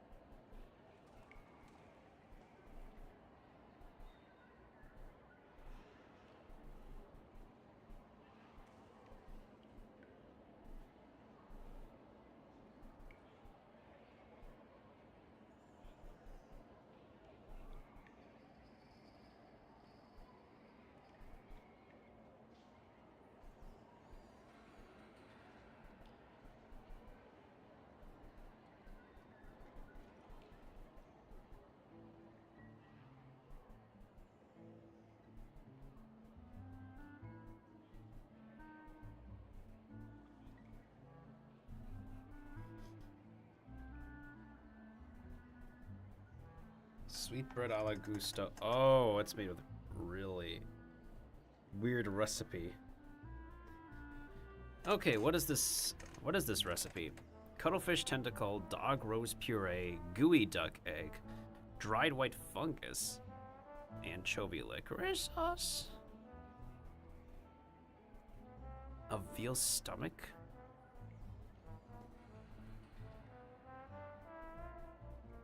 White truffle oil, cherry tomatoes.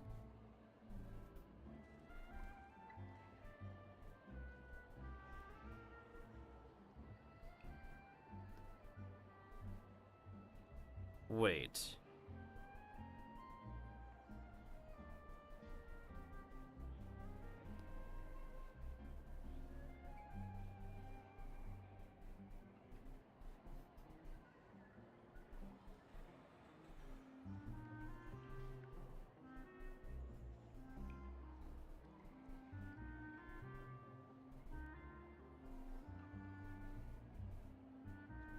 Okay, maybe their recipe is not as innocent as I thought it to be.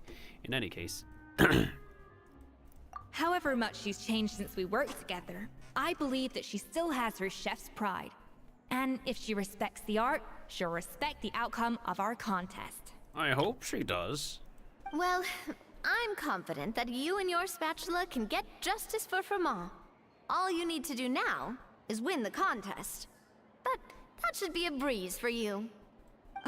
Let's not get too ahead of ourselves. Gâteau de bourg is very complicated to make. Usually, it takes 3 chefs working in tandem to cover everything. Now, if I had to push it, I could probably do the work of 3 chefs myself. But I'd prefer to play it safe if I can find a couple of assistants in time. Leave it to us. Well, that's easy. The 3 of us are veterans in the kitchen. You just need to pick 2 of us. Well, I have heard the Traveler is an accomplished cook, as well as a warrior. But be warned, I will hold you to exceptionally high standards. Think you're up to the task? Warrior. Oh, count me in too. I've spent weeks perfecting my macarons after your scathing review. Is that a risk she's willing to take? Even if it means competing against the Traveler, so be it. I'll show you what I'm made of. Confident. I like it. Alright, let's start with some elementary mise en place. Show me your knife skills. Chop, chop, chop, chop, chop, chop, chop, chop, chop, chop, chop, chop. Use normal attacks to cut the fruit. I've always called it chopping stuff up, not mise en place. But it's basically the same thing, right? Oh, Navia. The difference in your case is that mise en place is chopping stuff up without sending juices flying all over the kitchen.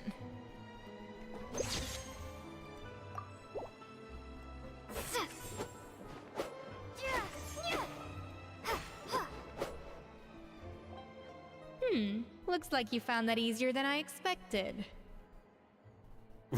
Using her ice knife?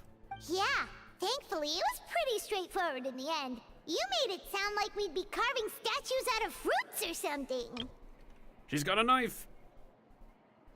She's holding a weapon. Well, brace yourself, because the next step is anything but straightforward. I'll be using this cold press to extract flavor compounds from the ingredients. Forward. Forward. Cold press? A kind of special food processor I got the Fontaine Research Institute to make for me. It uses cold temperature extraction to isolate the essence of cooking ingredients, which can then be used to flavor dishes more precisely.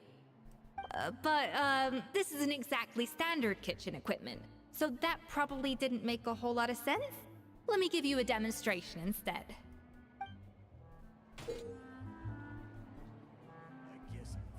Custom-made equipment from the Fontaine Research Institute, huh? That's some pretty high-tech food prep. Paimon's never used anything this weird before. Cool! Not weird.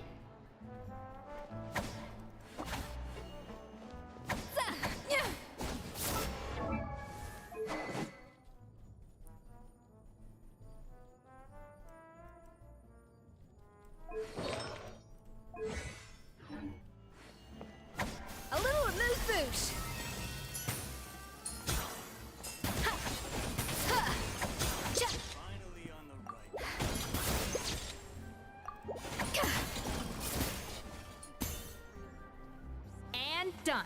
These are the flavor compounds extracted from our ingredients. I processed all the fruit you chopped up earlier. Wow! Even the smell is so much more concentrated. What next? Do we add all this stuff in?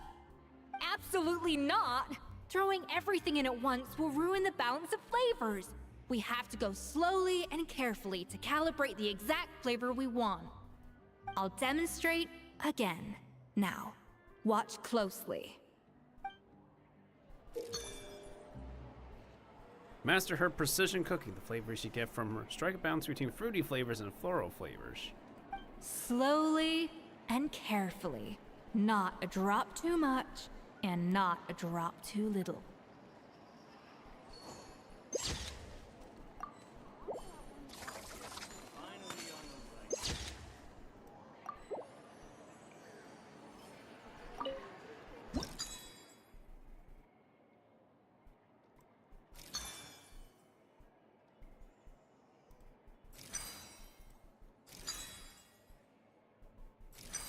There it is.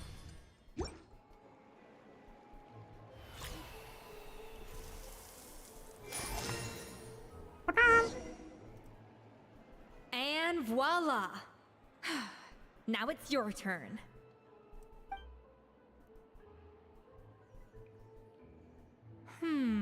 Not terrible. Considering this was everyone's first time blending flavor extracts, it could have been worse. But the Traveler's work was surprisingly good. Are you sure you've never done this before? You got almost perfect results on your first try. I just treat it like an adventurer's puzzle. Oh, well, they do say adventurers are multi-talented folks. Now I've seen it firsthand. Alright, now for the part I've been looking forward to. I want each of you to cook something from the Hotel de Boer's current menu. I'll judge your submissions and give you a final score. A final score? That's right. The true test of your cooking skills is the finished product. It'll be good practice for the contest itself. Now get to it. Chop chop! Chop chop. Slop chop. Chop chop. Oh yeah, there's a thingy here. How's it going? Have you picked a dish yet? Choose wisely. I expect you to present the most delicious thing on the menu. There is a lot here. Holy crap.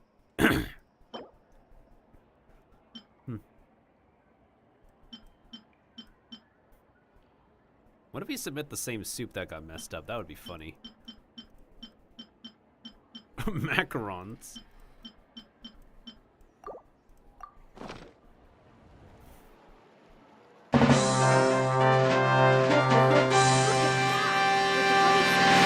Juice, as I like to say. Now, let the grating commence.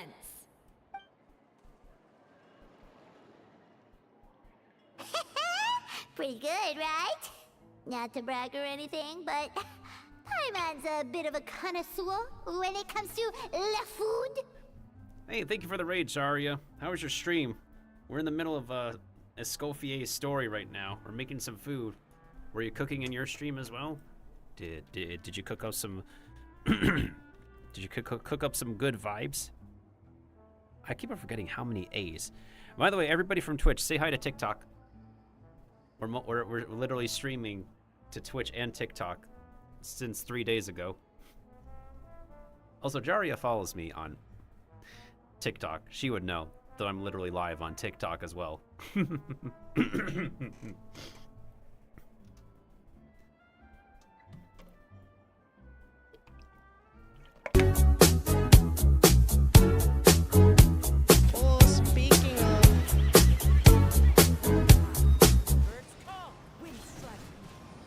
Oh, is this a dub? Is this a dub? Is this a dub? A Genshin clip on a Genshin stream? Is this a dub? Everybody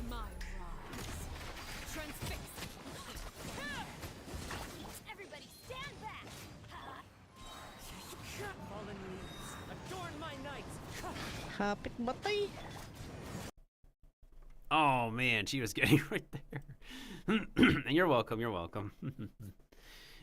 I see you're also playing, you're playing some Repo. It's so funny, a Genshin clip on a Genshin stream. And thank you for the follow, Komakan Cafe. Please tell me you actually serve some good coffee at your cafe. Can we guarantee that? That you actually got some legit drinks at your cafe? Is that what you're mixing over there, dude? I mean, cafe is in your name. I'd hope you'd be brewing something legit over there. Yeah, repo, be fun with other people. Okay, start spitting some bars, Jaria. You might get a single out there. Repo, be fun with other people. After we finish shopping at the Home Depot.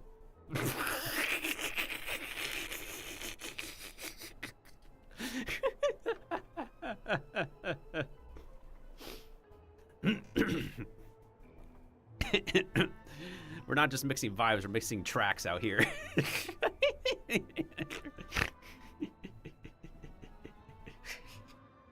Repo be a game we run into Creepo. Be having fun with other people after shopping at Home Depot.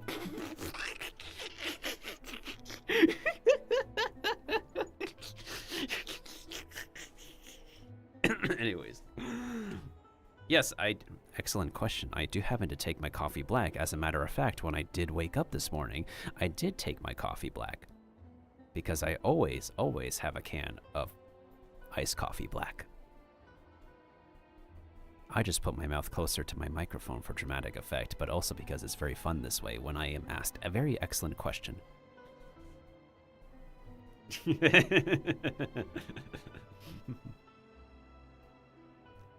Like, sometimes I would add stuff to it, but most of the time I literally do take my coffee black. When it comes to caffeine, I would usually do black coffee or green tea. That's usually it. I mean, if there's anything else that's special, sometimes I would be in the mood for it, but when I just want something simple for caffeine, I just take black coffee or green tea. That's it. 6 points. Out of 10? What? Oh, well, fair enough. Paimon doesn't cook all that often, so as long as it's a pass. You both in... Narukami is in Japan. Actually, funny enough, Narukami stopped by earlier on TikTok. Let's see if we get a Spiral Abyss clip from him. Maybe it's a Spiral Abyss clip, or maybe it's something where he says something Pepeka. Yeah, it's kind of not worth it. Yeah, good I'd say argument. go for it. Because unless we have a cryo character who can use, it's hard to give that that's as an so off-piece bad. too. Look at that. Oh! Wait a minute. All defense. That was literally all defense it went into. Oh man, this piece is so sad. Do you need a moment to like get up and barf or something? I'm not rolling into this piece no more. Alright, well I guess I'll have to stay on the other piece for now, and then so this piece is getting yeeted out. Such a Genshin moment. That clip hurts. Why does Genshin have reverb? There's reverb in my game? Hang on. My game has reverb? And my game is on lower volume too. Hold on. I don't have 2 instances of my game open, do I? I don't think I do.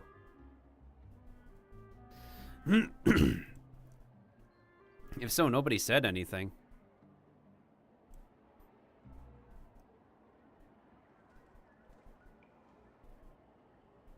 Oh, maybe because you have like oh, you know what, Jaria? Maybe you have like something else open with my stream, so you might be hearing double of me. Wait. Let me check myself on Twitch if I have reverb. I go lie down, have a good stream. Thanks to everyone who dropped by. Yeah, thank you so much for the raid once again. Enjoy your rest. Let me listen to myself. I have myself on my phone.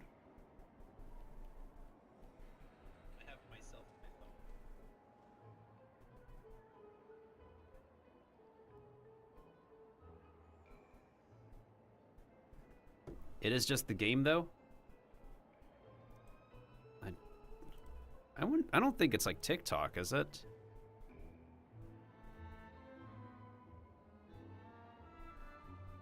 I wouldn't want to think it's like TikTok player because I'm also like streaming to TikTok as well. That is very interesting. I don't think I have another stream open with myself. Like, there was somebody here from TikTok earlier, and they didn't say that the audio sounds funny. Let's see. That's 6 out of 100. Oh, you know what? We're in the sewers.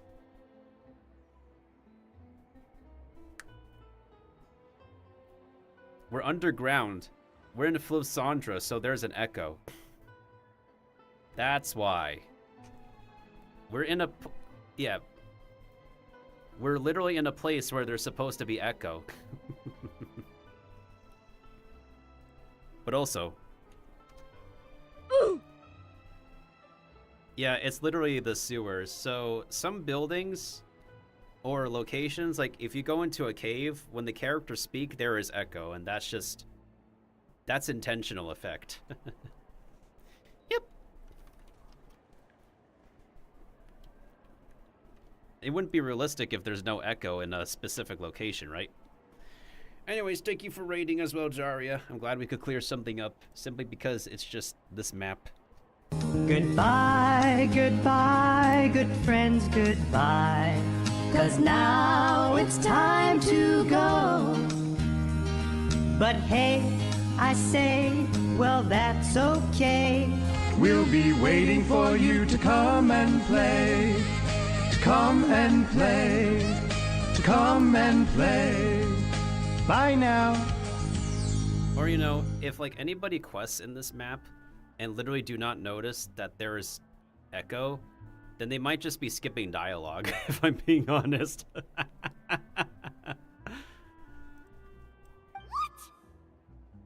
Now, if you play the voice line during the recording, you play any voice line here and there is no echo effect. It's just because we're literally in a room or a map where there's supposed to be echo, logically. That's 6 out of 100. Yep, see? So there's no echo there. It's just the map. Smug face, Lumine. You say you're a connoisseur, but it's quite clear from this dish that you have far more experience consuming food than creating it. Well, at least she's brutally honest about that. By that logic, I suppose you think listening to Lady Farina on repeat every day would make you an opera singer. Get roasted. Me next, me next. I'll have you know that this batch of macarons has 2 whole tablespoons less sugar than my previous ones. She's gonna critique something else about it. So you went from 12 tablespoons to 10? Well, it's nice to know you actually measured it out. Because it tastes like you just threw in whatever was left in the jar. 6 points. Aww. Yikes, she's a harsh judge. Bruh. Now to the final dish. So, what do you think? This is our last hope.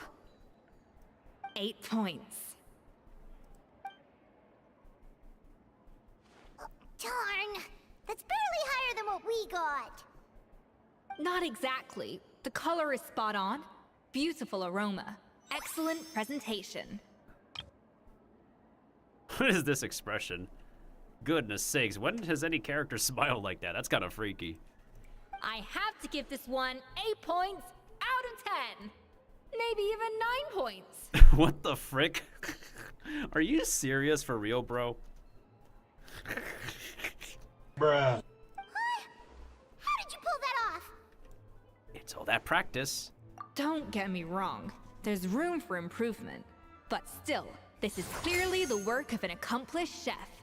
I can tell that you've put many hours of work into honing your skills in the kitchen. And I literally do that in real life, everybody. I have archived my cooking streams up on YouTube, by the way. If y'all want to check out like what I've previously cooked in one of my last apartments, it should be up on my VODS channel. on YouTube. I can really taste the grace of the snowing goose in this dish. The traveler's journey, with all its trials, tribulations, and setbacks. Not to mention the frustrations of having a picky eater for a partner. A picky eater. I'm a picky eater myself, but I'm trying to be a little bit more open. Hey, you made that last part up! No way did you taste that! Well, it looks like I lost fair and square. I guess you'll be taking the Traveler as one of your assistants then? But if it takes 3 chefs, that still leaves 1 slot remaining. Maybe Paimon and Navia should keep practicing and see how it goes? Chef Escoffier. Hilaire? Oh, it's Hilaire! What brings you here? I heard the news about the cooking contest. You're doing Gâteau de Bois, right? I was just wondering if you needed any help. Oh, that's right. That's the kind of voice coming from this kid. It sounds a little bit more mature than the average kid. Huh. And you think you're up to the task, do you? Oh, no, I know I'm not there yet.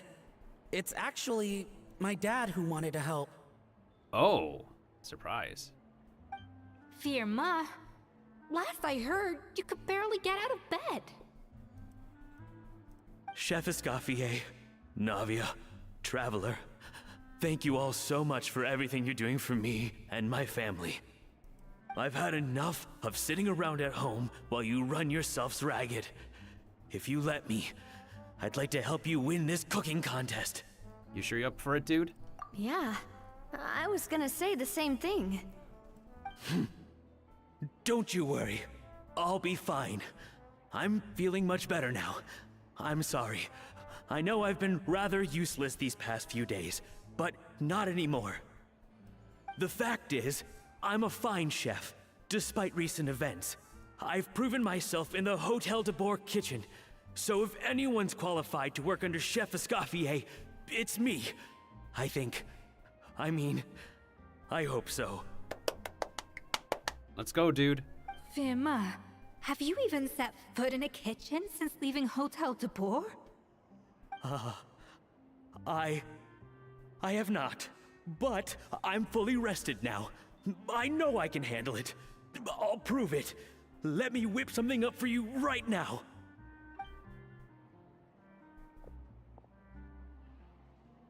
What do we need this camera view for?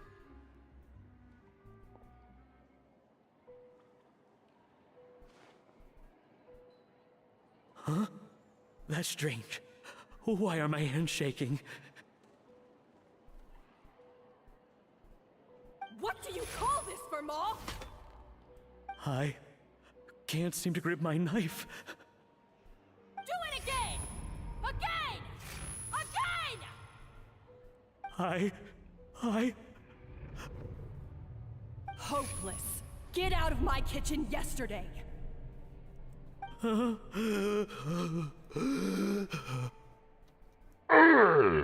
Dad, what's wrong? I don't understand. I was feeling so much better, and then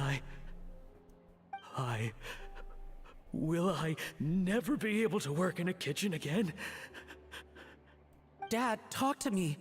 What happened? I think the real issue here is not physical exhaustion, but psychological trauma. Hey, what you doing here? Monica, when did you get here? Even we didn't notice. Probably because you were all concentrating so hard on your cooking. I didn't want to interrupt your flow. Thank you for respecting our flow. But anyway, Firma, I'm so sorry. If only I'd known how serious your situation was, I would have stood up for you sooner. You have nothing to apologize for, Monica. During those long nights of redoing every order, you were the only person who looked out for me. Oh, come on. All I did was make you some tea. I doubt it was much help. Savannah was so ruthless toward you. I probably should have brought you something stronger. She sounds like the worst. All right, another Savannah horror story. Let's hear it. She's been getting harsher and harsher on us ever since she heard about Escoffier's new role in the Fleuve Cendre. Seems like no matter what we make, she'll find something wrong with it. What is this? It looks like a dog's been at it! In the trash now! Then she orders us to redo the dish again and again, but we never know what's going to make her happy. Lasagna, garlic bread, soup, cake, and, stew.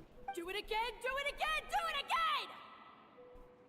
Every time you remake it, you just get another earful from her. Jeez. Either straighten yourself out, or get out of my kitchen! So now, it seems like just picking up a kitchen utensil gives me flashbacks of her yelling at me. Damn. Sorry to hear that, dude. Oh man, that must be awful. The more I want to get it perfect, the more my hands shake, and the more scared I am of making another mistake. How can you give up so easily, Firma? You weren't a quitter when you were working for me. And even under Savannah, you talk about working late into the night trying to perfect your dishes. That says to me that you still hadn't lost that determination to prove yourself. What changed? I don't know what's come over me.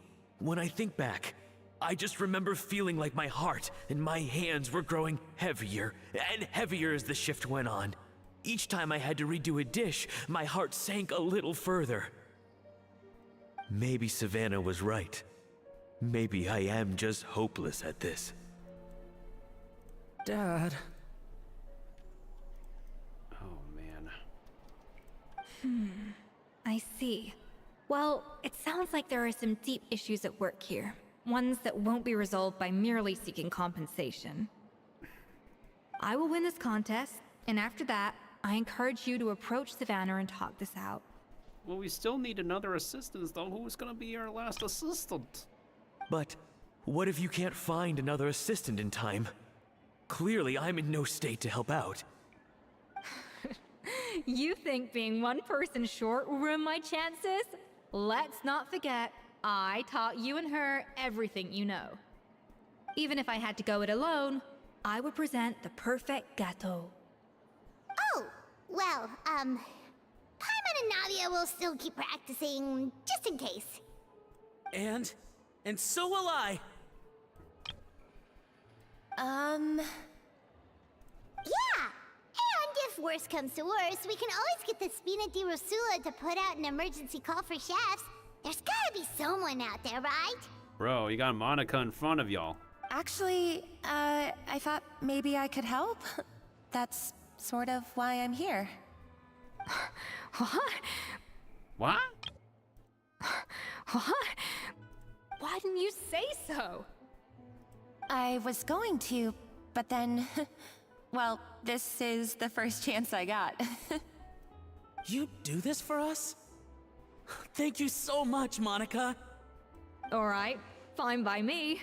But aren't you still working for Savannah? Joining the other side seems like a guaranteed way to put your future employment in jeopardy. I know, but it's alright. I've made up my mind. With the way things are, I can't keep working for Savannah much longer anyway. Unless I want to become the next Firma. I feel that. I'm done with sucking it up. It's time to try and turn things around. If this cooking contest can get Savannah to see the error of her ways, then I'm sure she'll forgive me for this. I hope you're right. Well, Paimon didn't think we'd be poaching from Savannah's staff to get our third person, but there you go. Anyway, Monica's a professional chef, so nothing could possibly go wrong now. Great! Then it's settled. And to congratulate you all on making the team, I propose a Spina-sponsored meal to celebrate. Spina-sponsored? Wait, you mean I'm cooking? Well, I promised the traveler a feast in the Fleuve Cendre. And I know how much you've been looking forward to it. Yeah! Feast, feast, feast! I can help cook. Alright, if you insist. Then prepare for some of the finest food of your lives. Escoffier treats everyone to a spectacular feast. Thankfully, both of us are skilled enough that even though it was our first time working together, we had a great rapport. Okay, so what did we make? We made, duck leg. This, can't tell. There's lasagna. Foie gras. That's foie gras. Yeah, I remember that's foie gras. That's not a bad idea, actually. Wait, hold on. You need to finesse that further. You dished out plenty of praise and taught me an awful lot, too. The time seemed to fly by. That was a dream come true. I never knew Fontanian cuisine could be this good. And I never knew that. Finally on the right path. Wow. I don't know if I'll ever be able to cook as good as that.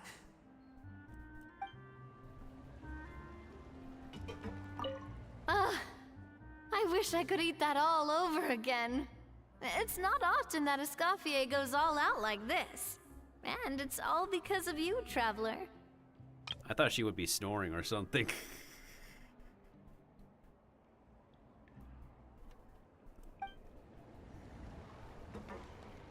So, this is what Chef Escoffier is truly capable of.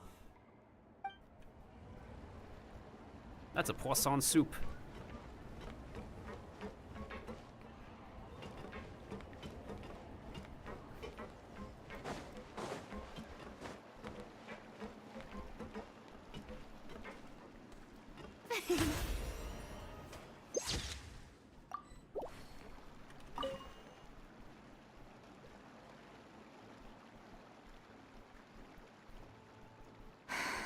Why, Savannah? Why? What are you up to? Oh, nothing. I was just flicking through the original Codex de Boer. I wanted to see if there was anything I'm missing. Something I hadn't noticed before. That might explain why Savannah's so desperate to get her hands on it. But I can't find anything. It's just some hastily scribbled recipes in between diary entries from Modest's adventuring phase. And most of it's not even legible anymore. The copy I gave her not only has all the recipes in full, but even includes my own private tips and notes from years of experience. Surely that's infinitely more useful than this old thing. More for pride. Yeah, maybe. Still, it's just hard for me to imagine that the Savannah I knew would go to all this effort just to make a point. Effort. Were you two friends? We were. At least I always thought we were. She was a little shy, but meticulous with everything and everyone she dealt with. She made a few mistakes here and there, but she was quick to correct them whenever they were pointed out. And she was always striving to improve as a chef. Those qualities are why I recommended her to replace me as head chef. I never imagined for 1 second that she'd cause Fiamma and the other staff so much grief. You're responsible? And her tail.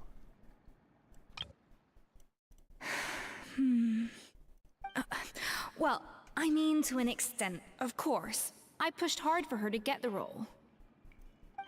And the idea that she turned out like this because of me is difficult to come to terms with. I wonder if this is how Modeste felt back when he was writing the Codex. The allusion back to the original figures. Didn't he fall out? Yes, with his good friend and co-founder of the Hotel de Boer, Savelli. The story goes that after Modeste unveiled his Gâteau de Boer and was hailed as a culinary genius, he was admired and adored by all. But his newfound fame slowly drove him and Savelli apart. Unlike Modeste, whose every new creation was an instant hit, Savelli seemed to face setbacks every turn.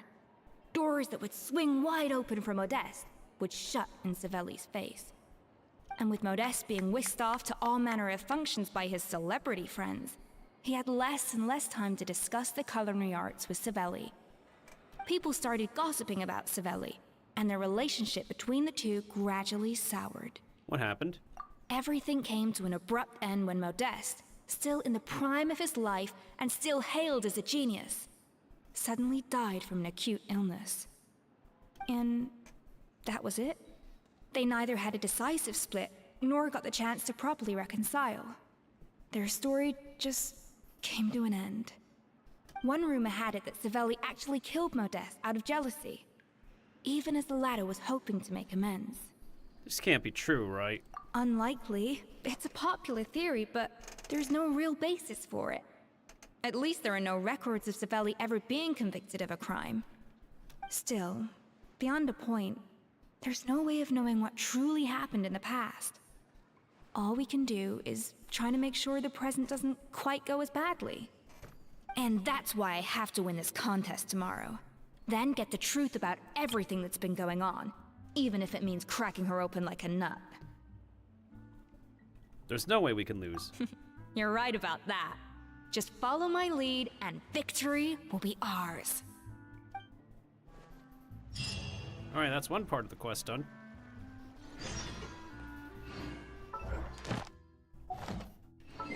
Anyways, let's switch teams and then we'll go ahead and use the bathroom real quick. Because I need to go again.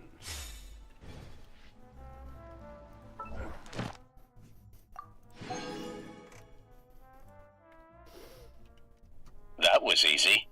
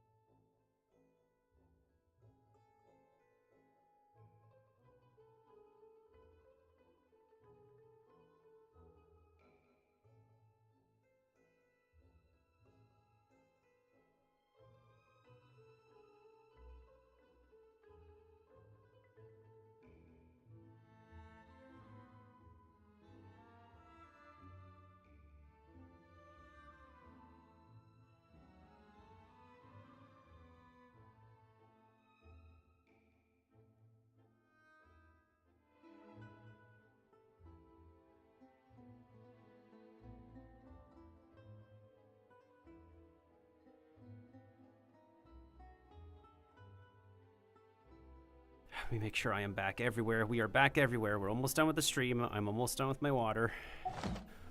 Oh, goodness sakes. Let's hope that Savannah isn't all sizzle and no steak. After all the work we put in, it would kind of be a shame if tomorrow was a complete cakewalk. Oh, I'm sure there's an obstacle along the way. Get it? A complete cakewalk? Get it? Get it? Anyways.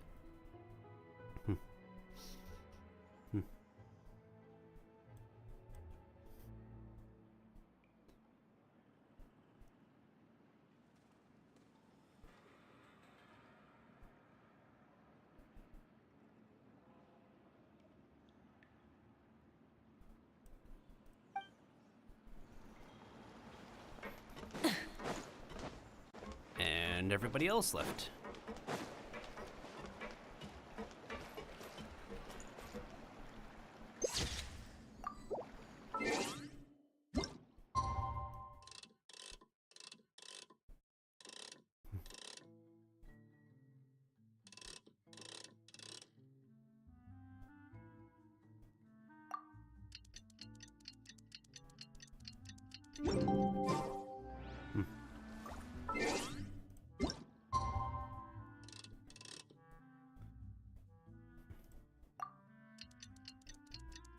Tick tock, tick tock, tick tock, tick tock, tick tock, tick tock on the clock. Everybody don't stop. No.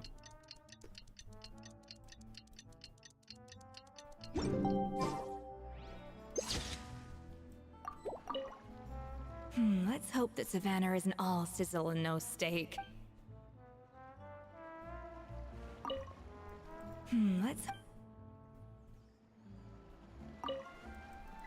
Let's hope. Let's hope.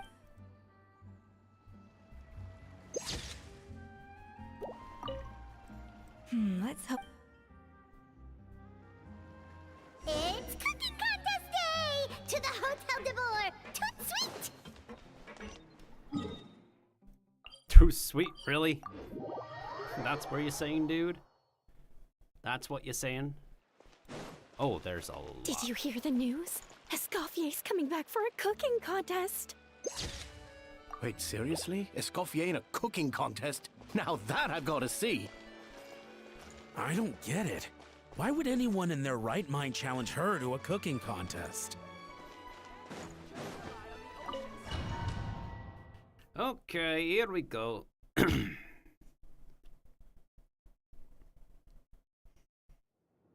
Mesdames et messieurs, welcome one and all to the Hotel de Boer and to this most exciting of cooking contests.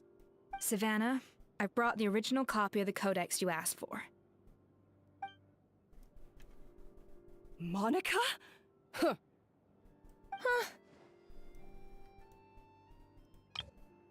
In the interests of fairness, this contest will be conducted in a double-blind format. Once the dishes are complete, they will be sent to the back of the kitchen where they'll each receive a label. The labels will be placed out of sight underneath the plates, only to be revealed after the judges have sampled them and reached a final verdict. This is to ensure that no one will know which dish is made by which contestant. As one of the judges, I promise to be fair and impartial. I like Eloise voice. When my meal got interrupted yesterday, I never thought this is how they'd make it up to me. Getting a seat on the judging panel is a pretty sweet deal. Both contestants have taken their positions. Then, without further ado, let the Hotel de Boer cooking contest commence!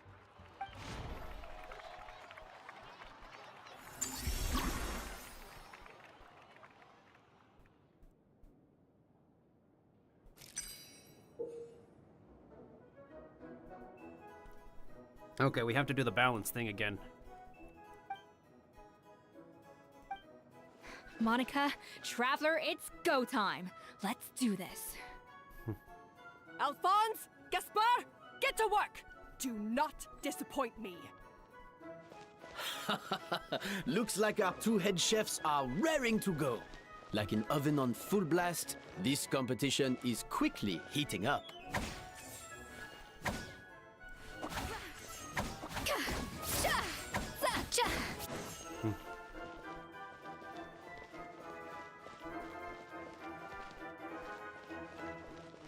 Up to the freezer. Yep. That should be enough flavoring. Now hurry up and balance the flavors.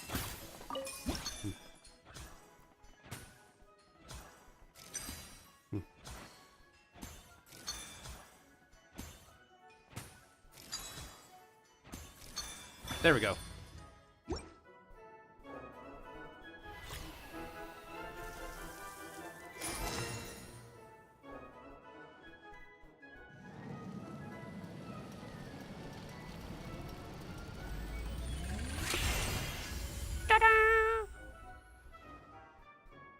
Well, that's only the first layer. Escoffier! Come on, Traveler!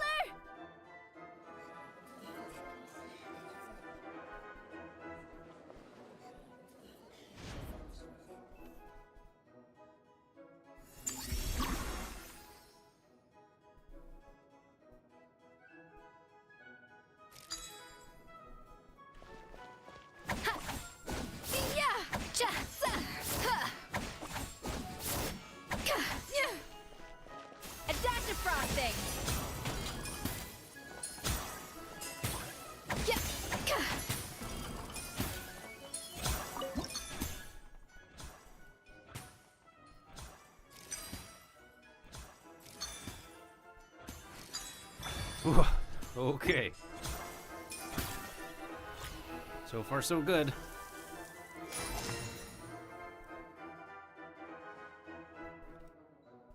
So, what do you think?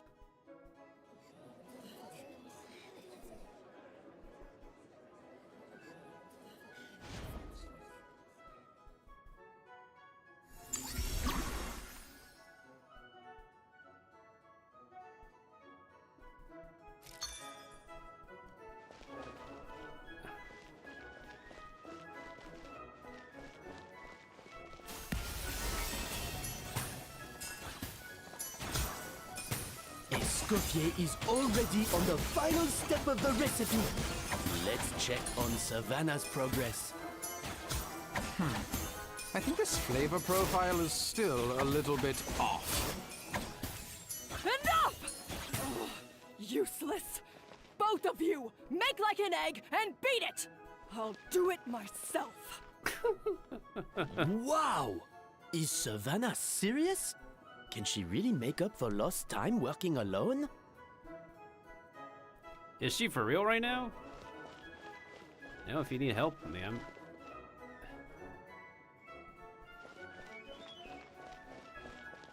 Hey, nice one, traveler.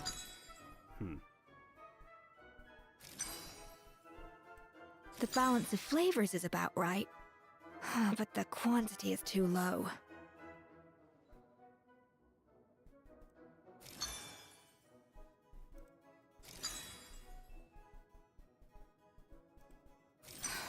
Stay calm, Escoffier. There has to be a way to balance the flavors. Just think. There we go. So we had to use up everything here. Okay.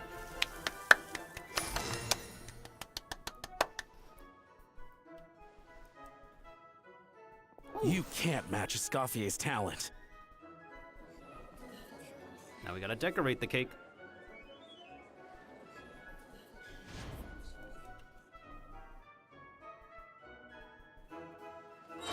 I present to you Gâteau de Bourg.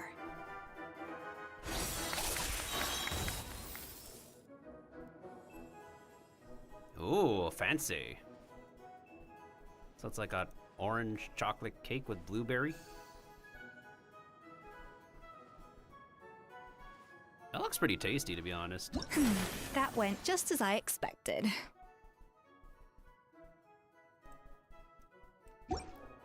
The Powerpuff pastry chefs have done it.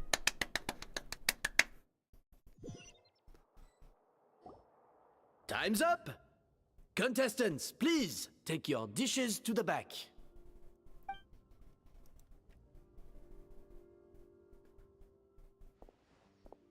Huh.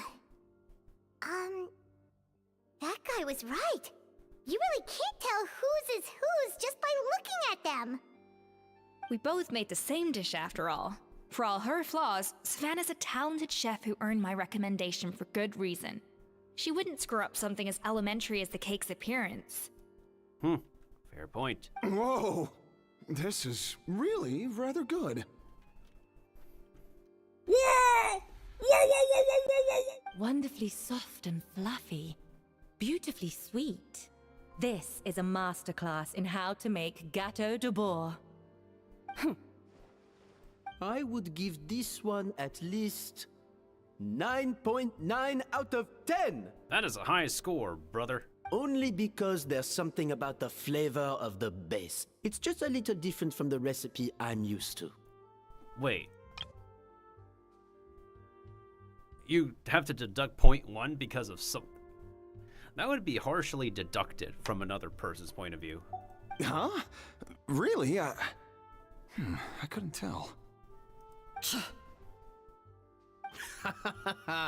All right, on to gâteau number 2.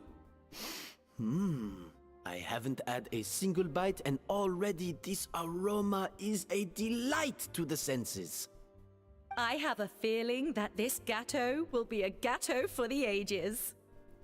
How exciting! I'm gonna dig in.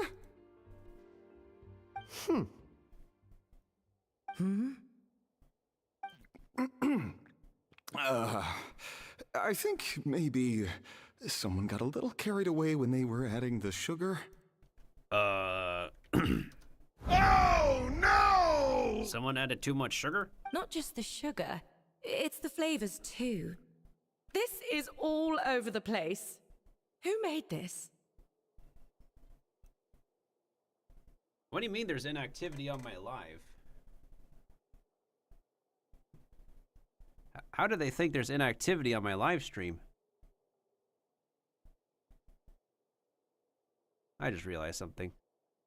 My text is still on the screen, my bad. Yeah, I'm still alive. What the heck is going on? It appears the decision is unanimous. This gâteau is far below the standard we would expect. Wamp wamp. Whew! And Paimon thought this might actually be close. Turns out she can't bake to save her life. She spent half the time just berating her staff. Something's not right here. Savannah may not be perfect, but no way is she this sloppy. I can now declare that the creator of the first gâteau has won this cooking contest. Now, all that remains is to turn the plate over and reveal the chef's name underneath. What? It's Savannah? No! That's impossible! There's no way. Somebody must have sabotaged us. What the heck? Bruh. Hey, Savannah! You cheated, didn't you? You cheater! What did you do? Oh, you swapped the plates, didn't you? Well, someone's a sore loser. These cakes went from the oven to the judge's table without me ever laying a finger on them. And everyone here can attest to that. It was Vanejem's staff who labeled them in the kitchen. If you're looking to accuse someone, why don't you start with them? Isn't it more likely that Escoffier's lost her edge? Oh, or maybe her assistants let the team down. Something's not right here. You take that back! You take that back! That's a pretty good line delivery. I'll give them that. Judges, we demand a rematch. That's enough. What's done is done.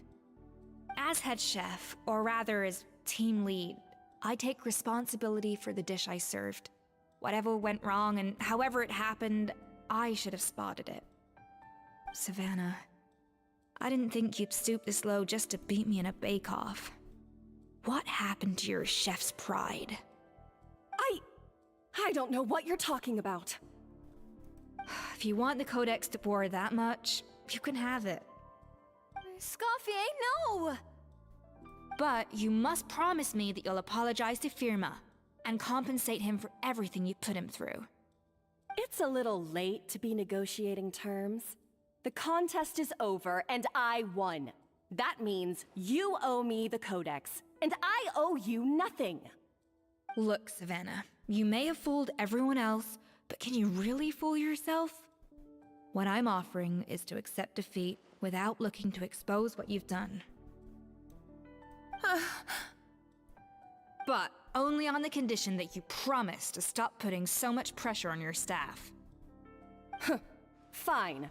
I'll treat this as your final handover of duties from one head chef to the next. So, will that be all, ex-head chef? Or is there any other unfinished business you'd like to leave in my hands? I didn't mean that to be a scolding from your former boss, just a word of advice from a fellow chef and a friend. But I don't know if you're even open to input from other people anymore. I know what I'm doing. I don't need your advice. All right, fine. I'm glad to hear it.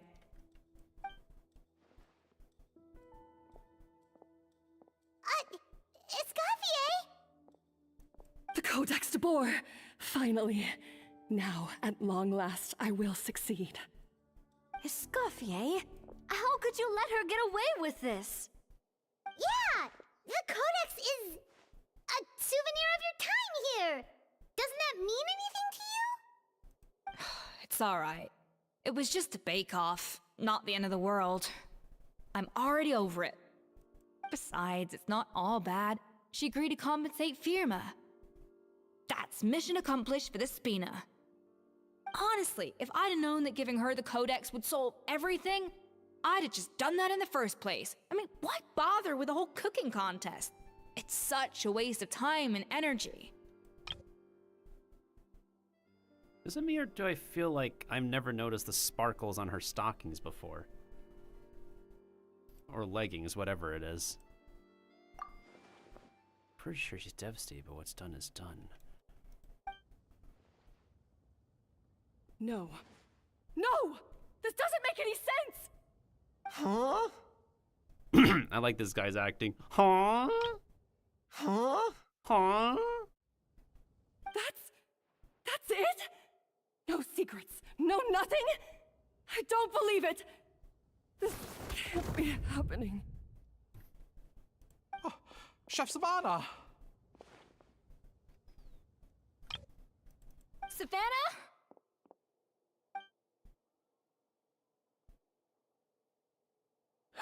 It's nothing life-threatening. Just a lot of pent-up stress and exhaustion. Oh, I knew it. Pent-up stress? The truth is, however hard she might be on the rest of us, the person she puts the most pressure on is herself. Yes, there are nights when she makes us redo things over and over into the wee hours. But for her, it's every night. She'll hide herself away in the kitchen, working on new techniques and recipes, and only realize how long she's been at it when we come to work the following morning. Goodness sakes, what's up with her? But why? Why would she do that? Our best guess is she doesn't want to be seen as less of a chef than Escoffier. And there it is. Even so, that's no excuse for taking her anger out on the rest of you. Yeah, and it's definitely no excuse for cheating in the cooking contest. Huh, about that, we honestly have no idea how she did it. We were focused on our own work the whole time, like she asked. Leone and Algalia were the ones I tasked with labeling the cakes. I've already spoken to them both. They're at a loss to explain it too.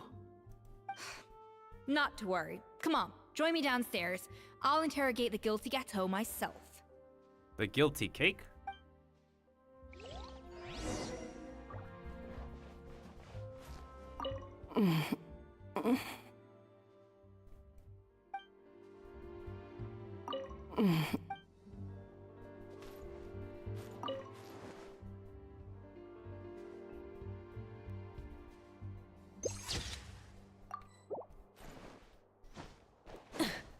Monica? Well, how is it? Have you figured out what it was? Oh, this is aggravated assault on my palate. I'd rather eat wet cement than this. Damn. Is it really that bad? I made sure to taste test it before it was served. Oh, relax. This isn't your cake. Savannah never switched the plates. The offending flavors are coming from in between the icing and the cake base, which means someone tampered with it while it was being made. The heck? We didn't do nothing. Bruh. Or in other words, we have a traitor in our midst.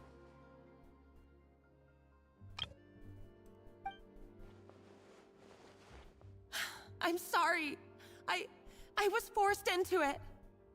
It was Chef Savannah. She said if I didn't cooperate, she would...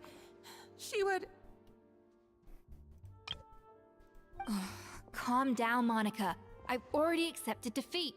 And if I wanted retribution, I would have brought this up when the results were announced.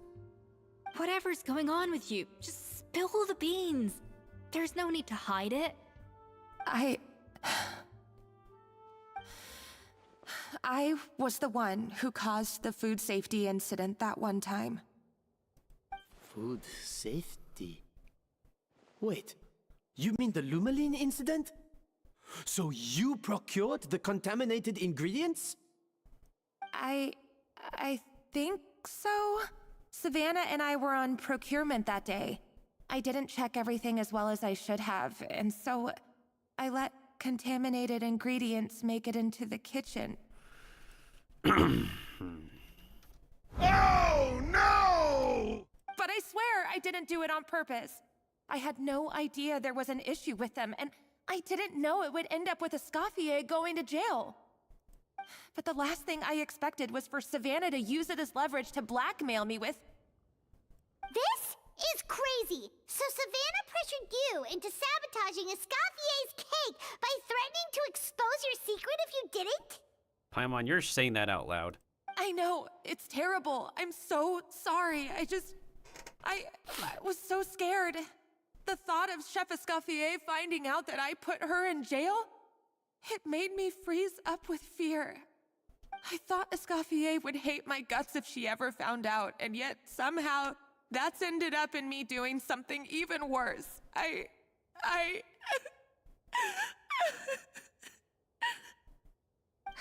Seriously? All this fuss over a little slip-up? Huh? Yeah, huh? Huh?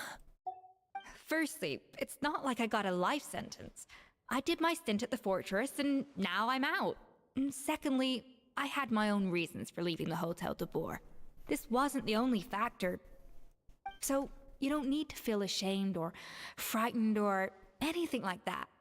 Any more than you need to add butter when you're pan-searing foie gras. You mean... you forgive me? Oh, well, I'm not saying you don't have to take responsibility for your mistakes. You should tell Vanajem to mark down your performance for the past few months. Then do some digging and find out exactly where those contaminated ingredients came from. Sure, you've made mistakes, but now's the time to fix them. Understood? Understood. Good. Now, back to Savannah. What about the original codex would compel her to resort to blackmail? We still haven't figured that out yet. I have my suspicions. Not that I've got any proof to back them up, though. Goodness sakes, I just realized her shoulder is kind of naked. Ugh. What happened to me? I've overheard some customers murmuring about how the Hotel de Boer hasn't been the same since Escoffier left. They think our menu doesn't taste like it used to, especially our signature items. You mean Hotel de Boer? Now that you mention it, I noticed it during the contest too. I couldn't put my finger on it, but the flavor seems subtly different from how it used to be. But the difference was so small, I'm sure no one would notice it besides our most loyal customers and true dessert connoisseurs. Still, as head chef, it's easy to see why Savannah would get so hung up on it.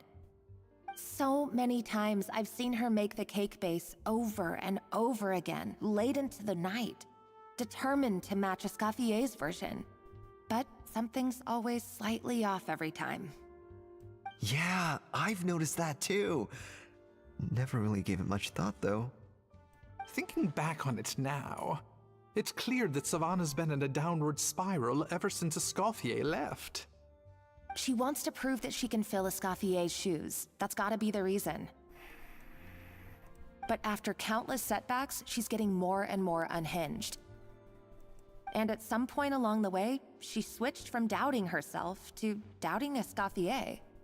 Oh, you're listening to that and now you realize it? Doubting Escoffier? For what? Yeah, it would explain why she was bent on getting the original at any cost. She must have thought Escoffier purposely omitted key details from her recipes when she copied them out. Also, she could retain her place as the #1 chef in Fontaine, the only one privy to all the secrets of the trade. Oh, for goodness sake. What a stupid idea. Yeah, that does sound pretty stupid now that it's explained. Of course. Then she finally got the codex only to discover that the secret recipes she's been pining for don't exist at all. Seeing how utterly wrong she was must have been a real shock to the system. It probably brought up everything at once. It overwhelmed her, and she passed out. There's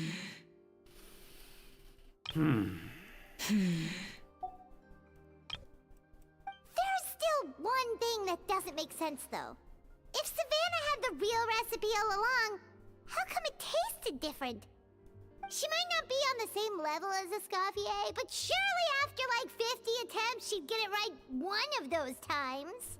You'd think so, right? You'd think so, but geniuses like Escoffier are in a league of their own.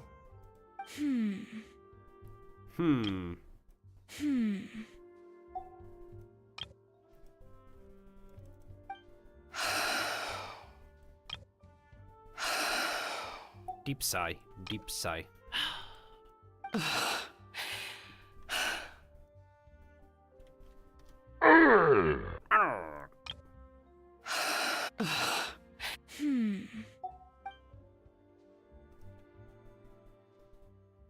New head chef, you say? What's her name? I don't think I've heard of her before. I wonder, can the Hotel de Boer keep its edge without Escoffier at the helm? This tastes different from last time. Is it undercooked or something? Girl, you okay?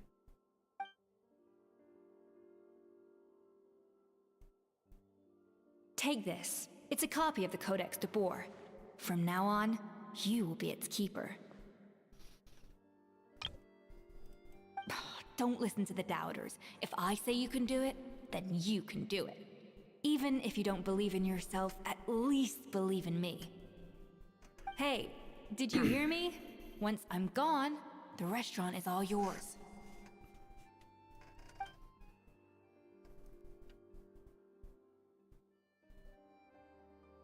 All this time, I've been blaming other people, but maybe I'm the problem. Hey dude, some self-awareness is great character development. Just saying. I sincerely apologize for putting everyone out. Savannah's awake now, but I don't think she's ready to speak to anyone yet. Let's give her the day to calm down. I'm sure you'll have the chance to talk everything out tomorrow. In that case, I'll go and update for Ma and his family. I wonder what he'll make of all this. So, we'll come back tomorrow then. That was a long day. I think I've earned myself a sweet treat when I get back home. And I've earned myself a meal for finishing stream pretty soon. Oh, nice! Macarons? Or are you gonna switch it up this time? Macarons? Oh, nice! Macarons? Or... The way that word was delivered is funny. What is it? Traveler, how much do you know about the snow-winged goose? Not a whole lot. Every year they migrate long distances in search of a suitable home. There's always one goose at the front whose job is to lead the flock. Fontaine poets often use the image of that goose to explore the ideas about leadership and genius. They usually imagine someone who's a cut above the rest, a model of perfection. But what those poets don't know is that during a migration, the lead goose is always changing. Oh? Once the lead goose shows signs of fatigue, it retreats to the back of the flock and allows another goose to take its place. So the truth is that leadership, with all the responsibilities and pressures that come with it, it's something that everyone takes turns at. But we humans completely miss that fact when we project our own ideas about social hierarchies onto them. Is this about you and Savannah? I guess what I'm saying is, I don't buy into this notion that there's some sort of gulf between normal and genius. Cooking is a science, not magic. Given the same ingredients, same recipe, and same environment, I see no reason why two different people shouldn't be able to create the exact same dish. The treatment, I guess? It's all about the technique? Of course, some people have a more sensitive palate than others, and some people are just born bolder or more conscientious. But these are all variables that can be accounted for with time and practice. And I agree with that. I'd have no reason to expect so much from others if I believed that perfection can only come from the hands of a genius. The only reason I hold people to high standards is because, well, I believe they're capable of greatness. Yep, that's, honest tough love there. Okay, I've made up my mind. I'm gonna get to the bottom of why Savannah failed. And come tomorrow, I'll give her the scolding of her life, pointing out all the mistakes she's made along the way. Then she'll finally see the error of her ways.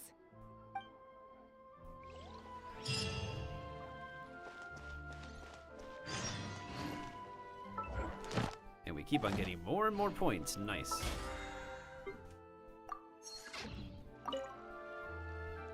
Thank you for your words of encouragement. I'm gonna head to the Hotel de Boer and spend the night investigating. I guess I'll see you tomorrow. Genius? Calling someone a genius is just another way of saying I'm too lazy to figure out how I need to improve. It's a defeatist attitude and I won't stand for it. That's kind of deep. Thank you. Genius? Calling someone a genius is just another way of saying I'm too... Imagine feeling like a defeatist. I wonder if we are gonna run into, what's-her-face? Nah, there's no way that, Navia and Paimon will be down here. If they are, I would be surprised. But if not... Really? There's no cooking appliance over here?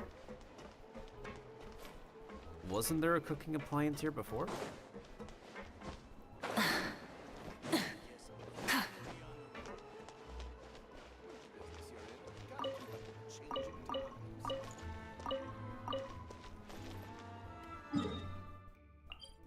Well, at least we're almost done. Once I'm done, we're going to be ending stream. Maybe I should spend the next stream literally just completing the event, considering that we literally have flippin' a story to do, as well as an entire 3 hours to do the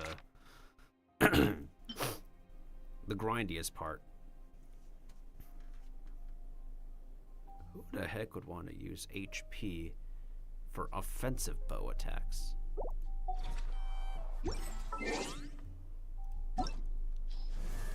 Hold on. Are you taking a look?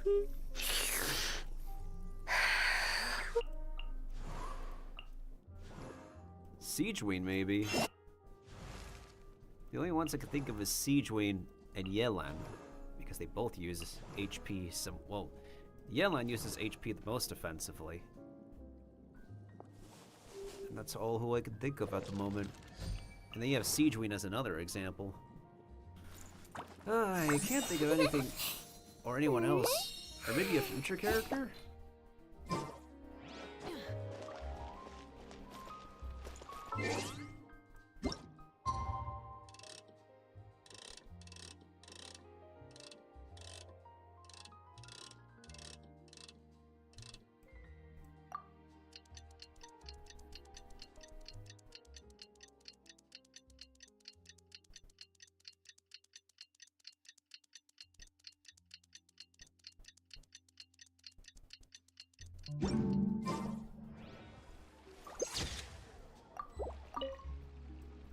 Thank...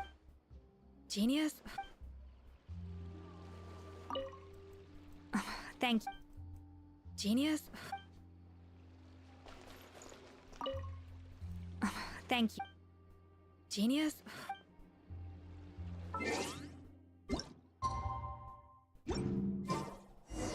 Oh.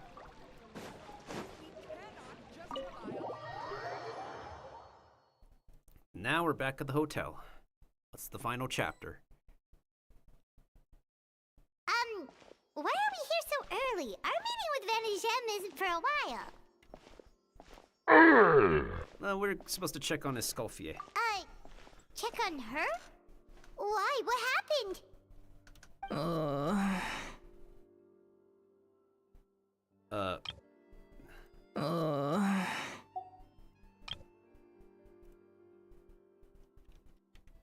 Bruh. Oh no. Escoffier, are you alright? Goodness sakes, how many cakes? I'm fine. Just need to get some more coffee in me. You're really pulling an all-nighter, huh? Huh? What happened to my coffee? Did I really drink it all? Let me get you a fresh one, but get some rest. Alright. Thanks. I appreciate it.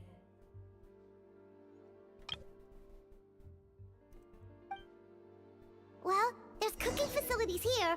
Or we could just grab a cup of coffee from Cafe Lutece, but either way, hurry!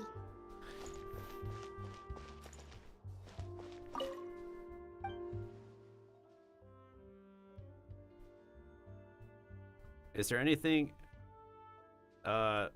dude, former head chef is right there. Can you help her?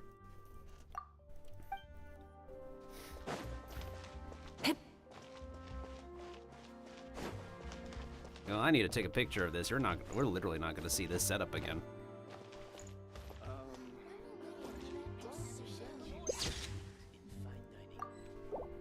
This is, intriguing.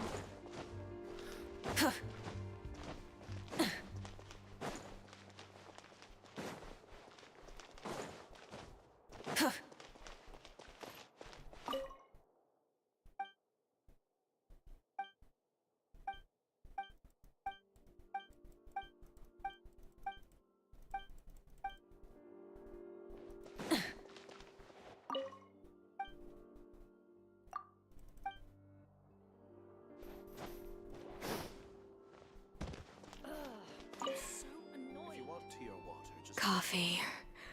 Need coffee.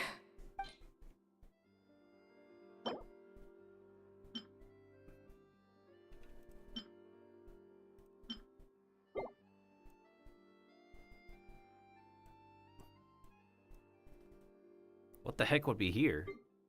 Anyways, take this Talumba combo. Strong, bitter coffee beans, transformed through expert brewing and balanced perfectly with rich, creamy steam milk. Wonderful. I don't always take milk with my coffee, but hey, it's enjoyable time by time. I feel much better now. Thank you so much, Traveler and Paimon. Glad to hear it, but make sure to catch up in your sleep when you get the chance. How goes the investigation? I think I figured out where the problem lies. Honestly, it's ridiculous. I don't know whether to laugh or cry. Wait, what investigation? What are you guys talking about? I'll save it for when everyone else gets here. It's so stupidly small. I can't believe it's caused so much drama. Look at this kitchen. Seems like you had your own fair share of failed experiments. Yes, except my failures were stepping stones to success. Are we sure about that, ma'am? Escoffier! Have you seen Savannah? Huh? No, not since yesterday. Why? What's wrong? After seeing her home yesterday, we were all a little concerned about how she was doing. So, I dropped by her place early this morning to check on her. Only to find an empty house with the doors wide open. Huh? Did she leave? I left Alphonse and the others to keep watch at her home, while I checked the Hotel de Bord. I'm worried something bad might have happened. If she's not here, then where could she be? Boss, Escoffier, bad news. Alphonse? You're supposed to be keeping watch at Savannah's house. We were, but then, just after you left, we found this stuff in her house. Oh, looks like a map with a bunch of random places circled. What does it mean? Wait a second. This feels familiar. I'm sure these places are all connected somehow. Of course, from the Codex. They're all places that Modeste explored on his adventures. The founder? Yeah, but I don't understand. The adventure logs in the Codex are too fragmented to be of any use. How come this map shows all the missing details? The Codex de Bord? Then, this place marked in red out at sea.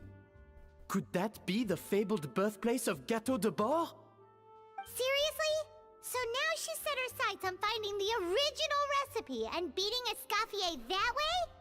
Geez, Savannah.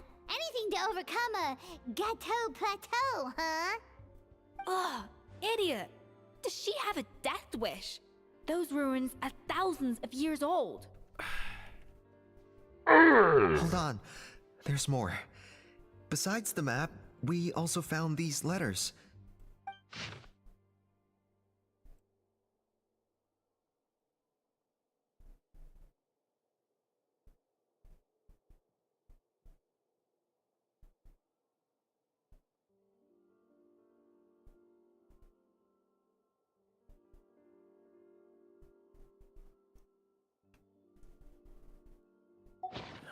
It was you. You let the Lumaline through, didn't you? It sounds like a threat letter. Does this mean that Savannah was responsible for the safety incident? And not Monica after all? Retrieve the Codex by any means necessary. So the cooking contest and the cheating. Someone else was behind her pulling the strings? She's keeping the true recipe to herself. Ugh, this is all such a mess. Paimon needs a second to process this. Who could be behind the scenes now? First, we thought that Savannah forced Monica to cheat in the cooking contest. But now, it turns out that someone else forced Savannah to force Monica to cheat?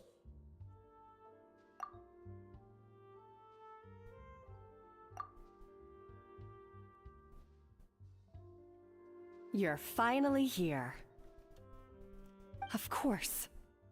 I should have put two and two together as soon as I read your threat letter. The food safety incident, the demand for a cooking contest, the instruction to blackmail Monica. Even the suggestion that Escoffier was keeping secrets from me. It was all part of your grand plan, wasn't it, Monica? Now, what would Monica have to do with this?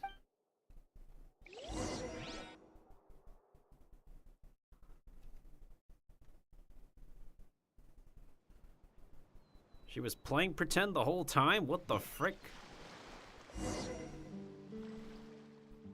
We should be getting close to the spot marked on the map. Of all the stupid things she's done, this really takes the cake. The moment we find her, I'm gonna curse the living daylights out of her.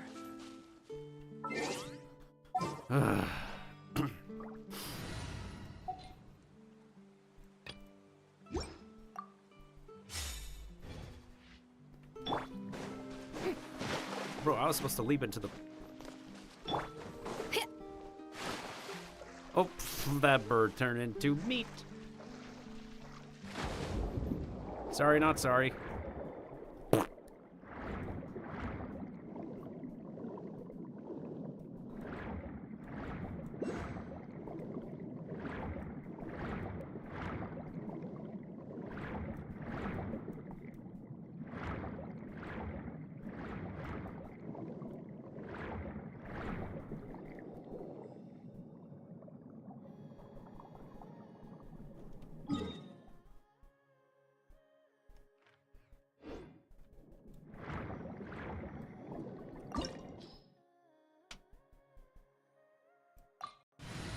Also, why would we need resin in a Realm of Feasts long forgotten domain? Hang on.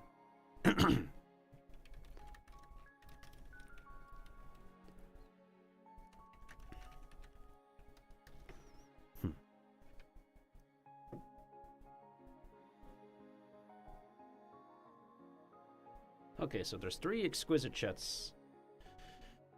3 exquisite chests and 1 common chest. Got it.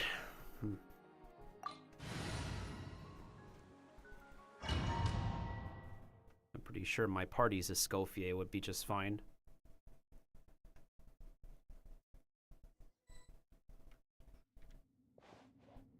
Never mind, I'm using a trial Escoffier. Well, in that case, why don't I bring an Animo here?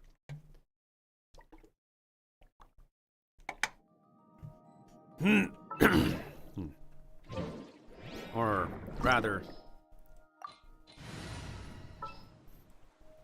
if we're doing it this way, Chivalry will never die. we might as well go with a team of 5. Yeah, see? Because her passive is, when there are 1, 2, 3 Hydro or Cryo characters in the party, she will decrease the Hydro Res and Cryo Res by this much. By a lot. Now that we have 2 Hydro characters, 3 Cryo characters, we can profit. Not only that, she is freaking Seed 3.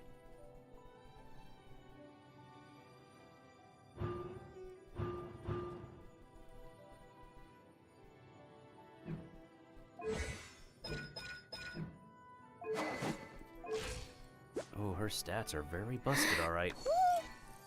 We got a lovely 1-to-2 ratio.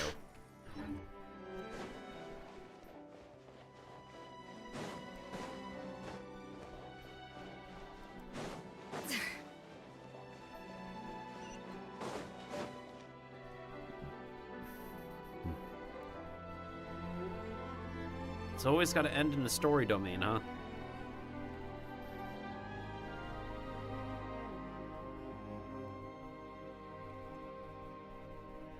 This domain is kind of beautiful, though. Whoa, this place looks like an underwater restaurant, doesn't it? Suddenly, the idea of an adventure chef finding secret ingredients makes a whole lot more sense. This is one of the nicer domains that we've been inside as well.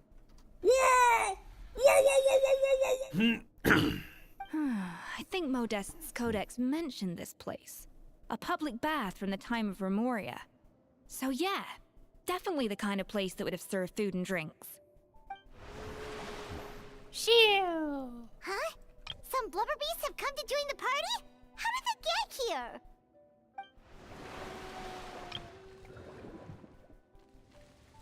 Aw, they ran off! That could be easier said than done. Something's blocking the entrance. Well, did Modeste mention it in his adventure logs by any chance? They must have gotten through somehow. Good point. Yes, that's right. It's coming back to me now. We prepared a banquet for our shy little guests, and as the food flowed away on the current, they broke into a joyous chorus, and the path opened to us. We have to feed the blubber beasts? With what? There's nothing here besides rocks, romaritime flowers, and lumitwal. See, this is why you should always bring snacks. You never know when you're gonna need them. Now we have to head all the way back to shore and grab some. There is no time for that. Romaritime flowers and lumitwal will have to do. They may not look appetizing to us, but who knows? They could be blubber beast delicacies. Wait, we're seriously gonna try this?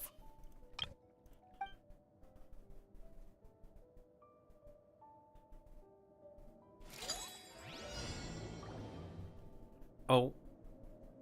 Interesting.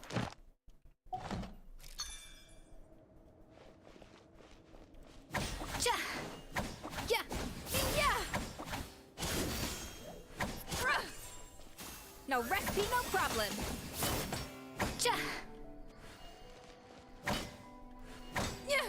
A little amuse-bouche.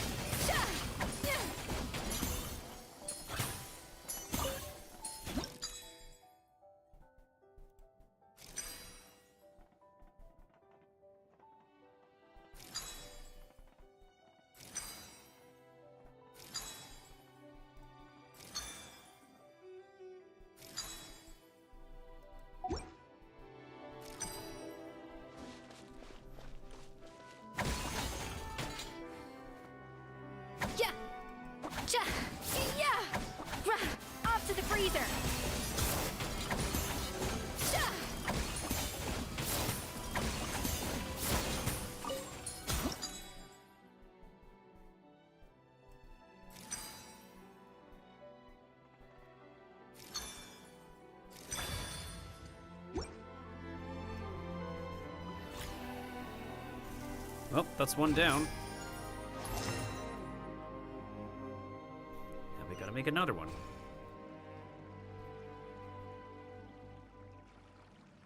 Blubber beasts or not, are we sure this stuff is edible? Trust me, they'll love it. How do we feed it to them? Oh, good question. If we try to put them in the pool, we'll probably just scare them off again, and who knows how long they'll be gone. Yes, we can't afford to wait for them to double back. Oh, what was it that Modeste said again? Something about the food flowing away on the current.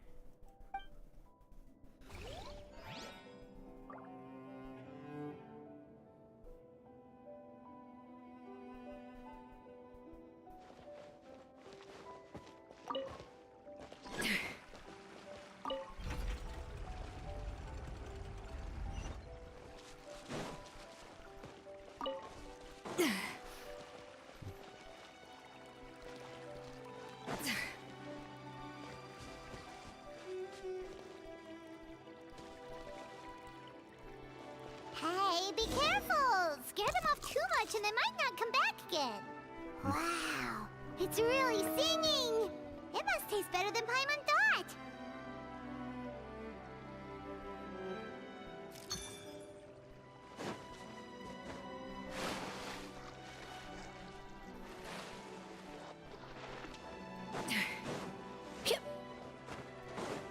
The tracks turned back again. Oh, so annoying.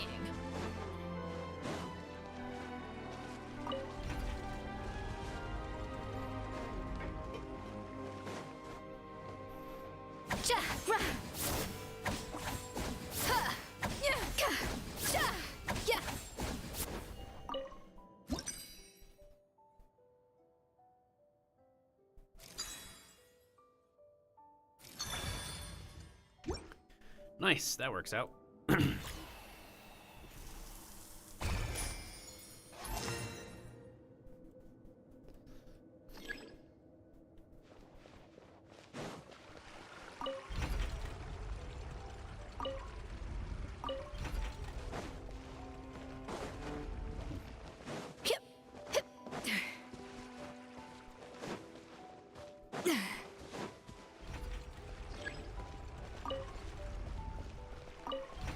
There's activity going on in the live stream. I don't know why it says I'm inactive. Must be a technical issue or something. I'm literally moving on the game right now. I'm literally moving on the camera.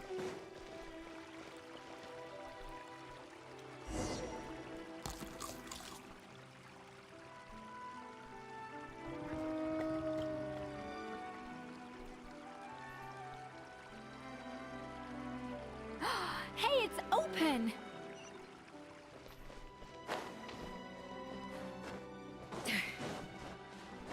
It's open! Yay!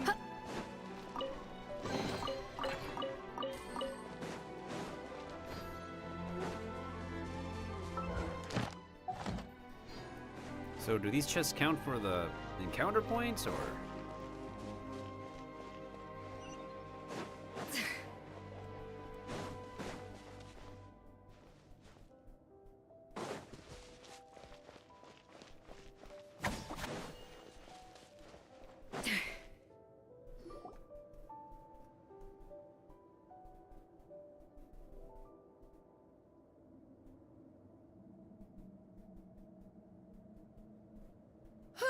Hey, give me your water.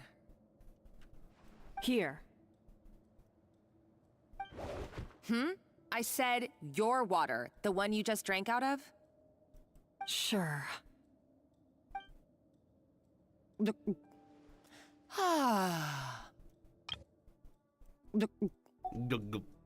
All those years slaving away under Escoffier, and then you. Today, it's finally paying off. Not only have I found the ruin that Savelli kept hidden, but I also get to boss you around like my little lapdog. How the tables have turned. Hey, go scout ahead for me. If we need to do any more blast tunneling, I want to know where to lay the explosives. Did you not hear me? Get going. Why don't you do it yourself? Oh, when did you learn to fight back? You're always so compliant when I give you instructions by letter.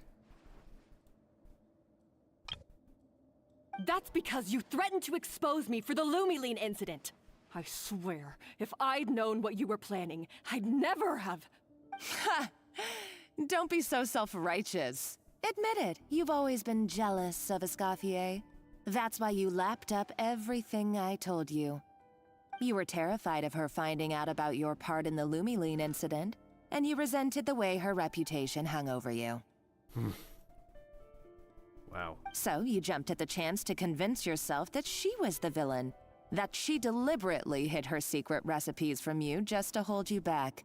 It was the only excuse you needed to justify getting back at her. Oh my goodness sakes. First, idolization, then jealousy, suspicion, and self-deception. That's what this comes down to. It was the same story with Savelli and my ancestor. He offered Modeste his friendship only to murder him out of vanity. Is there even proof?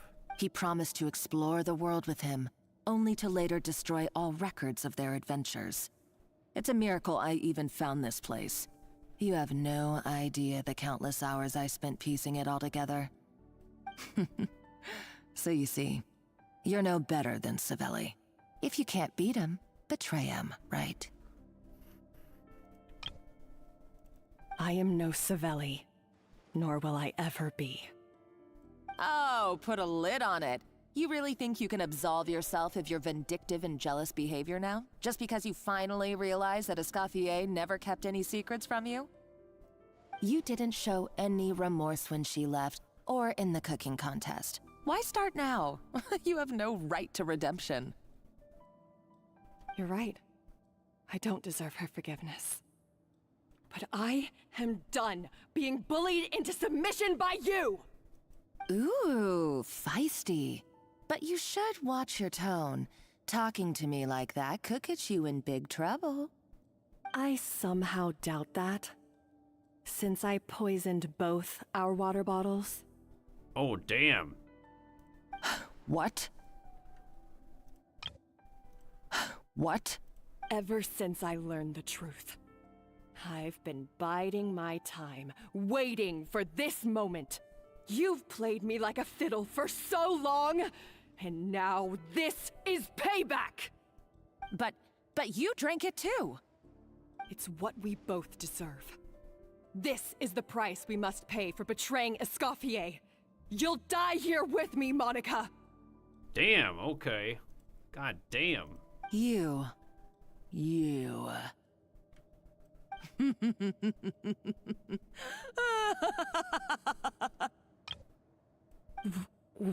What's so funny? Oh, you're too much. I thought I'd play along for a bit just to amuse myself. You gave a very rousing performance. I saw your dumb plan a mile off. There's no poison in these bottles, just clean, fresh water. No. Revenge is a dish best served cold, you know? Did you really think your half-baked plot would fool me? You're a lousy chef, and you make a lousy villain, too. A complete waste of space.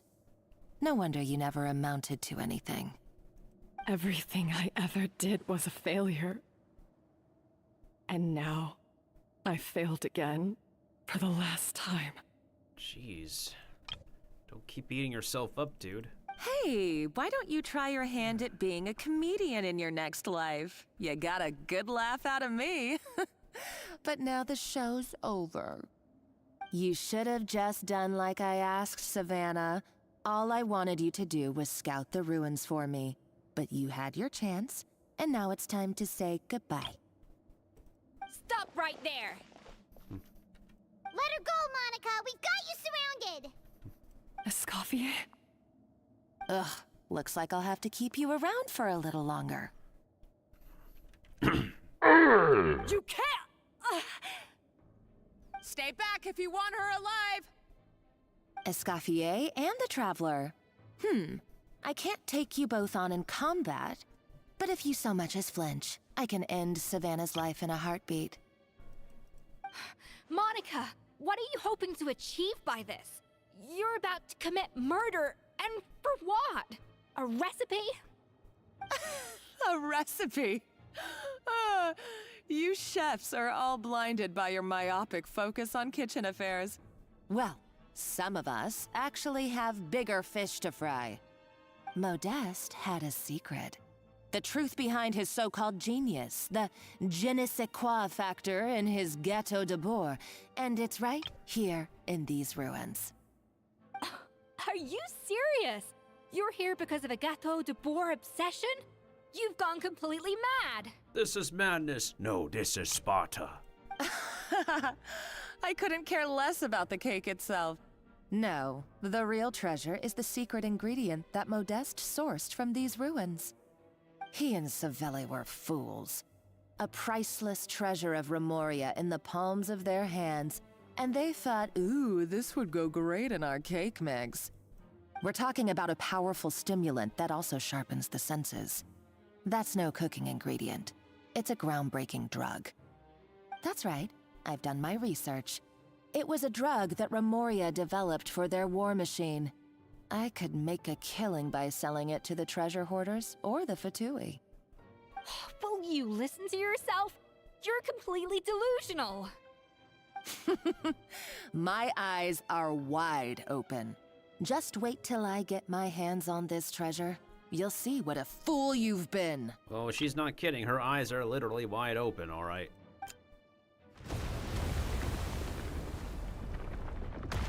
Wait, what's that sound? Just when I thought she couldn't get any crazier.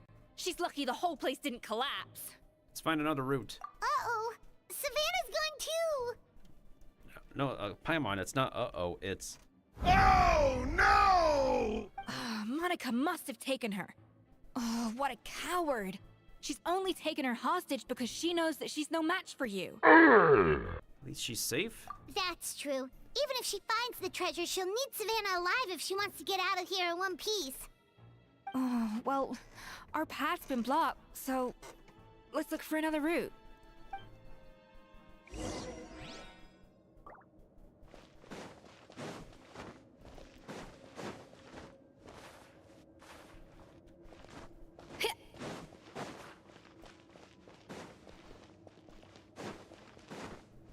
The water looks pretty deep here. Maybe it leads somewhere.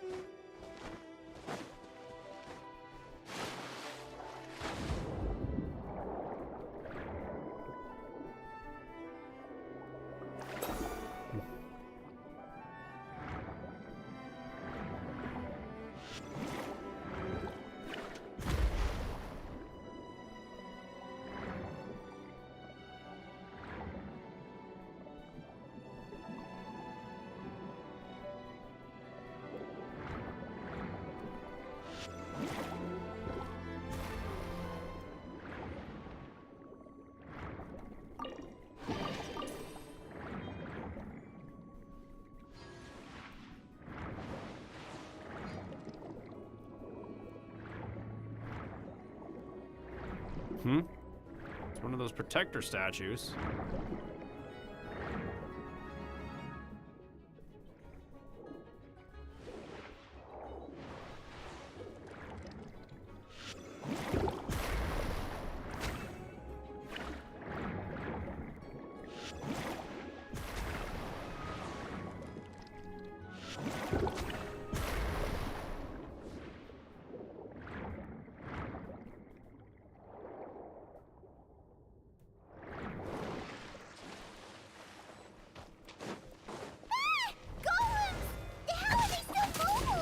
They were probably awakened by the explosion just now. All right, Knife Skills 101. Time for some rough chopping.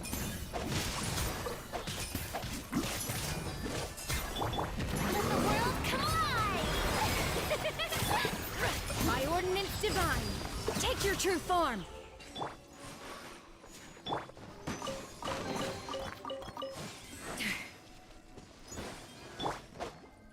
Time to act.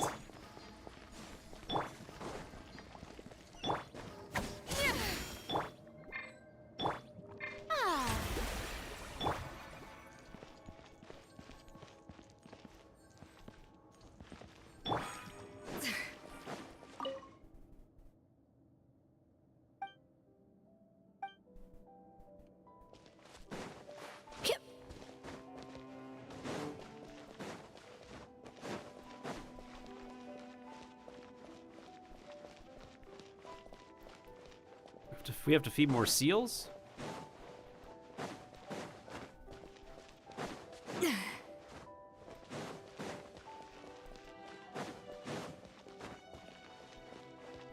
Seriously? This looks like a path upwards.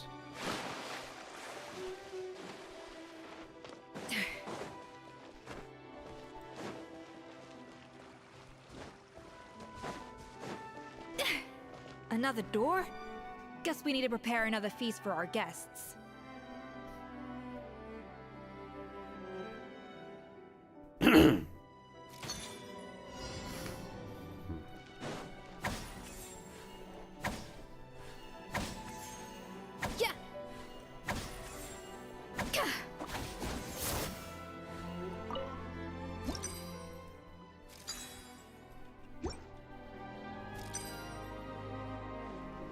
To the freezer! Yeah!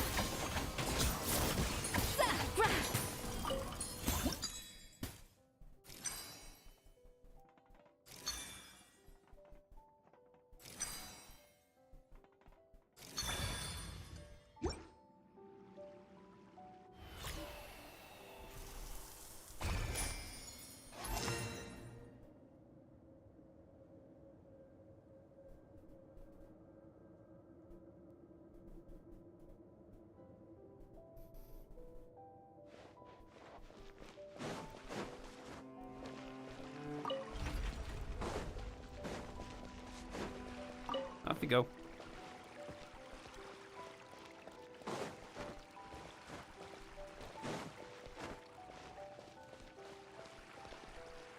Hey, be careful! Scare them off too much and they might not come back again. It seems to really like the texture of Rome Maritime flowers.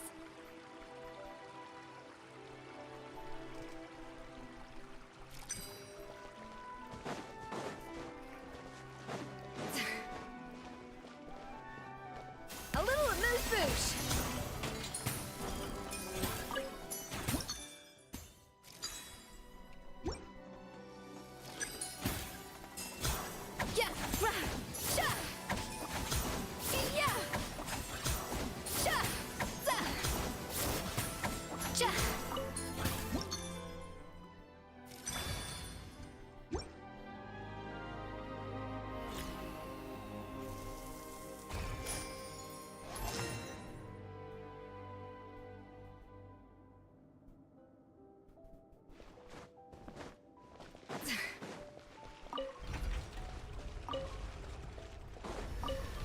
Okay. Wait, we have to flip two paths? Well, looks like, I guess we do then. Here we go.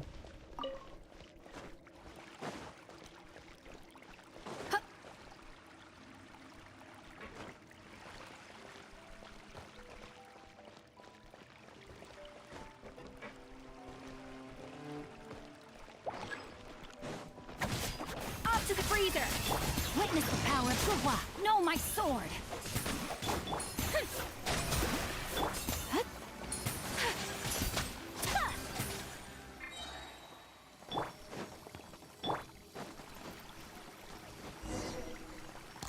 Ferocity that even puts Paimon to shame.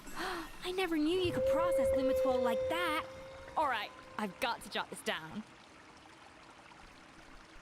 Lumitwols and Maritime flowers. This could open the door to a whole new world. Yep, that's literally the plan. Wait, hold on. Which door are you talking about? A whole new world.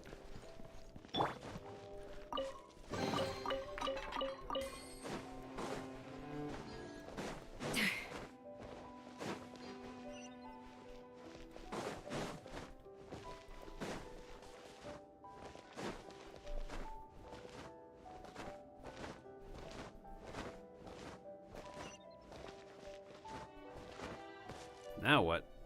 Did we find all the chests?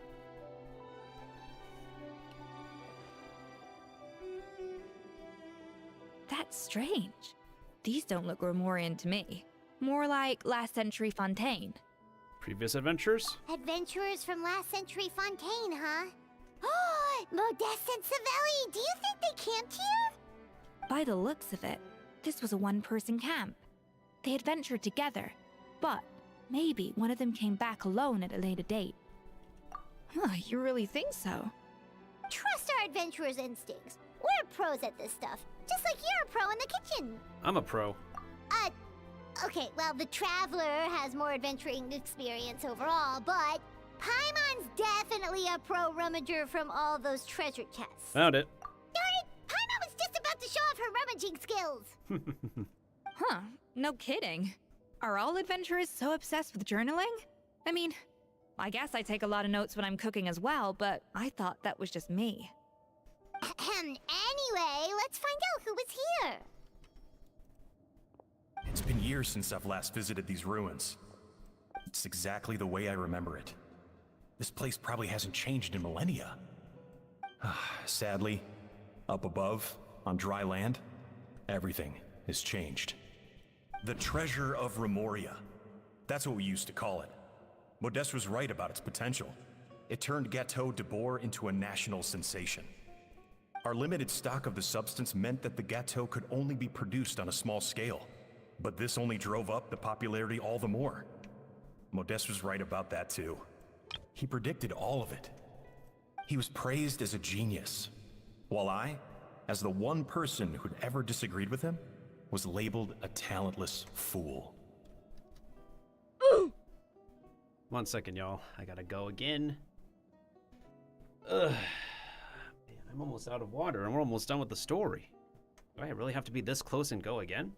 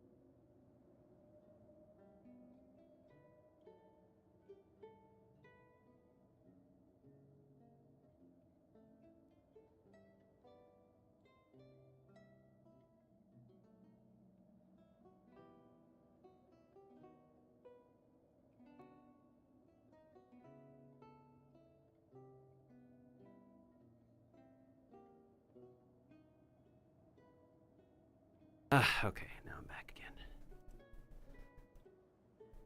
Goodness sakes.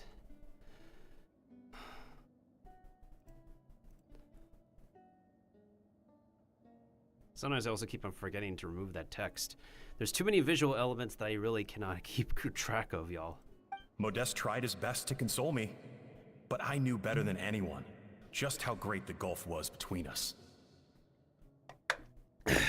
Our conversations grew scarce, and we saw less and less of each other. I didn't fight it. He had new friends and a career of his own. Why invite further disdain by inserting myself where I did not belong? Yeah. That's it feels like the rift. Where everyone moves on with their lives, and like, why would a previous friend or someone else still be relevant from the past? Just end up becoming complete strangers afterwards. I told myself that maybe one day, when I finally created a masterpiece of my own, I'd be able to face him without shame. Or maybe one day, when I've put these feelings of self-loathing behind me, I'd be able to ask him with a smile on my face. How about we go on one more adventure, for old time's sake? Unfortunately, that day will never come. So it was Savelli. From the sounds of it, he came back after Modeste had already died. I always thought it was just a legend. But if it's true, then this must be the place where they found their secret ingredient, the birthplace of Gateau de Boer. In that case, what does that say about the death of Modeste? If it's all true, maybe Savelli really did have something to do with it. Let's not jump to conclusions easily, Paimon. The taste of Gateau de Boer has changed. Modeste was convinced of this, even though everyone swore they couldn't tell. Being the perfectionist that he was, he refused to accept even the slightest flaw in his work. He stopped all sales of the product, locked himself away in the kitchen, and worked day and night, vowing to find out where he had gone wrong. But as he baked and taste tested over and over again, he found he only strayed further and further from the original taste. God damn it. This is like a repeat of events. Oh, no! It was only when he was sipping on coffee one day and realized he could not taste the bitterness that the truth finally dawned on him. What had changed was not the Gateau, but his sense of taste. Bruh. The treasure of Remoria stimulates the senses, taste included, and invigorates the spirit. In the short term, it offers people the ultimate gourmet experience, but in the long term, it dulls their senses entirely. In hindsight, it made perfect sense. After all, why would a culture that sought liberation from the constraints of their bodies care for the loss of their senses? But we realized it too late. We were just too late. Over the course of his many culinary experiments, Modeste exhausted the remaining supply of the treasure of Remoria. He consumed it all himself. So did he actually, did the deed himself? The finest culinary talent of his generation now faced a future in which he would never be able to taste anything ever again. Finally, in despair, he took his own life. God damn. And because we had become estranged, I could not be there to stop him, to offer some words of comfort, or even to say goodbye. Yet despite everything, he sent me his final letter. The treasure of Remoria? Guess Monica was really onto something. It really was a kind of drug. So, Modeste chose to end his own life. Then, why all the rumors that Savelli murdered him? Also, neither the Codex nor any other contemporary records make any mention of the treasure of Remoria. It's almost as if someone deliberately erased it from history. Conspiracy theory? Modeste told me everything in his final letter. His was a tale of how even a genius could fail, and how much more devastating it is when it happens. Did he hope I would gain some personal catharsis from knowing the truth? Or maybe he wished for me to warn the public about the dangers of Gateau de Boer, proving that I had been right all along. But if the public ever learned how Modeste's greatest triumph became his undoing, his fall from grace would be swift and merciless. 1 minute a genius, the next a joke. It would surely spell the end for his restaurant too. What would be his legacy then? How would future generations view everything we built together? I fear the scorn I have faced these last years would pale in comparison to the scorn shown to him by the history books. I cannot let that come to pass. I will do what I must to protect his name. It will mean tampering with his notes to remove the damning details, leaving mere fragments of our story behind. Oh, that explains it. It may lead his family to suspect me of having a hand in his demise. But if that's the price of destroying all evidence of my crimes, then so be it. I would rather the world believe a tale of genius and jealousy than see his reputation in tatters. Damn. The final loose end is the evidence here, at the bottom of the sea. Damn. Oh no, we've got to stop Monica. Huh? What's wrong? Didn't we say Savannah should be safe for now? So we thought, but if Monica finds out what happened to the treasure, there's no telling what she might do.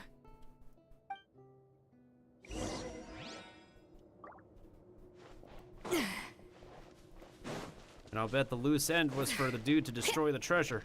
There's never any treasure to begin with.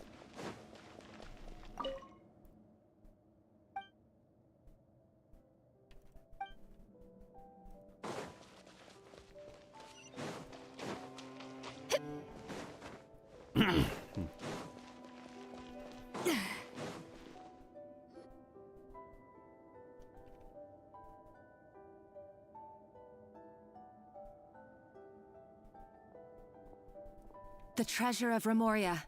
I have found you at last. Savelli, you tried your best to bury the truth, but you underestimated the children of Modeste. Some fragments of his diary escaped your clutches, and we have held on to them for generations. But I have to thank you too, Savannah. Without your help retrieving the codex, and with it the last piece of the puzzle, I may never have found this place. But now, finally, the secret to Remoria's military might is within my grasp. The treasure of Remoria is mine! Oh. It's empty. It's empty? Uh-oh. Monica? Oh, we were seconds too late. Escoffier? What's the deal with that jar? Savelli's final act! He wanted to conceal the secret of the treasure forevermore and make sure it would never harm anyone again. So he came here after his friend's death and destroyed every last shred that remained. This can't be happening. All the years I spent piecing together the truth. All my painstaking planning. All that for an empty jar? Bruh. Monica, don't do anything stupid. This ruin is more dangerous than you realize. Oh, shut your pie hole! Praise be to Lord Remus. You barbarian shall be slain.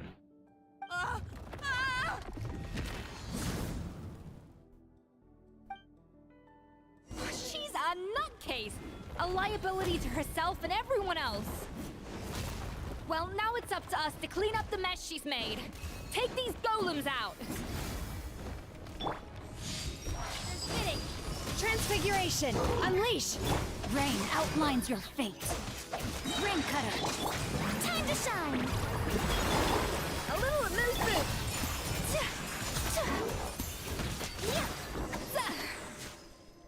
Well, that was pretty fast. Why is this place still shaking? Or maybe because Monrico is too trigger happy. Either way, it's all her fault. Yeah, we're not leaving you here. Enough chit-chat. Let's get out of here, Traveler! Escoffier, come on! Okay, I'm coming. Huh? Oh, no you don't. If I can't get what I want, neither will any of you. I've got nothing to show for my life's work so far. But if I can take another so-called genius down with me in my final moment, then it was all worth it. You nutcase, you insane. You're a psycho.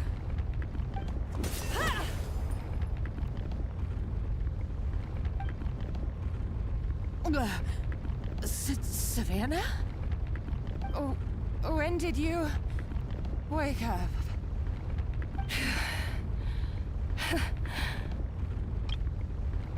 I may be a lousy chef, but it looks like I'm not a complete waste of space. Hey, we need to go. Traveler?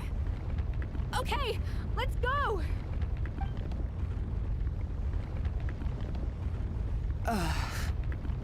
Bye-bye. Nobody will miss you.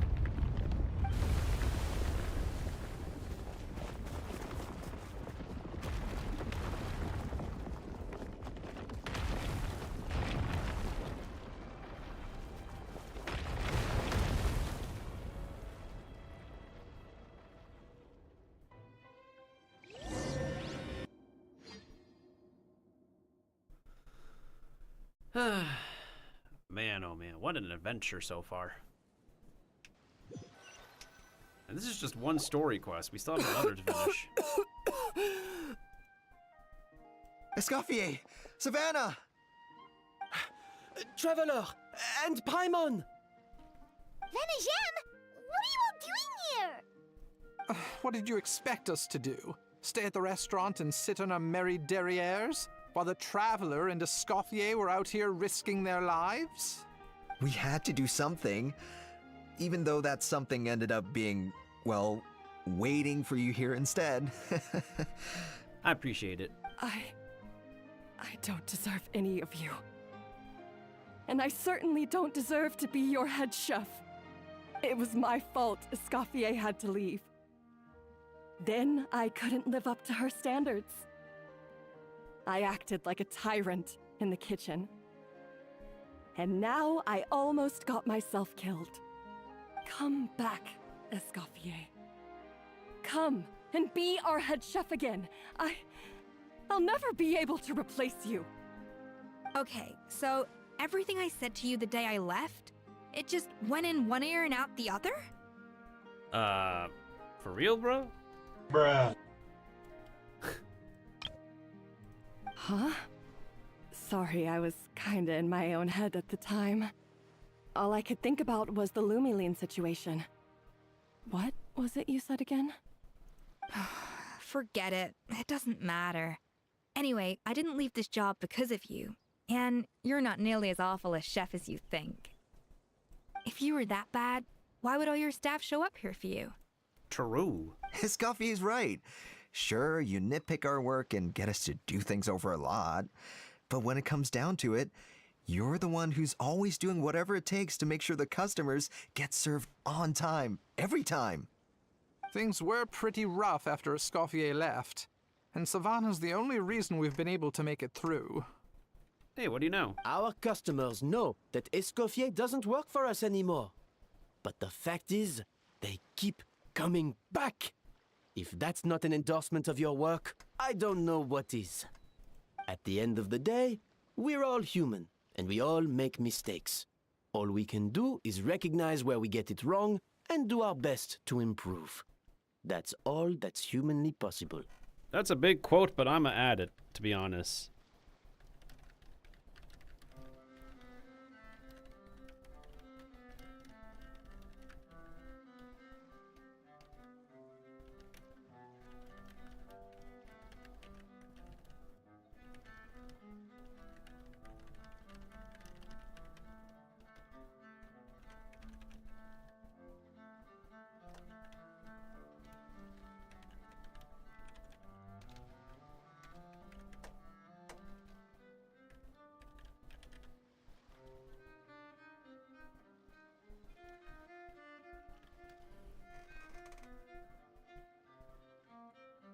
No, I get what you're saying, but what I did to Firmont and to Escoffier, it's unforgivable. Well, about that, there's someone else here to see you, Chef. Oh? It's been a while, Chef Savannah. Firmont? I'm so sorry. I put far too much pressure on you, and the way I stubbornly refused to go and see you after you fell ill. There's no excuse. But I'm too late, aren't I? The damage is done. I heard that you can't even hold a kitchen knife anymore. Actually, I think I'm going to be just fine. Huh? Huh? Huh? We thought Firmin's problem was purely psychological in nature. But after the threat letter came to light, it got Firmin thinking. And then he remembered the tea that Monica used to give him every night. Oh, it was drugged, wasn't it? And as it turns out, she was lacing it with Lumiline the whole time. Bruh. No way! Doesn't that cause nerve damage? It can. High doses pose a risk of serious nervous and sensory complications. But if you calculate the dosage carefully, you can control the extent of its effects. A small dose might simply make a person more emotional, Whether that mean more fragile or more hot-tempered? No wonder it seemed like you'd lost your edge. I asked my friends at the Fontaine Research Institute about it. They said that with the low dose I was taking, the risks are pretty small. They also fixed me up with some meds and said I should recover in no time. You sound more confident now, dude. Well, that's what happens when you give someone a little bit of hope to cling on to. There's more. We believe that Firma was likely not Monica's only victim. Say what now? Oh, no! You mean she poisoned me too?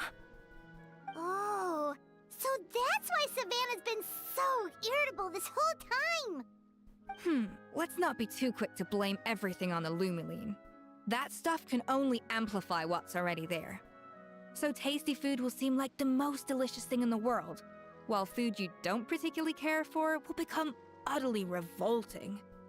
So you better make sure you reflect on your behavior and apologize to every single person you've wronged. Yeah, you listen to the former head chef. Got it? I will. I'm sorry. There's still one question that's really bugging me. Why is it that no matter what I do, my Gâteau de Bourg never tastes the same as yours? Well, let's find the answer right now. Is it just... I mean, is it because you're a genius and I'm not?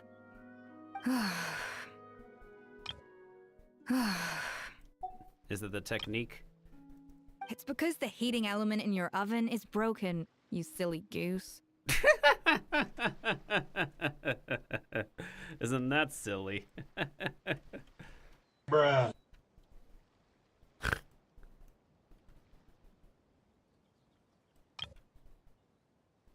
What? What? That's it? I felt like something was off during the cooking contest. Once I got around to checking all the equipment, I noticed it right away. There was a half-degree discrepancy between the temperature setting and the actual temperature. Really? A degree, like half a degree difference? Bro, that's like so minimal. All the ovens in the whole kitchen had the same problem, which confused me at the time, but by this point, it's pretty obvious that Monica must have tampered with them. Son of a... I would have figured it out the day of the bake-off, since the issue affected both our teams. But of course, Monica sabotaged mine so that could never happen. No. I spent so long trying to find out where I was going wrong, and then you pinpoint the problem in just one night? Don't beat yourself up. You were manipulated, dude. It all comes back to one simple, undeniable truth.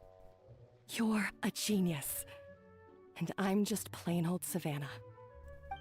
Oh, cut it out! Stop the woe is me act for a second and just think.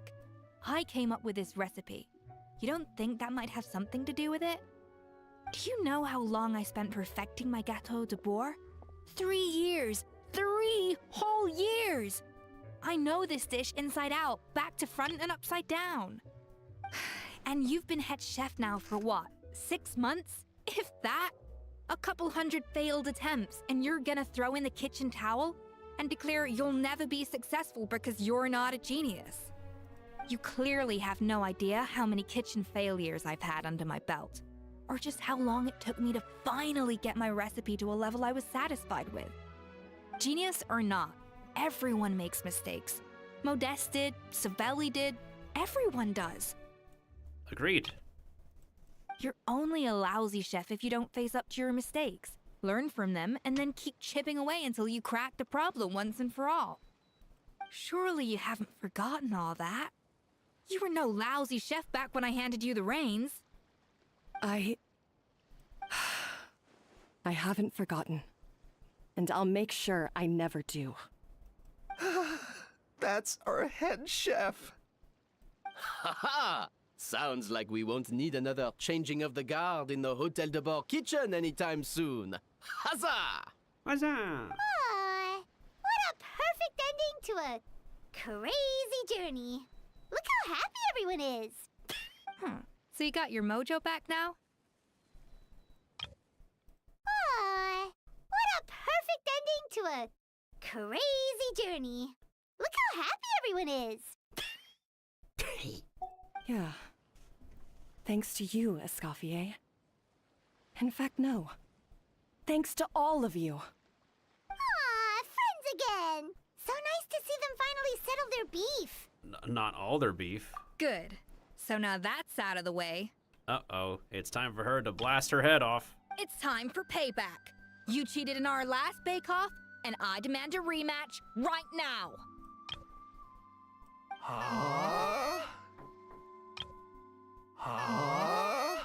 Huh?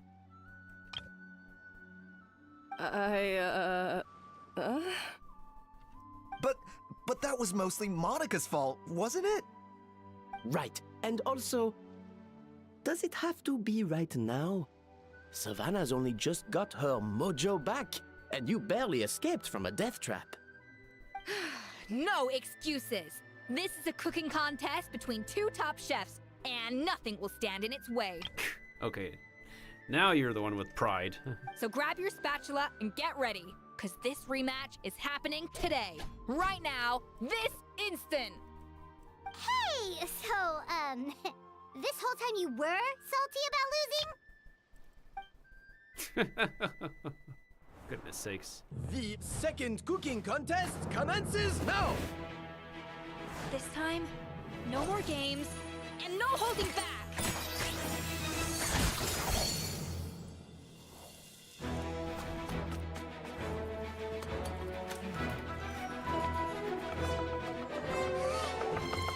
And Paimon is helping out this time, okay.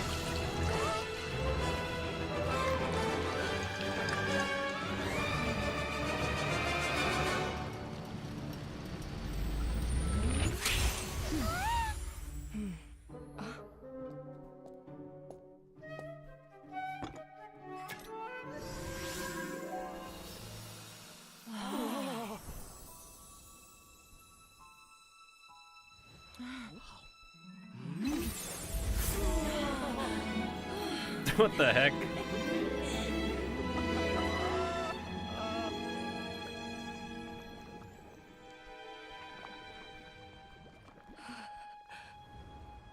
I feel like I don't have the right to be here. Hey, what are you so afraid of? You can't unbake it now. And if you don't serve it, then good or bad, you'll never find out how to improve. If you're too scared to fail, you'll never know what real success tastes like. So? Embrace your failure. Taste it. Digest it. That's the way to success. I don't know. Sounds like it's easier said than done. I'll do it.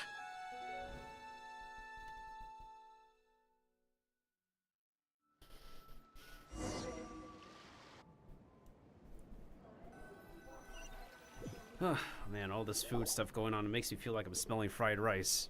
The results are in! A landslide victory for Escoffier!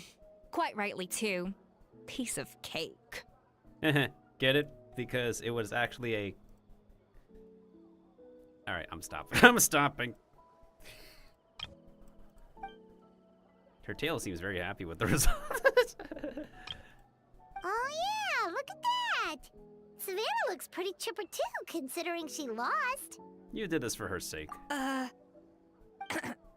where were we? Yes. Do you have any more questions for me after everything that's happened? Are you gonna stay at the Flosandra? I thought Navia would have filled you in. And actually, I said all this to Savannah before I left. Although, as we saw, I don't think any of it sank in. I had two reasons for leaving. One was the food safety incident, of course, but the other was that the Hotel de Boer had reached a point where it didn't need me anymore. So I decided to step down and look for new opportunities to improve myself. Improve how? Well, a while back, I got to know a fellow chef from Liyue. And in her, I saw so many new possibilities. Aww. She has that same adventurous spirit that Modeste and Sibeli had in their youth. Slime mucus, lizard tails. With her, nothing's off the table. Thanks, Xiangling. There's a whole world of new flavors out there waiting to be explored, hiding away in ingredients we overlook. Case in point, remember those Romaritime flowers down in the ruins? I used them in the cooking contest just now. Did you taste the difference? What? Paimon didn't notice at all! Half of the art of cooking is dissecting the recipes of previous chefs and figuring out the exact constellation of elements that gave their work its signature taste. Goodness sakes, how much stuff can we quote from the story? Fine, I'll do it again.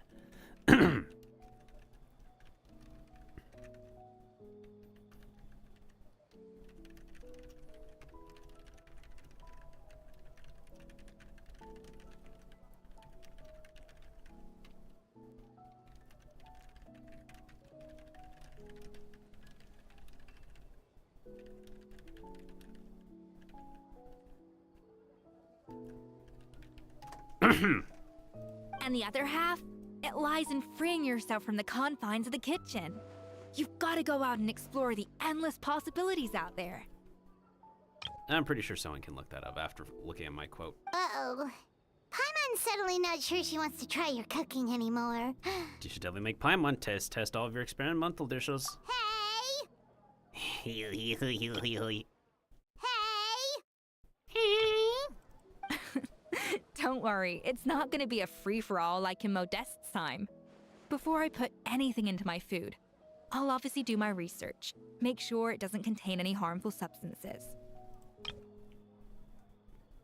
Hopefully not beyond the case of America's FDA. In the meantime, take this. It's a recipe for Petit Gâteau de Bourg revised version. I tweaked it to suit your needs as busy adventurers. Hope you enjoy, and remember, feedback is always welcome. All right! So, do you ever see yourself returning to Hotel de Bourg? Oh, of course. I've already promised Vanishem that I'll come back every once in a while to make sure the quality of the food remains at an acceptable level. Good luck to Savannah, I guess. You know, Paimon's still a little disappointed that we never got to see the treasure of Remoria. Surely Monica wouldn't have gotten drawn in so deeply if it wasn't for all the mystery surrounding the original Gâteau de Bourg. She practically dedicated her life to finding the lost pieces of Modeste's diary. Then went to all that trouble to infiltrate the Hotel de Bourg. And in the end, it was all for nothing. Doesn't matter what I pick here, Rude Awakening or Grand Exercise of Futility, it doesn't matter. Since you mentioned the treasure, between Modeste's writings and what we saw in those ruins, I think I may have figured out the truth. The so-called Treasure of Remoria was most likely a substance that the Remorians extracted from Lumitoiles, better known to us as Lumiline. Just Lumiline in general? Huh? So then, why all the hype back in the early days of Gâteau de Bourg? Don't forget, it was a very different era. We could barely even refine sugar back then, so desserts were very much in their infancy. In a world of bland food, it's no wonder that the first thing to really excite people's taste buds took the world by storm. And as for the Lumiline, it may well have been somewhat valuable in ancient times. But these days, it's just another drug from the Fontaine Research Institute. So it's just a drug that we've known for the whole time, possibly. Even if Savelli hadn't destroyed it all, I doubt it would be worth that much these days. Monica literally wasted her life and her time. So after all that, there was nothing in those ruins but worthless junk. Hey, we collected a few pieces of treasure. Feels strange to say it, but Paimon almost feels sorry for Monica. She sacrificed it all only to get nothing in return. She got what she deserved. Hey!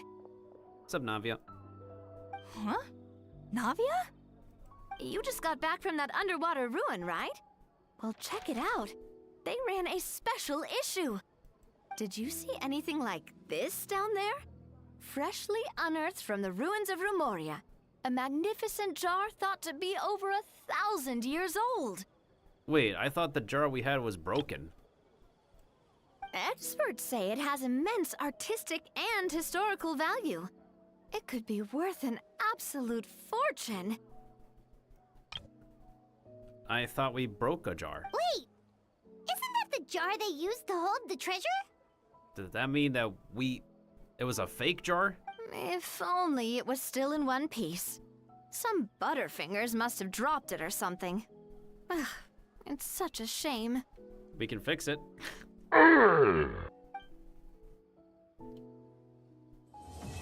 Oh my goodness, we finally completed the quest. Thank God.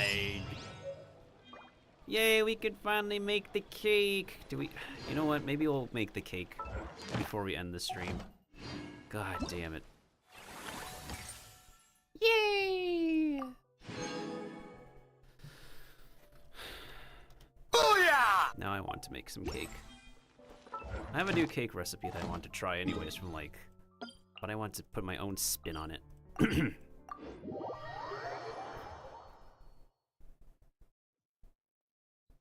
Wait, wrong team.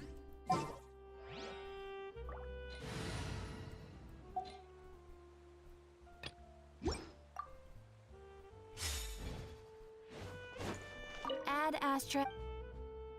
Thank you for... Add extra applesauce and one more day of dailies and I can get all those. Hey, you know what? I'm just gonna purchase 5 for now.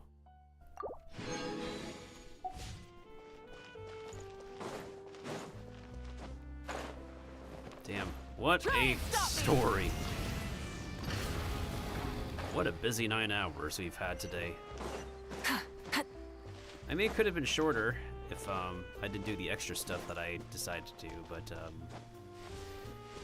normally I tend to do long streams of this game. I've taken a step back as of late and not stream it so much. I mean, they literally canceled the streaming program unofficially, so... Alright, what's it gonna take to make this thing? Oh, seriously? Wait, I have enough ingredients to make 20 of these. What the frick? All I just need is to purchase some cream? No problem. I needed to purchase a bunch of cream and onions anyways. Maybe another day we'll tackle the Spiral Abyss. It literally resets at the same time as the Battle Pass, so...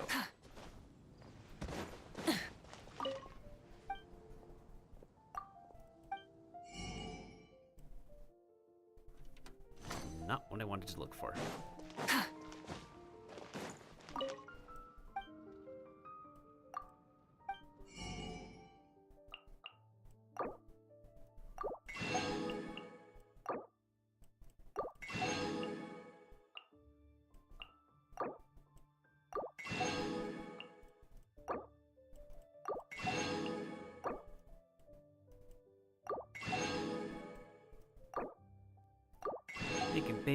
Making bacon pancakes. Make some bacon and we put it in a pancake. Pancakes, that's what it's gonna make. Bacon pancakes. Dun, dun, dun.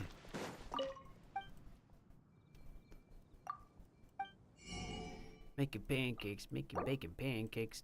Take some bacon and we put it in a pancake. Making pancakes, that's what it's gonna take. Bacon pancakes.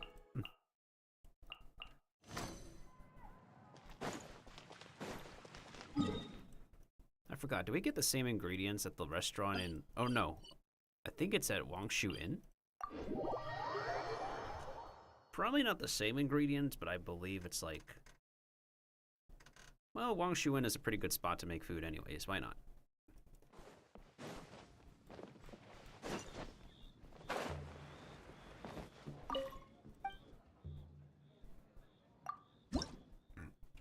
No. We don't need to do TCG right now. I just need to make some cake and end stream. We got butter here.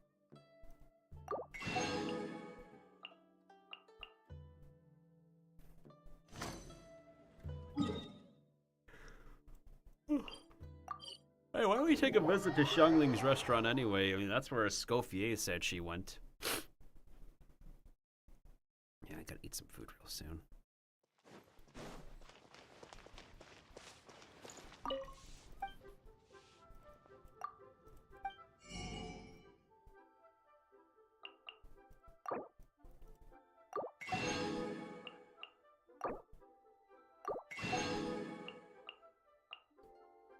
don't know what I need shrimp meat for, but I'll still purchase some, to be honest.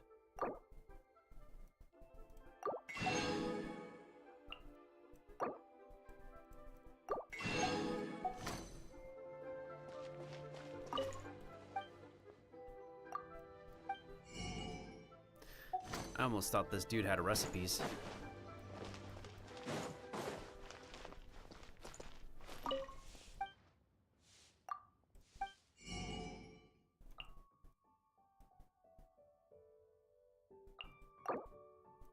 Oh, I am getting hungry myself, to be honest, so...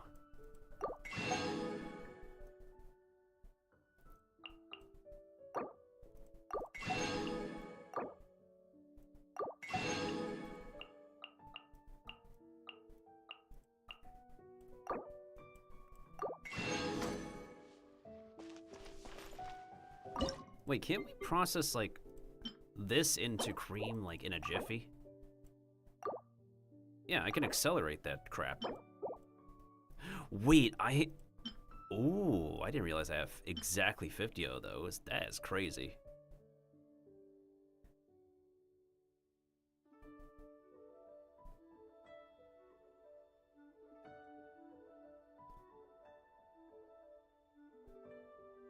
And now we can, after we get this, we can finally make the cake. Easy stuff. Alright, now let's finally make the infamous Petit de Beau Gâteau de Beau. And of course, she can make her own version of it.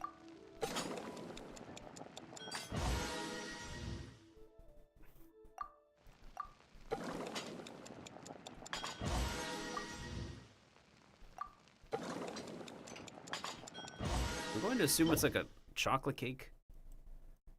Well, let me see. It's flowers and chocolate. It doesn't even use cocoa, which is interesting. We do have like a cocoa recipe. Oh! Gâteau de Beau magnifique. Oh my goodness sakes. Oh, that's her specialty, all right. And it's 4 out of 20. Yeah! Liddy.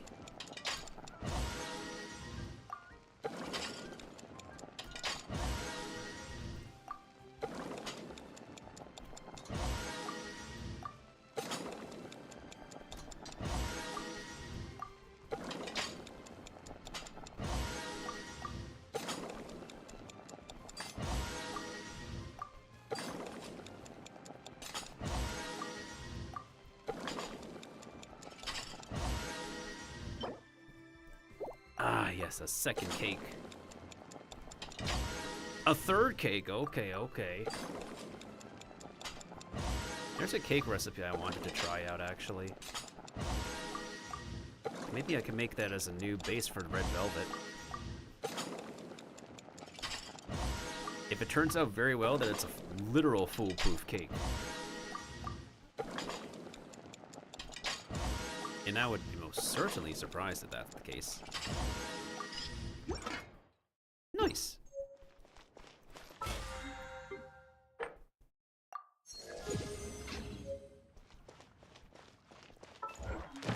Okay. That was quite the questing we did. Yes, I know the quest is ending game. We'll do it another day. We already spent way too long. Almost 7 hours on Genshin in total. Okay. Man, oh man. I need to grab food. I need to be ready for my next coming streams. This has been a ginormously wild ride.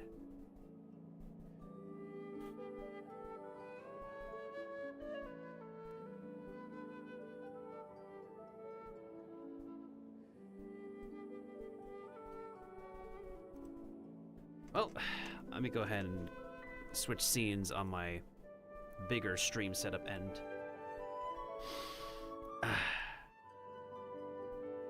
So, thank you to Sly Foxy and Komakan Cafe for the follow, and thank you to Jaria and Vio for the double raids. And thank you to anybody else who could join me on TikTok, whenever y'all could.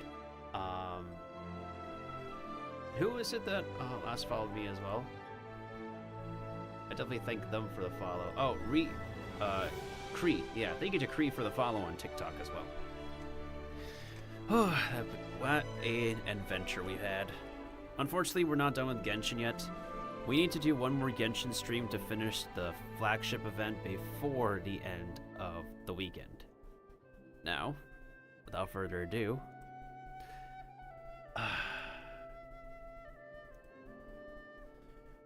I need to go ahead and end the recording of this stream.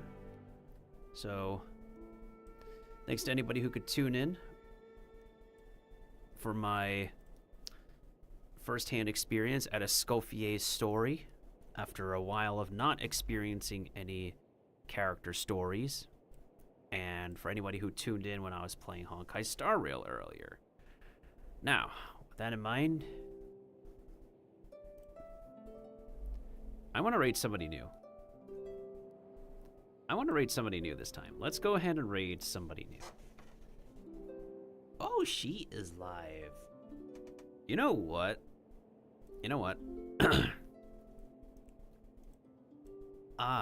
Let's see. I don't think there's any other mushrooms I know on right now, right?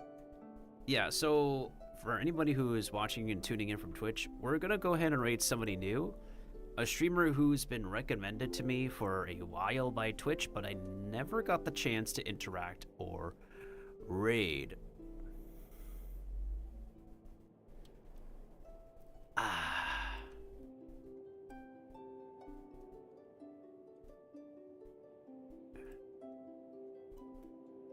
Let me make sure that she is live right now, right? Yeah, she's live.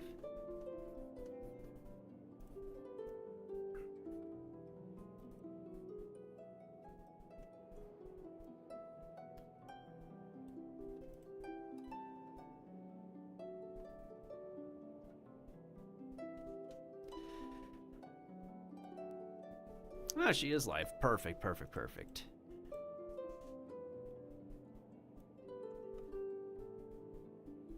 How many other streamers are live? And also, what I'm really happy about is that we finally managed to complete 75% of our VTuber campaign. Let's freaking go! So that means, y'all, my model reveal is almost complete. And hopefully, going into next week, we will have the full model reveal very, very soon. And if anybody would like to help me promote it, if you have a Blue Sky account or a Twitter account, we just need to do is have some likes and reshares of the original posts on both of my pages, and that's all we literally need. I do apologize if there's been performance hiccups on my stream for TikTok. I'm hoping that we'll be able to fix it next stream. The quality might go down, but I do care about the performance. So thank you once again to everybody who tuned in, whether it was for Genshin or a little bit of Star Rail earlier. I am gonna go ahead and raid. How long do we need to... I'm gonna go ahead and raid Cinnarin. Go ahead and give her a shout out. She's been recommended as a streamer for someone else that I've watched, and thus Twitch recommended her to me. Main! Shh! Okay, I can't. How did you know? How did you know? How did you know? How did you know? How did you know? How did you know? How did you know?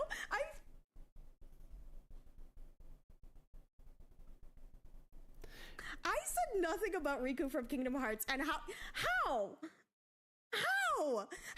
you know? How did you? Do I have a type, you guys?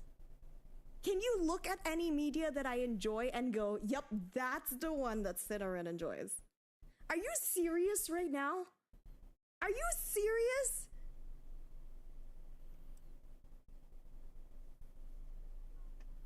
I am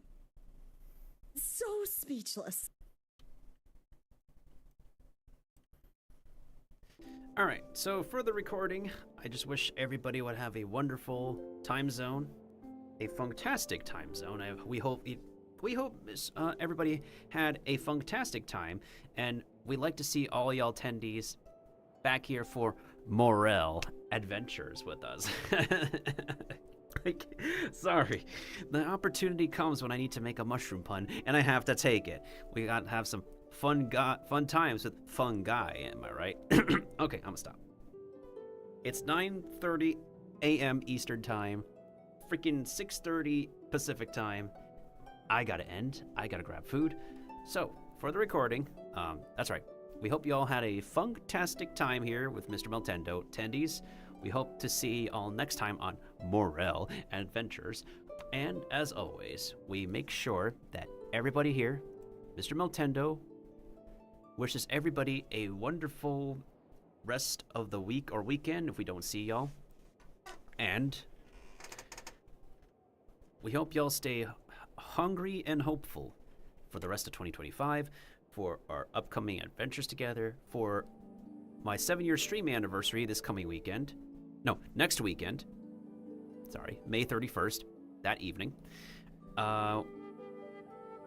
Stay hungry and hopeful for the rest of my successful VTuber campaign, and stay hungry and hopeful for... Oh, before I say the rest of that, everybody please stay healthy, stay safe, stay secure, as everybody's getting hacked nowadays for whatever reason. Stay healthy, stay secure, stay protected at all costs, and stay positive and supportive of each other. Stay in touch with one another in these difficult times. And stay hungry and hopeful for the end of COVID, the end of inflation, the end of everyone's depression, the end of world hunger, the end of joblessness, the end of inflation, and the end of anything else that will ruin your financial, mental, and physical health, and anything else that will ruin your life. The end of all of that. What a mouthful. I need a mouthful of food. That's all, y'all. Mr. Miltendo will end this recording.